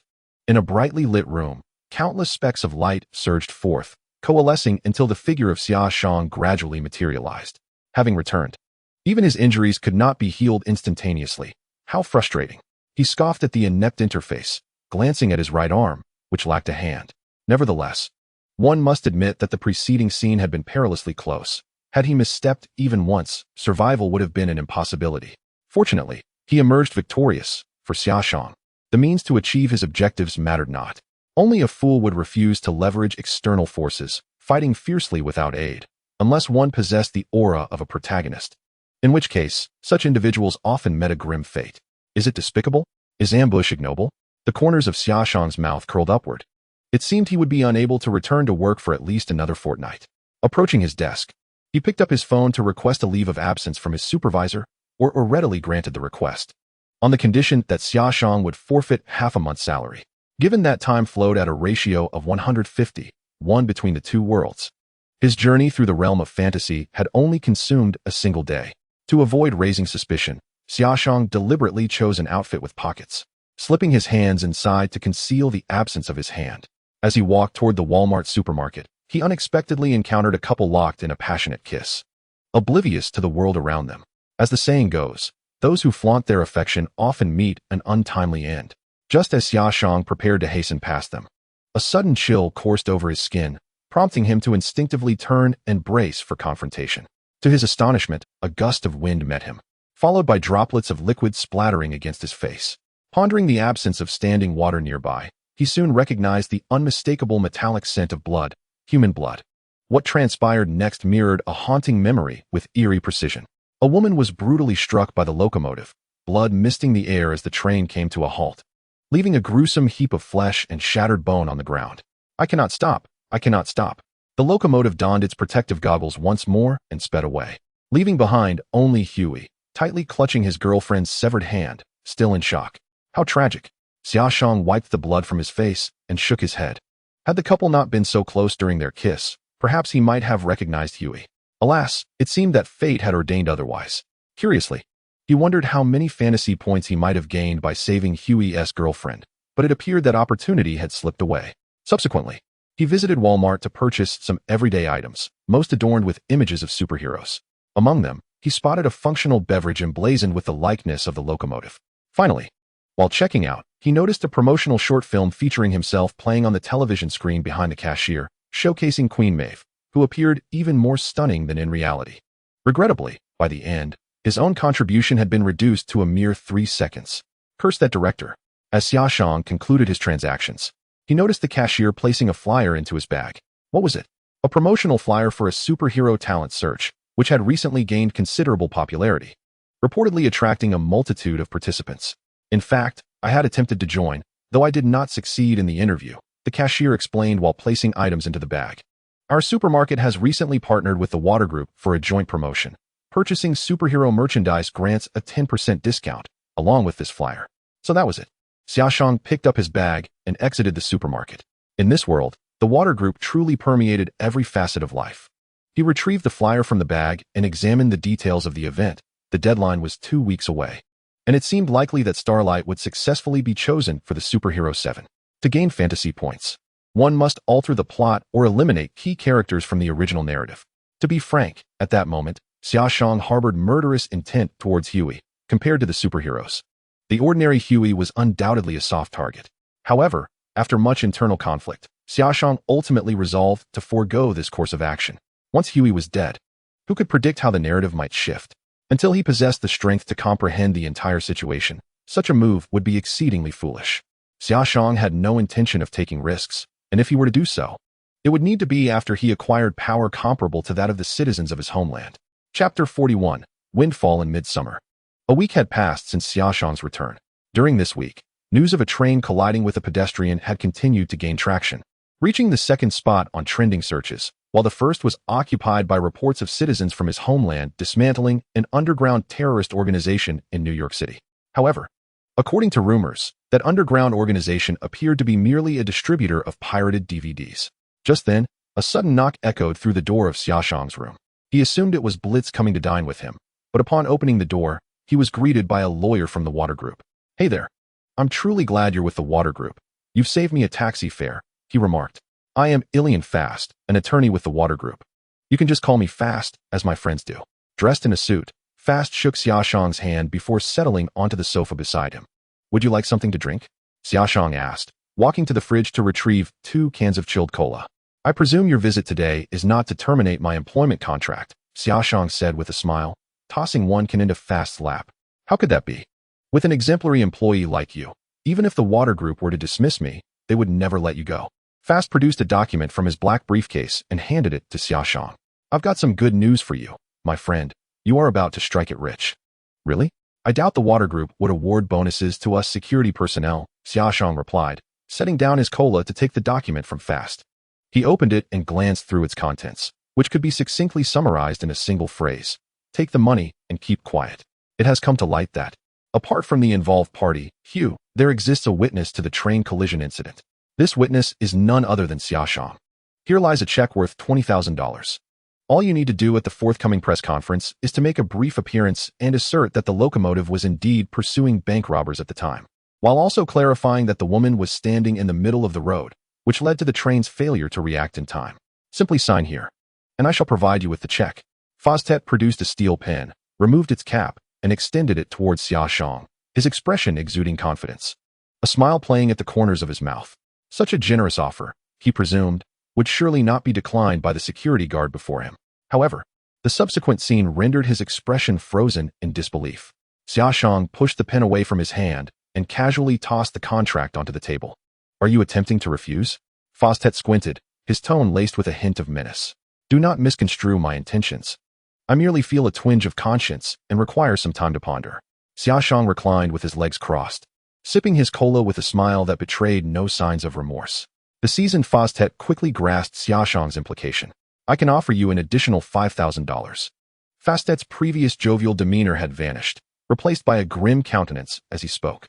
Given the repercussions of this incident, the fluctuations in the value of what group shares have likely exceeded hundreds of millions, not to mention the public relations expenses, which must amount to at least several $100,000. Xia Shang's words prompted Fostet to rise abruptly. "Buddy, if you wish to demand an exorbitant sum, you must also consider whether you will be alive to collect it." "Do not be alarmed." Xia Shang approached him, locking eyes. "What if I were to assert that the woman disregarded the traffic signals and crossed the road, thus it was not the train that struck her, but rather she that collided with the train?" After a tense silence of several seconds, Fostet's expression transformed dramatically, akin to a Sichuan opera face-changing act. As a smile blossomed on his face, "My friend, you are an absolute genius. Being a security guard is a waste of your talents. You are naturally suited to be a lawyer." Fostet clapped Xia Shang on the shoulder, unable to contain his admiration. "Come, let us celebrate with a drink. We shall discuss the particulars further there." Fostet placed his arm around Xia Shang's shoulder, embodying the camaraderie of close friends. Subsequently, Fostet escorted Xia Shang to a bar named Super, which appeared unremarkable from the outside, yet boasted stringent security measures. It was only upon Fostet presenting his what group identification that the entrance security allowed them entry. Inside, the bar's opulent decor starkly contrasted with its exterior simplicity. Fostet guided Xia Shang through the crowd, where scantily clad dancers with striking figures swayed against the poles, neon lights flickering overhead, mingling with the cascading bills from above, creating an atmosphere of intoxicating excess. Regrettably, Xia Shang exhibited little interest in the cacophonous environment, for it would diminish his responsiveness to the external world. Intriguingly, within the confines of this bar, he detected an array of extraordinary brainwaves. If his conjecture was accurate, the majority of patrons here were indeed superhumans. The subsequent scene unfolded before him, validating his hypothesis. A slender individual managed to extend his arms, effortlessly embracing 5 or 6 men simultaneously. "Welcome to the realm of superheroes." Fast, having procured 2 cocktails from a waitress adorned in a bunny costume, handed one to Xia Shang while gesturing for a toast, subsequently downing his drink in one swift motion. Cheers. Xia Shang followed suit, consuming his beverage. Soon after, the two settled upon a vacant sofa, where Fast pointed towards a dancer in the dance floor, grinning as he remarked, "My friend, there's a type for every taste, but I must clarify. I'm not covering the bill." "Never mind. I prefer something more refined," Xia Shang whispered into Fast's ear. Fast erupted into hearty laughter, cautioning, "You'd best not let them hear you. Otherwise, they might tear you to shreds. By the way, if you're truly willing to come forward as a witness, I assure you, the amount you receive will not fall short of this." Fast interlocked his fingers, forming a crucifix shape with his hands. After all, should Xia Shang agree to identify the culprits, the public relations costs of the entire affair would be halved. "I'll take 20,000. With 10,000 to be donated to the children at the orphanage, the remaining 70,000 is yours." Xia Shang swirled his cocktail, gazing dreamily at the center stage. A flicker of caution passed through Fast's eyes. "Why? I doubt anyone would refuse extra money. I've heard my superior, Aoer, is set to resign soon." "This matter is beyond my control," Fast replied, furrowing his brow. He had not anticipated Xia Shang's ambitious appetite. After all, Aoer was the deputy director of the security department at Water Group, which fell under the jurisdiction of the Human Resources Department. Ordinarily, for Xia Shang to ascend to the position of deputy director within the security division from his current role, he would need to surpass 3 significant hurdles. Firstly, a minimum of 3 years of relevant experience, then the position of deputy captain of a security squad, followed by captain, before finally having a chance at the deputy directorship. Don't be so rigid. Rules are made by people, and connections can speak louder than any regulations. Xia Shang retorted as he rose and approached the despondent figure known as the locomotive. Chapter 42. What is the flavor of compound number 5? "Hey, buddy. May I sit here?" "Scram. Don't bother me." The locomotive shot a glance at Xia Shang, and upon realizing he was a stranger, responded with impatience. Undeterred, Xia Shang took a seat beside him. The locomotive observed with a sense of fury as Xia Shang remained unperturbed, audaciously taking a seat beside him. An overwhelming wrath surged through him, prompting him to turn and glare at Xia Shang. He then removed his goggles, revealing a grotesque expression, and declared, "Do you have a death wish, daring to provoke me? I recently crushed a similarly blind fool beneath my wheels. Do you have any idea how gruesome her demise was?" He gestured dramatically with his hands, mimicking an explosion, as he recounted how she had been reduced to mere pulp. Following this, he erupted into a boisterous laughter. Unfazed by the locomotive's threats, Xia Shang felt an unexpected amusement bubbling within him. He took a sip of his cocktail and slowly replied, "How does the 5th compound taste? If the people from your homeland were to discover that you now rely on it to maintain your speed, they might very well expel you from the 7-person team." The locomotive's laughter abruptly ceased, akin to a rooster having its throat grasped. A flicker of panic flashed in his eyes, and his tone shifted to one of tension. "Who are you, and how do you know this?" As he stared at Xia Shang, thoughts of silencing him through violence began to creep into his mind. "Do you realize the trouble your incident has caused the organization? The public relations costs alone have reached millions of dollars." Xia Shang remained impassive, reclining against the sofa and crossing his legs. He understood that the more fearless he appeared, the more persuasive his words would be. Before long, beads of sweat began to dot the locomotive's forehead. It was becoming increasingly clear that Xia Shang was undoubtedly a high-ranking official from the Water Group. The earlier thoughts of violence dissipated instantly. "Are you an associate of the vice president or the president?" the locomotive inquired politely. "Such matters are beyond your need to know and your right to comprehend. The higher-ups have decreed that you may be spared this time. However, a repeat occurrence will result in your expulsion. By the way, a friendly warning. Excessive consumption of the 5th compound could lead to severe cardiac issues," Xia Shang remarked, gesturing towards his own heart. Currently, rumors suggesting that the 5th compound could create superheroes were circulating in the market. We are investigating the origins of these rumors. And should we uncover the identity of the one disseminating or leaking them, the consequences will be dire. That individual may very well vanish from existence. As soon as Xia Shang finished speaking, the locomotive grew anxious and hastily protested, "Please believe me, and have the higher-up believe me as well. I assure you, I am not involved in this matter. I swear to God. Let us hope so. Otherwise, even Jesus himself would be unable to save you." Xia Shang replied as he rose once more. "At present, I hold the position of security within the organization, and I require your assistance in securing the role of deputy supervisor in the security department. Only then can I uncover further information and assist in clearing your name. Of course, I will attend to it immediately," the locomotive responded, his eyes betraying a sudden terror. To his astonishment, Xia Shang's own visage appeared upon the back of his head. Upon returning to his original position, Fast stared at Xia Shang in disbelief, exclaiming, "You actually know the locomotive? It seems he harbors a certain fear of you. It seems you have misread. I have long been acquainted with the locomotive and share a decent rapport with it. So it is, with the locomotive's assistance. The mere position of deputy supervisor is effortlessly within reach. Allow me to toast to your success." In an instant, Xia Shang's standing elevated in Fast's esteem. He respectfully raised his glass and smiled as he spoke. Emerging from the bar, the night had fallen. Standing on the street, Xia Shang felt the evening breeze. Clink, clink. A kin emblazoned with the visage of our homeland was blown to his feet by the wind. Rather than bowing his head, he lifted his leg and crushed it beneath his foot. He then gazed toward the water building, softly murmuring, "What a colossal creature this is. How splendid it would be if it were mine." In the days that followed, Xia Shang appeared alongside the locomotive. Faced with the throngs of cameras, he remained remarkably composed, gripping the microphone in one hand while the other rested in his pocket. As the second eyewitness on the scene, "I solemnly swear in the name of Jesus that my previous statements were entirely truthful. The incident involved the locomotive as a victim as well. Although I felt great sympathy for the young woman's plight, I was genuinely moved upon learning that the Water Group would generously compensate her family with a substantial sum. Water Company embodies human compassion and social responsibility, and I take immense pride in working there." Given the significance of this public relations event, Water Group's vice president, Madeline, also attended. She expressed her satisfaction with Xia Shang's remarks. Turning to the director of the Public Relations Department, Ashley Barrett, she remarked, "I've heard he is quite interested in the deputy supervisor position in the security department. Fast mentioned this to me, and it seems he is acquainted with the locomotive. He approached me about this matter yesterday afternoon." Holding her briefcase, Ashley replied, "His speech was commendable. Let us proceed with him.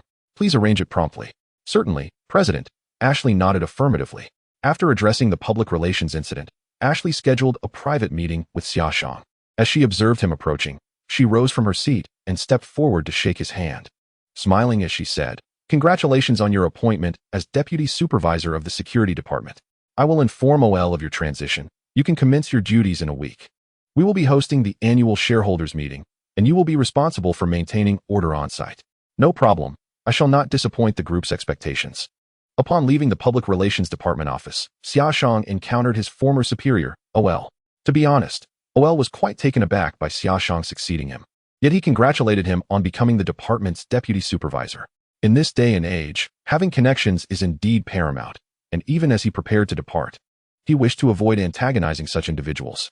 In the subsequent days, Xia Shang balanced his recovery with honing his physical capabilities while simultaneously familiarizing himself with the responsibilities of his new role.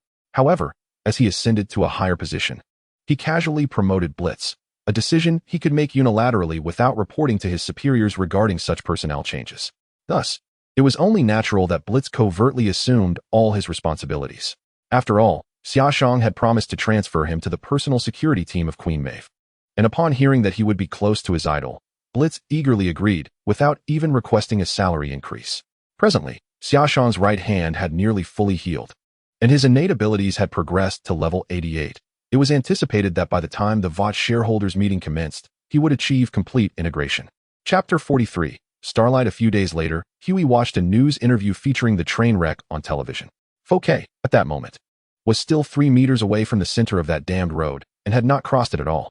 Witnessing the train wreck's outrageous claims ignited a fire of fury within Huey, while his father, Simon, attempted to counsel him. Indeed, they both understood the situation all too well. Thus, a substantial sum had been paid to the family of Lopin. It was akin to a traffic accident, unless evidence proved that the speedster had committed murder with intent. This was the best outcome possible. In contrast to the impetuous Huey, his father Simon had clearly been tempered by society. However, at that moment, Huey could not accept Simon's words. He gazed at the train wreck on the television, his eyes kindling with a flame named vengeance. Subsequently, Fooster approached Huey, seeking to have him sign a non-disclosure agreement, but Huey firmly declined. A week later, Vought held its annual shareholders meeting as scheduled. Outside the Vought building, news media from around the world and thousands of superhero fans gathered. After completing all his tasks, Xia Shang accompanied Ashley to welcome the newest member of the Seven, Starlight. For this appearance, Starlight had specially commissioned a yellow and white costume adorned with a cape. As she stepped out of the car, the crowd erupted in cheers, welcoming her to New York. Starlight surveyed her surroundings, her eyes filled with astonishment and disbelief. She had succeeded. She had become one of the superheroes in the Seven, having transitioned from an ordinary girl from Des Moines, Iowa. In this moment, she reveled in the sensation of being the center of attention. "I am Ashley Barrett, the head of talent and public relations," Ashley stated as she stepped forward to shake Starlight's hand. Listening to the cheers surrounding her, Starlight felt as though she were in a dream. This scene had only ever unfolded in her fantasies. "Did all these people come here for me?" Starlight whispered to Ashley. With unwavering confidence, Ashley smiled and replied, "Darling, who else could they possibly be here for?" At that moment, Xia Shang approached the two and introduced himself. "I am Xia Shang, the deputy head of security. I will now take you and your mother on a tour of the Vought building, as well as prepare you for your upcoming debut." Xia Shang, adorned in a sleek black suit, stands at an impressive height of over 6 feet. His robust physique and striking features evoking the presence of a dapper enforcer. With a radiant smile, Xinguang beams brightly as Xia Shang leads them into the water tower building. They meander through the first floor before Xia Shang guides her to the venue of the water shareholders meeting.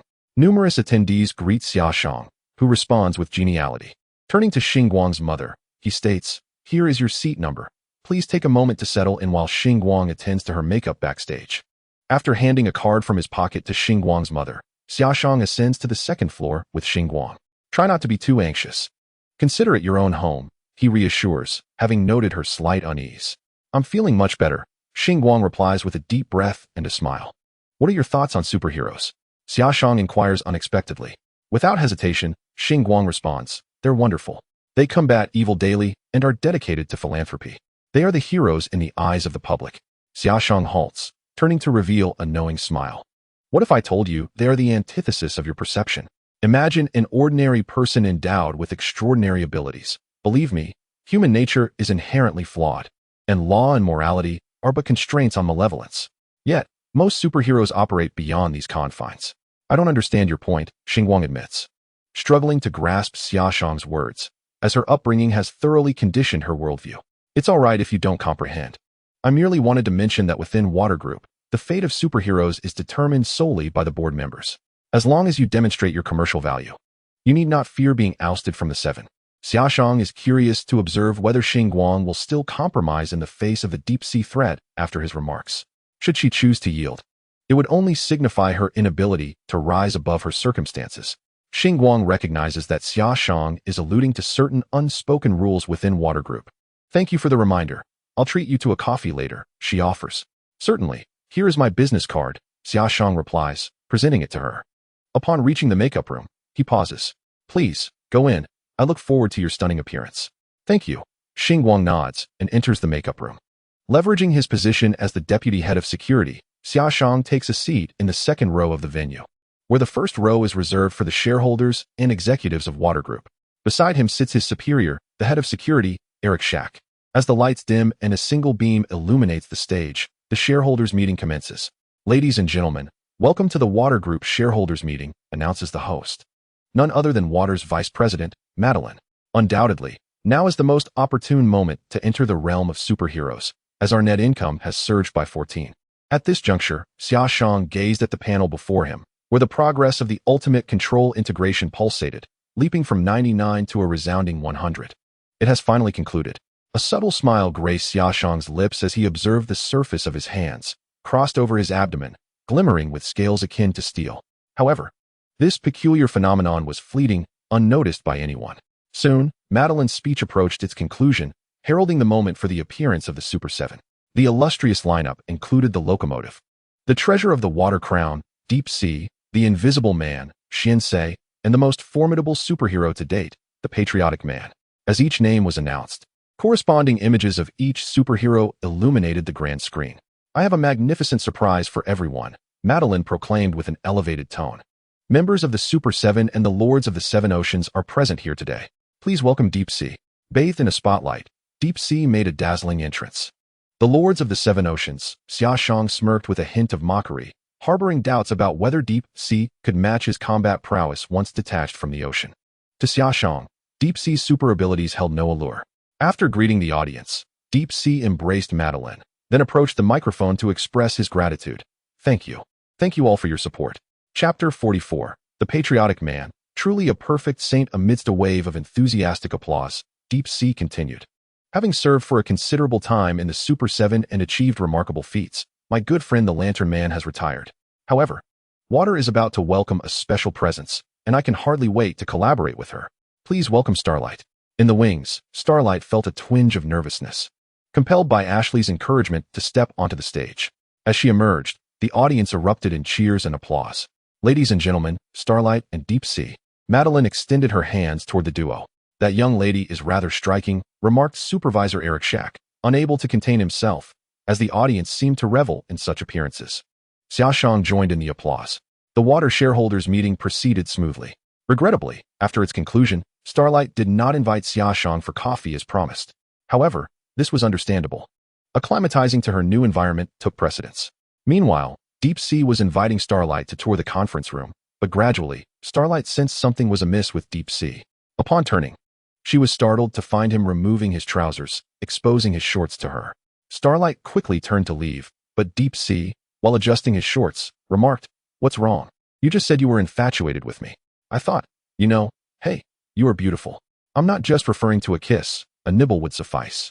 Starlight disregarded the creep and aimed to exit. "Hey, this concerns how desperately you wish to join the Super 7. Upon hearing these words, Starlight paused, turning her gaze towards the depths of the ocean. Memories of Summer's words surfaced in her mind. After a moment of contemplation, she could not help but let out a cold laugh. "Whether I can join the 7 is not for you to decide, unless you can manipulate the wills of all the Vought shareholders." With that, Starlight exited the conference room. Damn it, who the hell told her? Deep Sea watched her leave, slamming his fist onto the table in anger. The illustrious tradition of the 7 had just been shattered by his own hand. At that moment, Summer was preparing to head to the grocery store where Huey worked. Suddenly, a prompt box appeared before him. "Congratulations, player, for slightly altering the original storyline, earning 10 points of fantasy value." At last, there was hope. My words were not wasted in vain. This way, Starlight held considerable value for Summer. By placing his eyes within the 7, he could better steer their direction.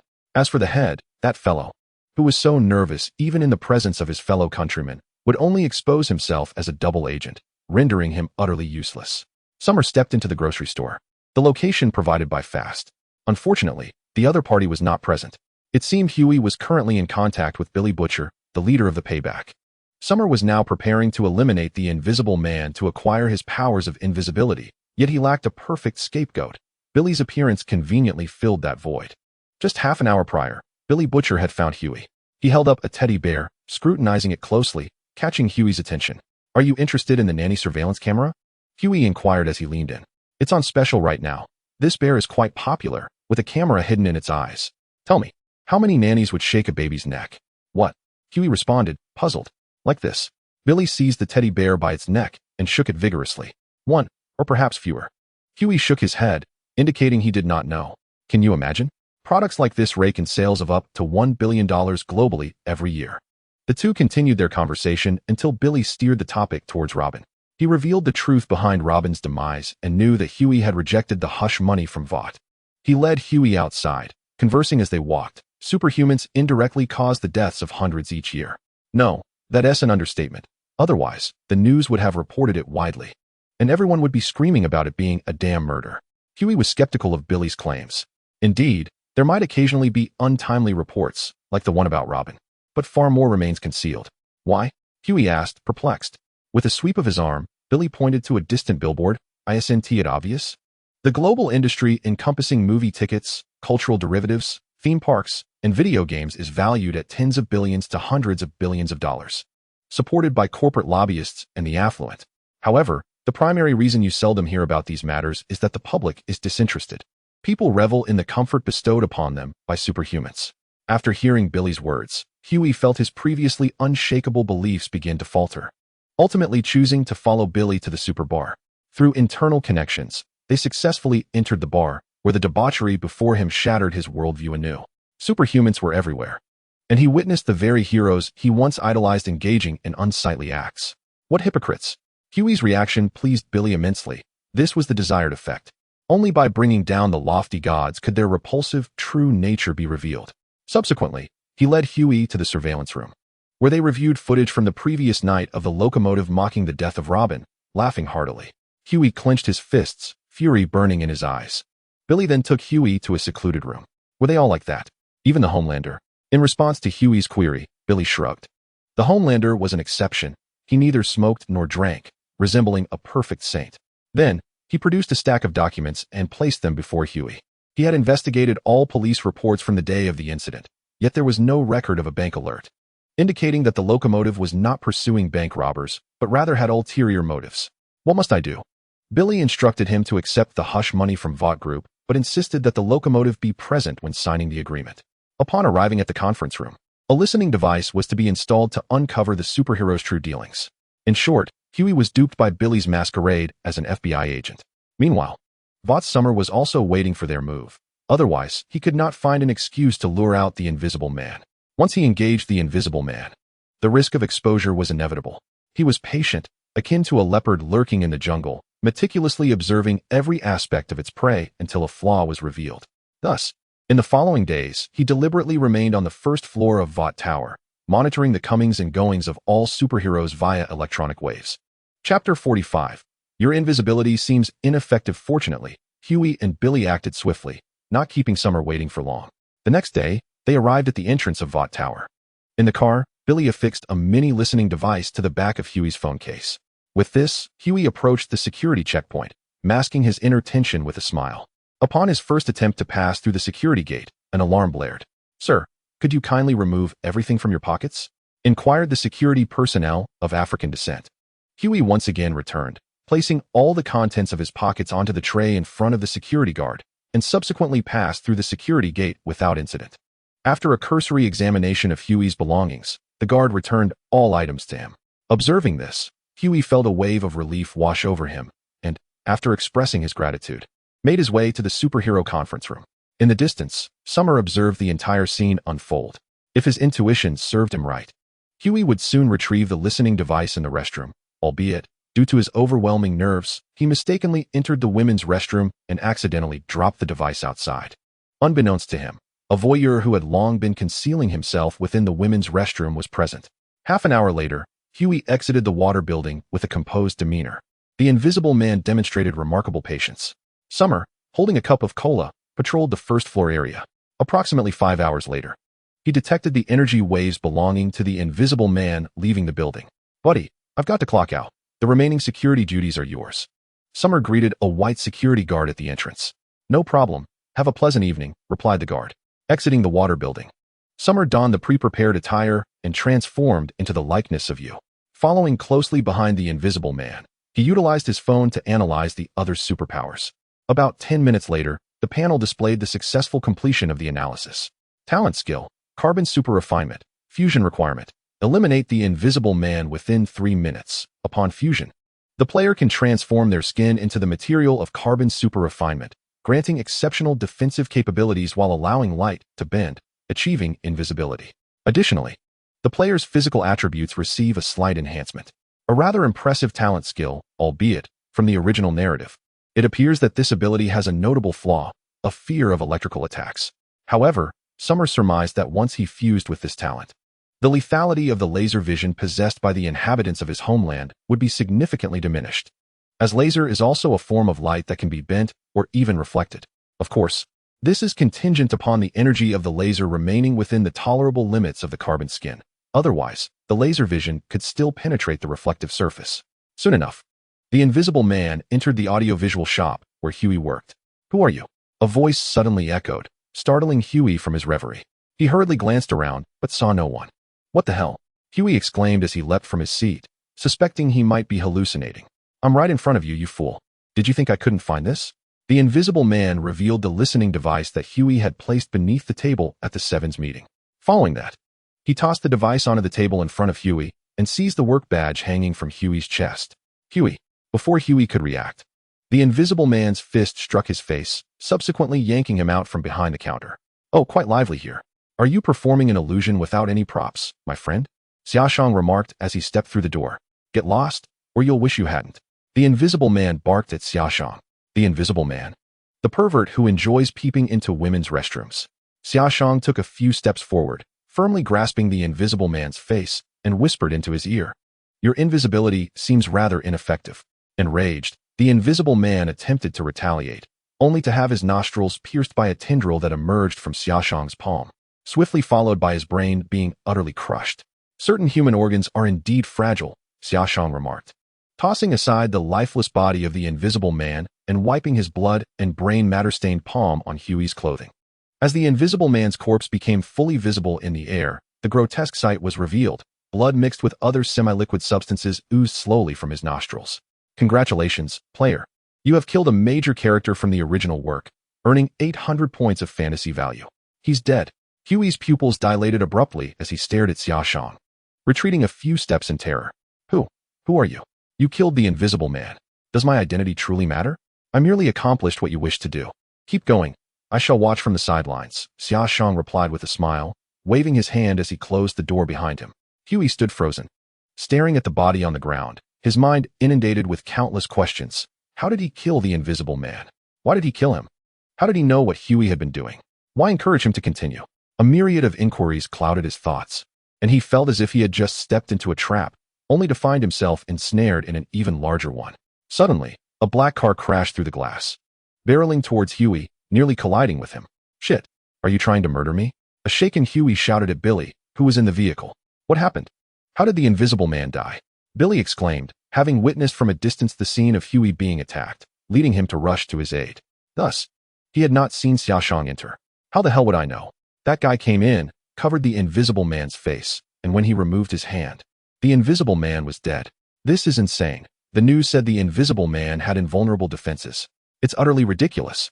Ignoring Huey's furious outburst, Billy crouched before the corpse of the Invisible Man, examining the wounds. After several seconds, his expression turned grave. The Invisible Man's skin has formidable defenses, yet his internal body is no different from an ordinary human. If I'm not mistaken, the other party must have employed some method to instantaneously destroy the Invisible Man's brain. Standing up, Billy asked with a heavy tone, "Did he say anything?" "Let me think," Huey replied, furrowing his brow as he began to recollect. The other party remarked that the Invisible Man is a perverse individual who enjoys peeping into women's restrooms, further suggesting that they are aware of our actions and even encouraging me to persevere. From this perspective, it appears that they at least stand on our side and are quite familiar with the Invisible Man, potentially being a superhero associated with the Water Group. Billy calmly analyzed the situation. It was not as dire as it could be, though the reason for the other party's reluctance to reveal themselves remained unclear. Nevertheless, he decided to set aside such concerns for the moment and focus on the urgent matter of disposing of the body, as they had undoubtedly stirred up considerable trouble. Chapter 46. Compound 5. This individual is equipped with a tracking chip. We must distance ourselves from New York. Trust me, I can handle this effectively.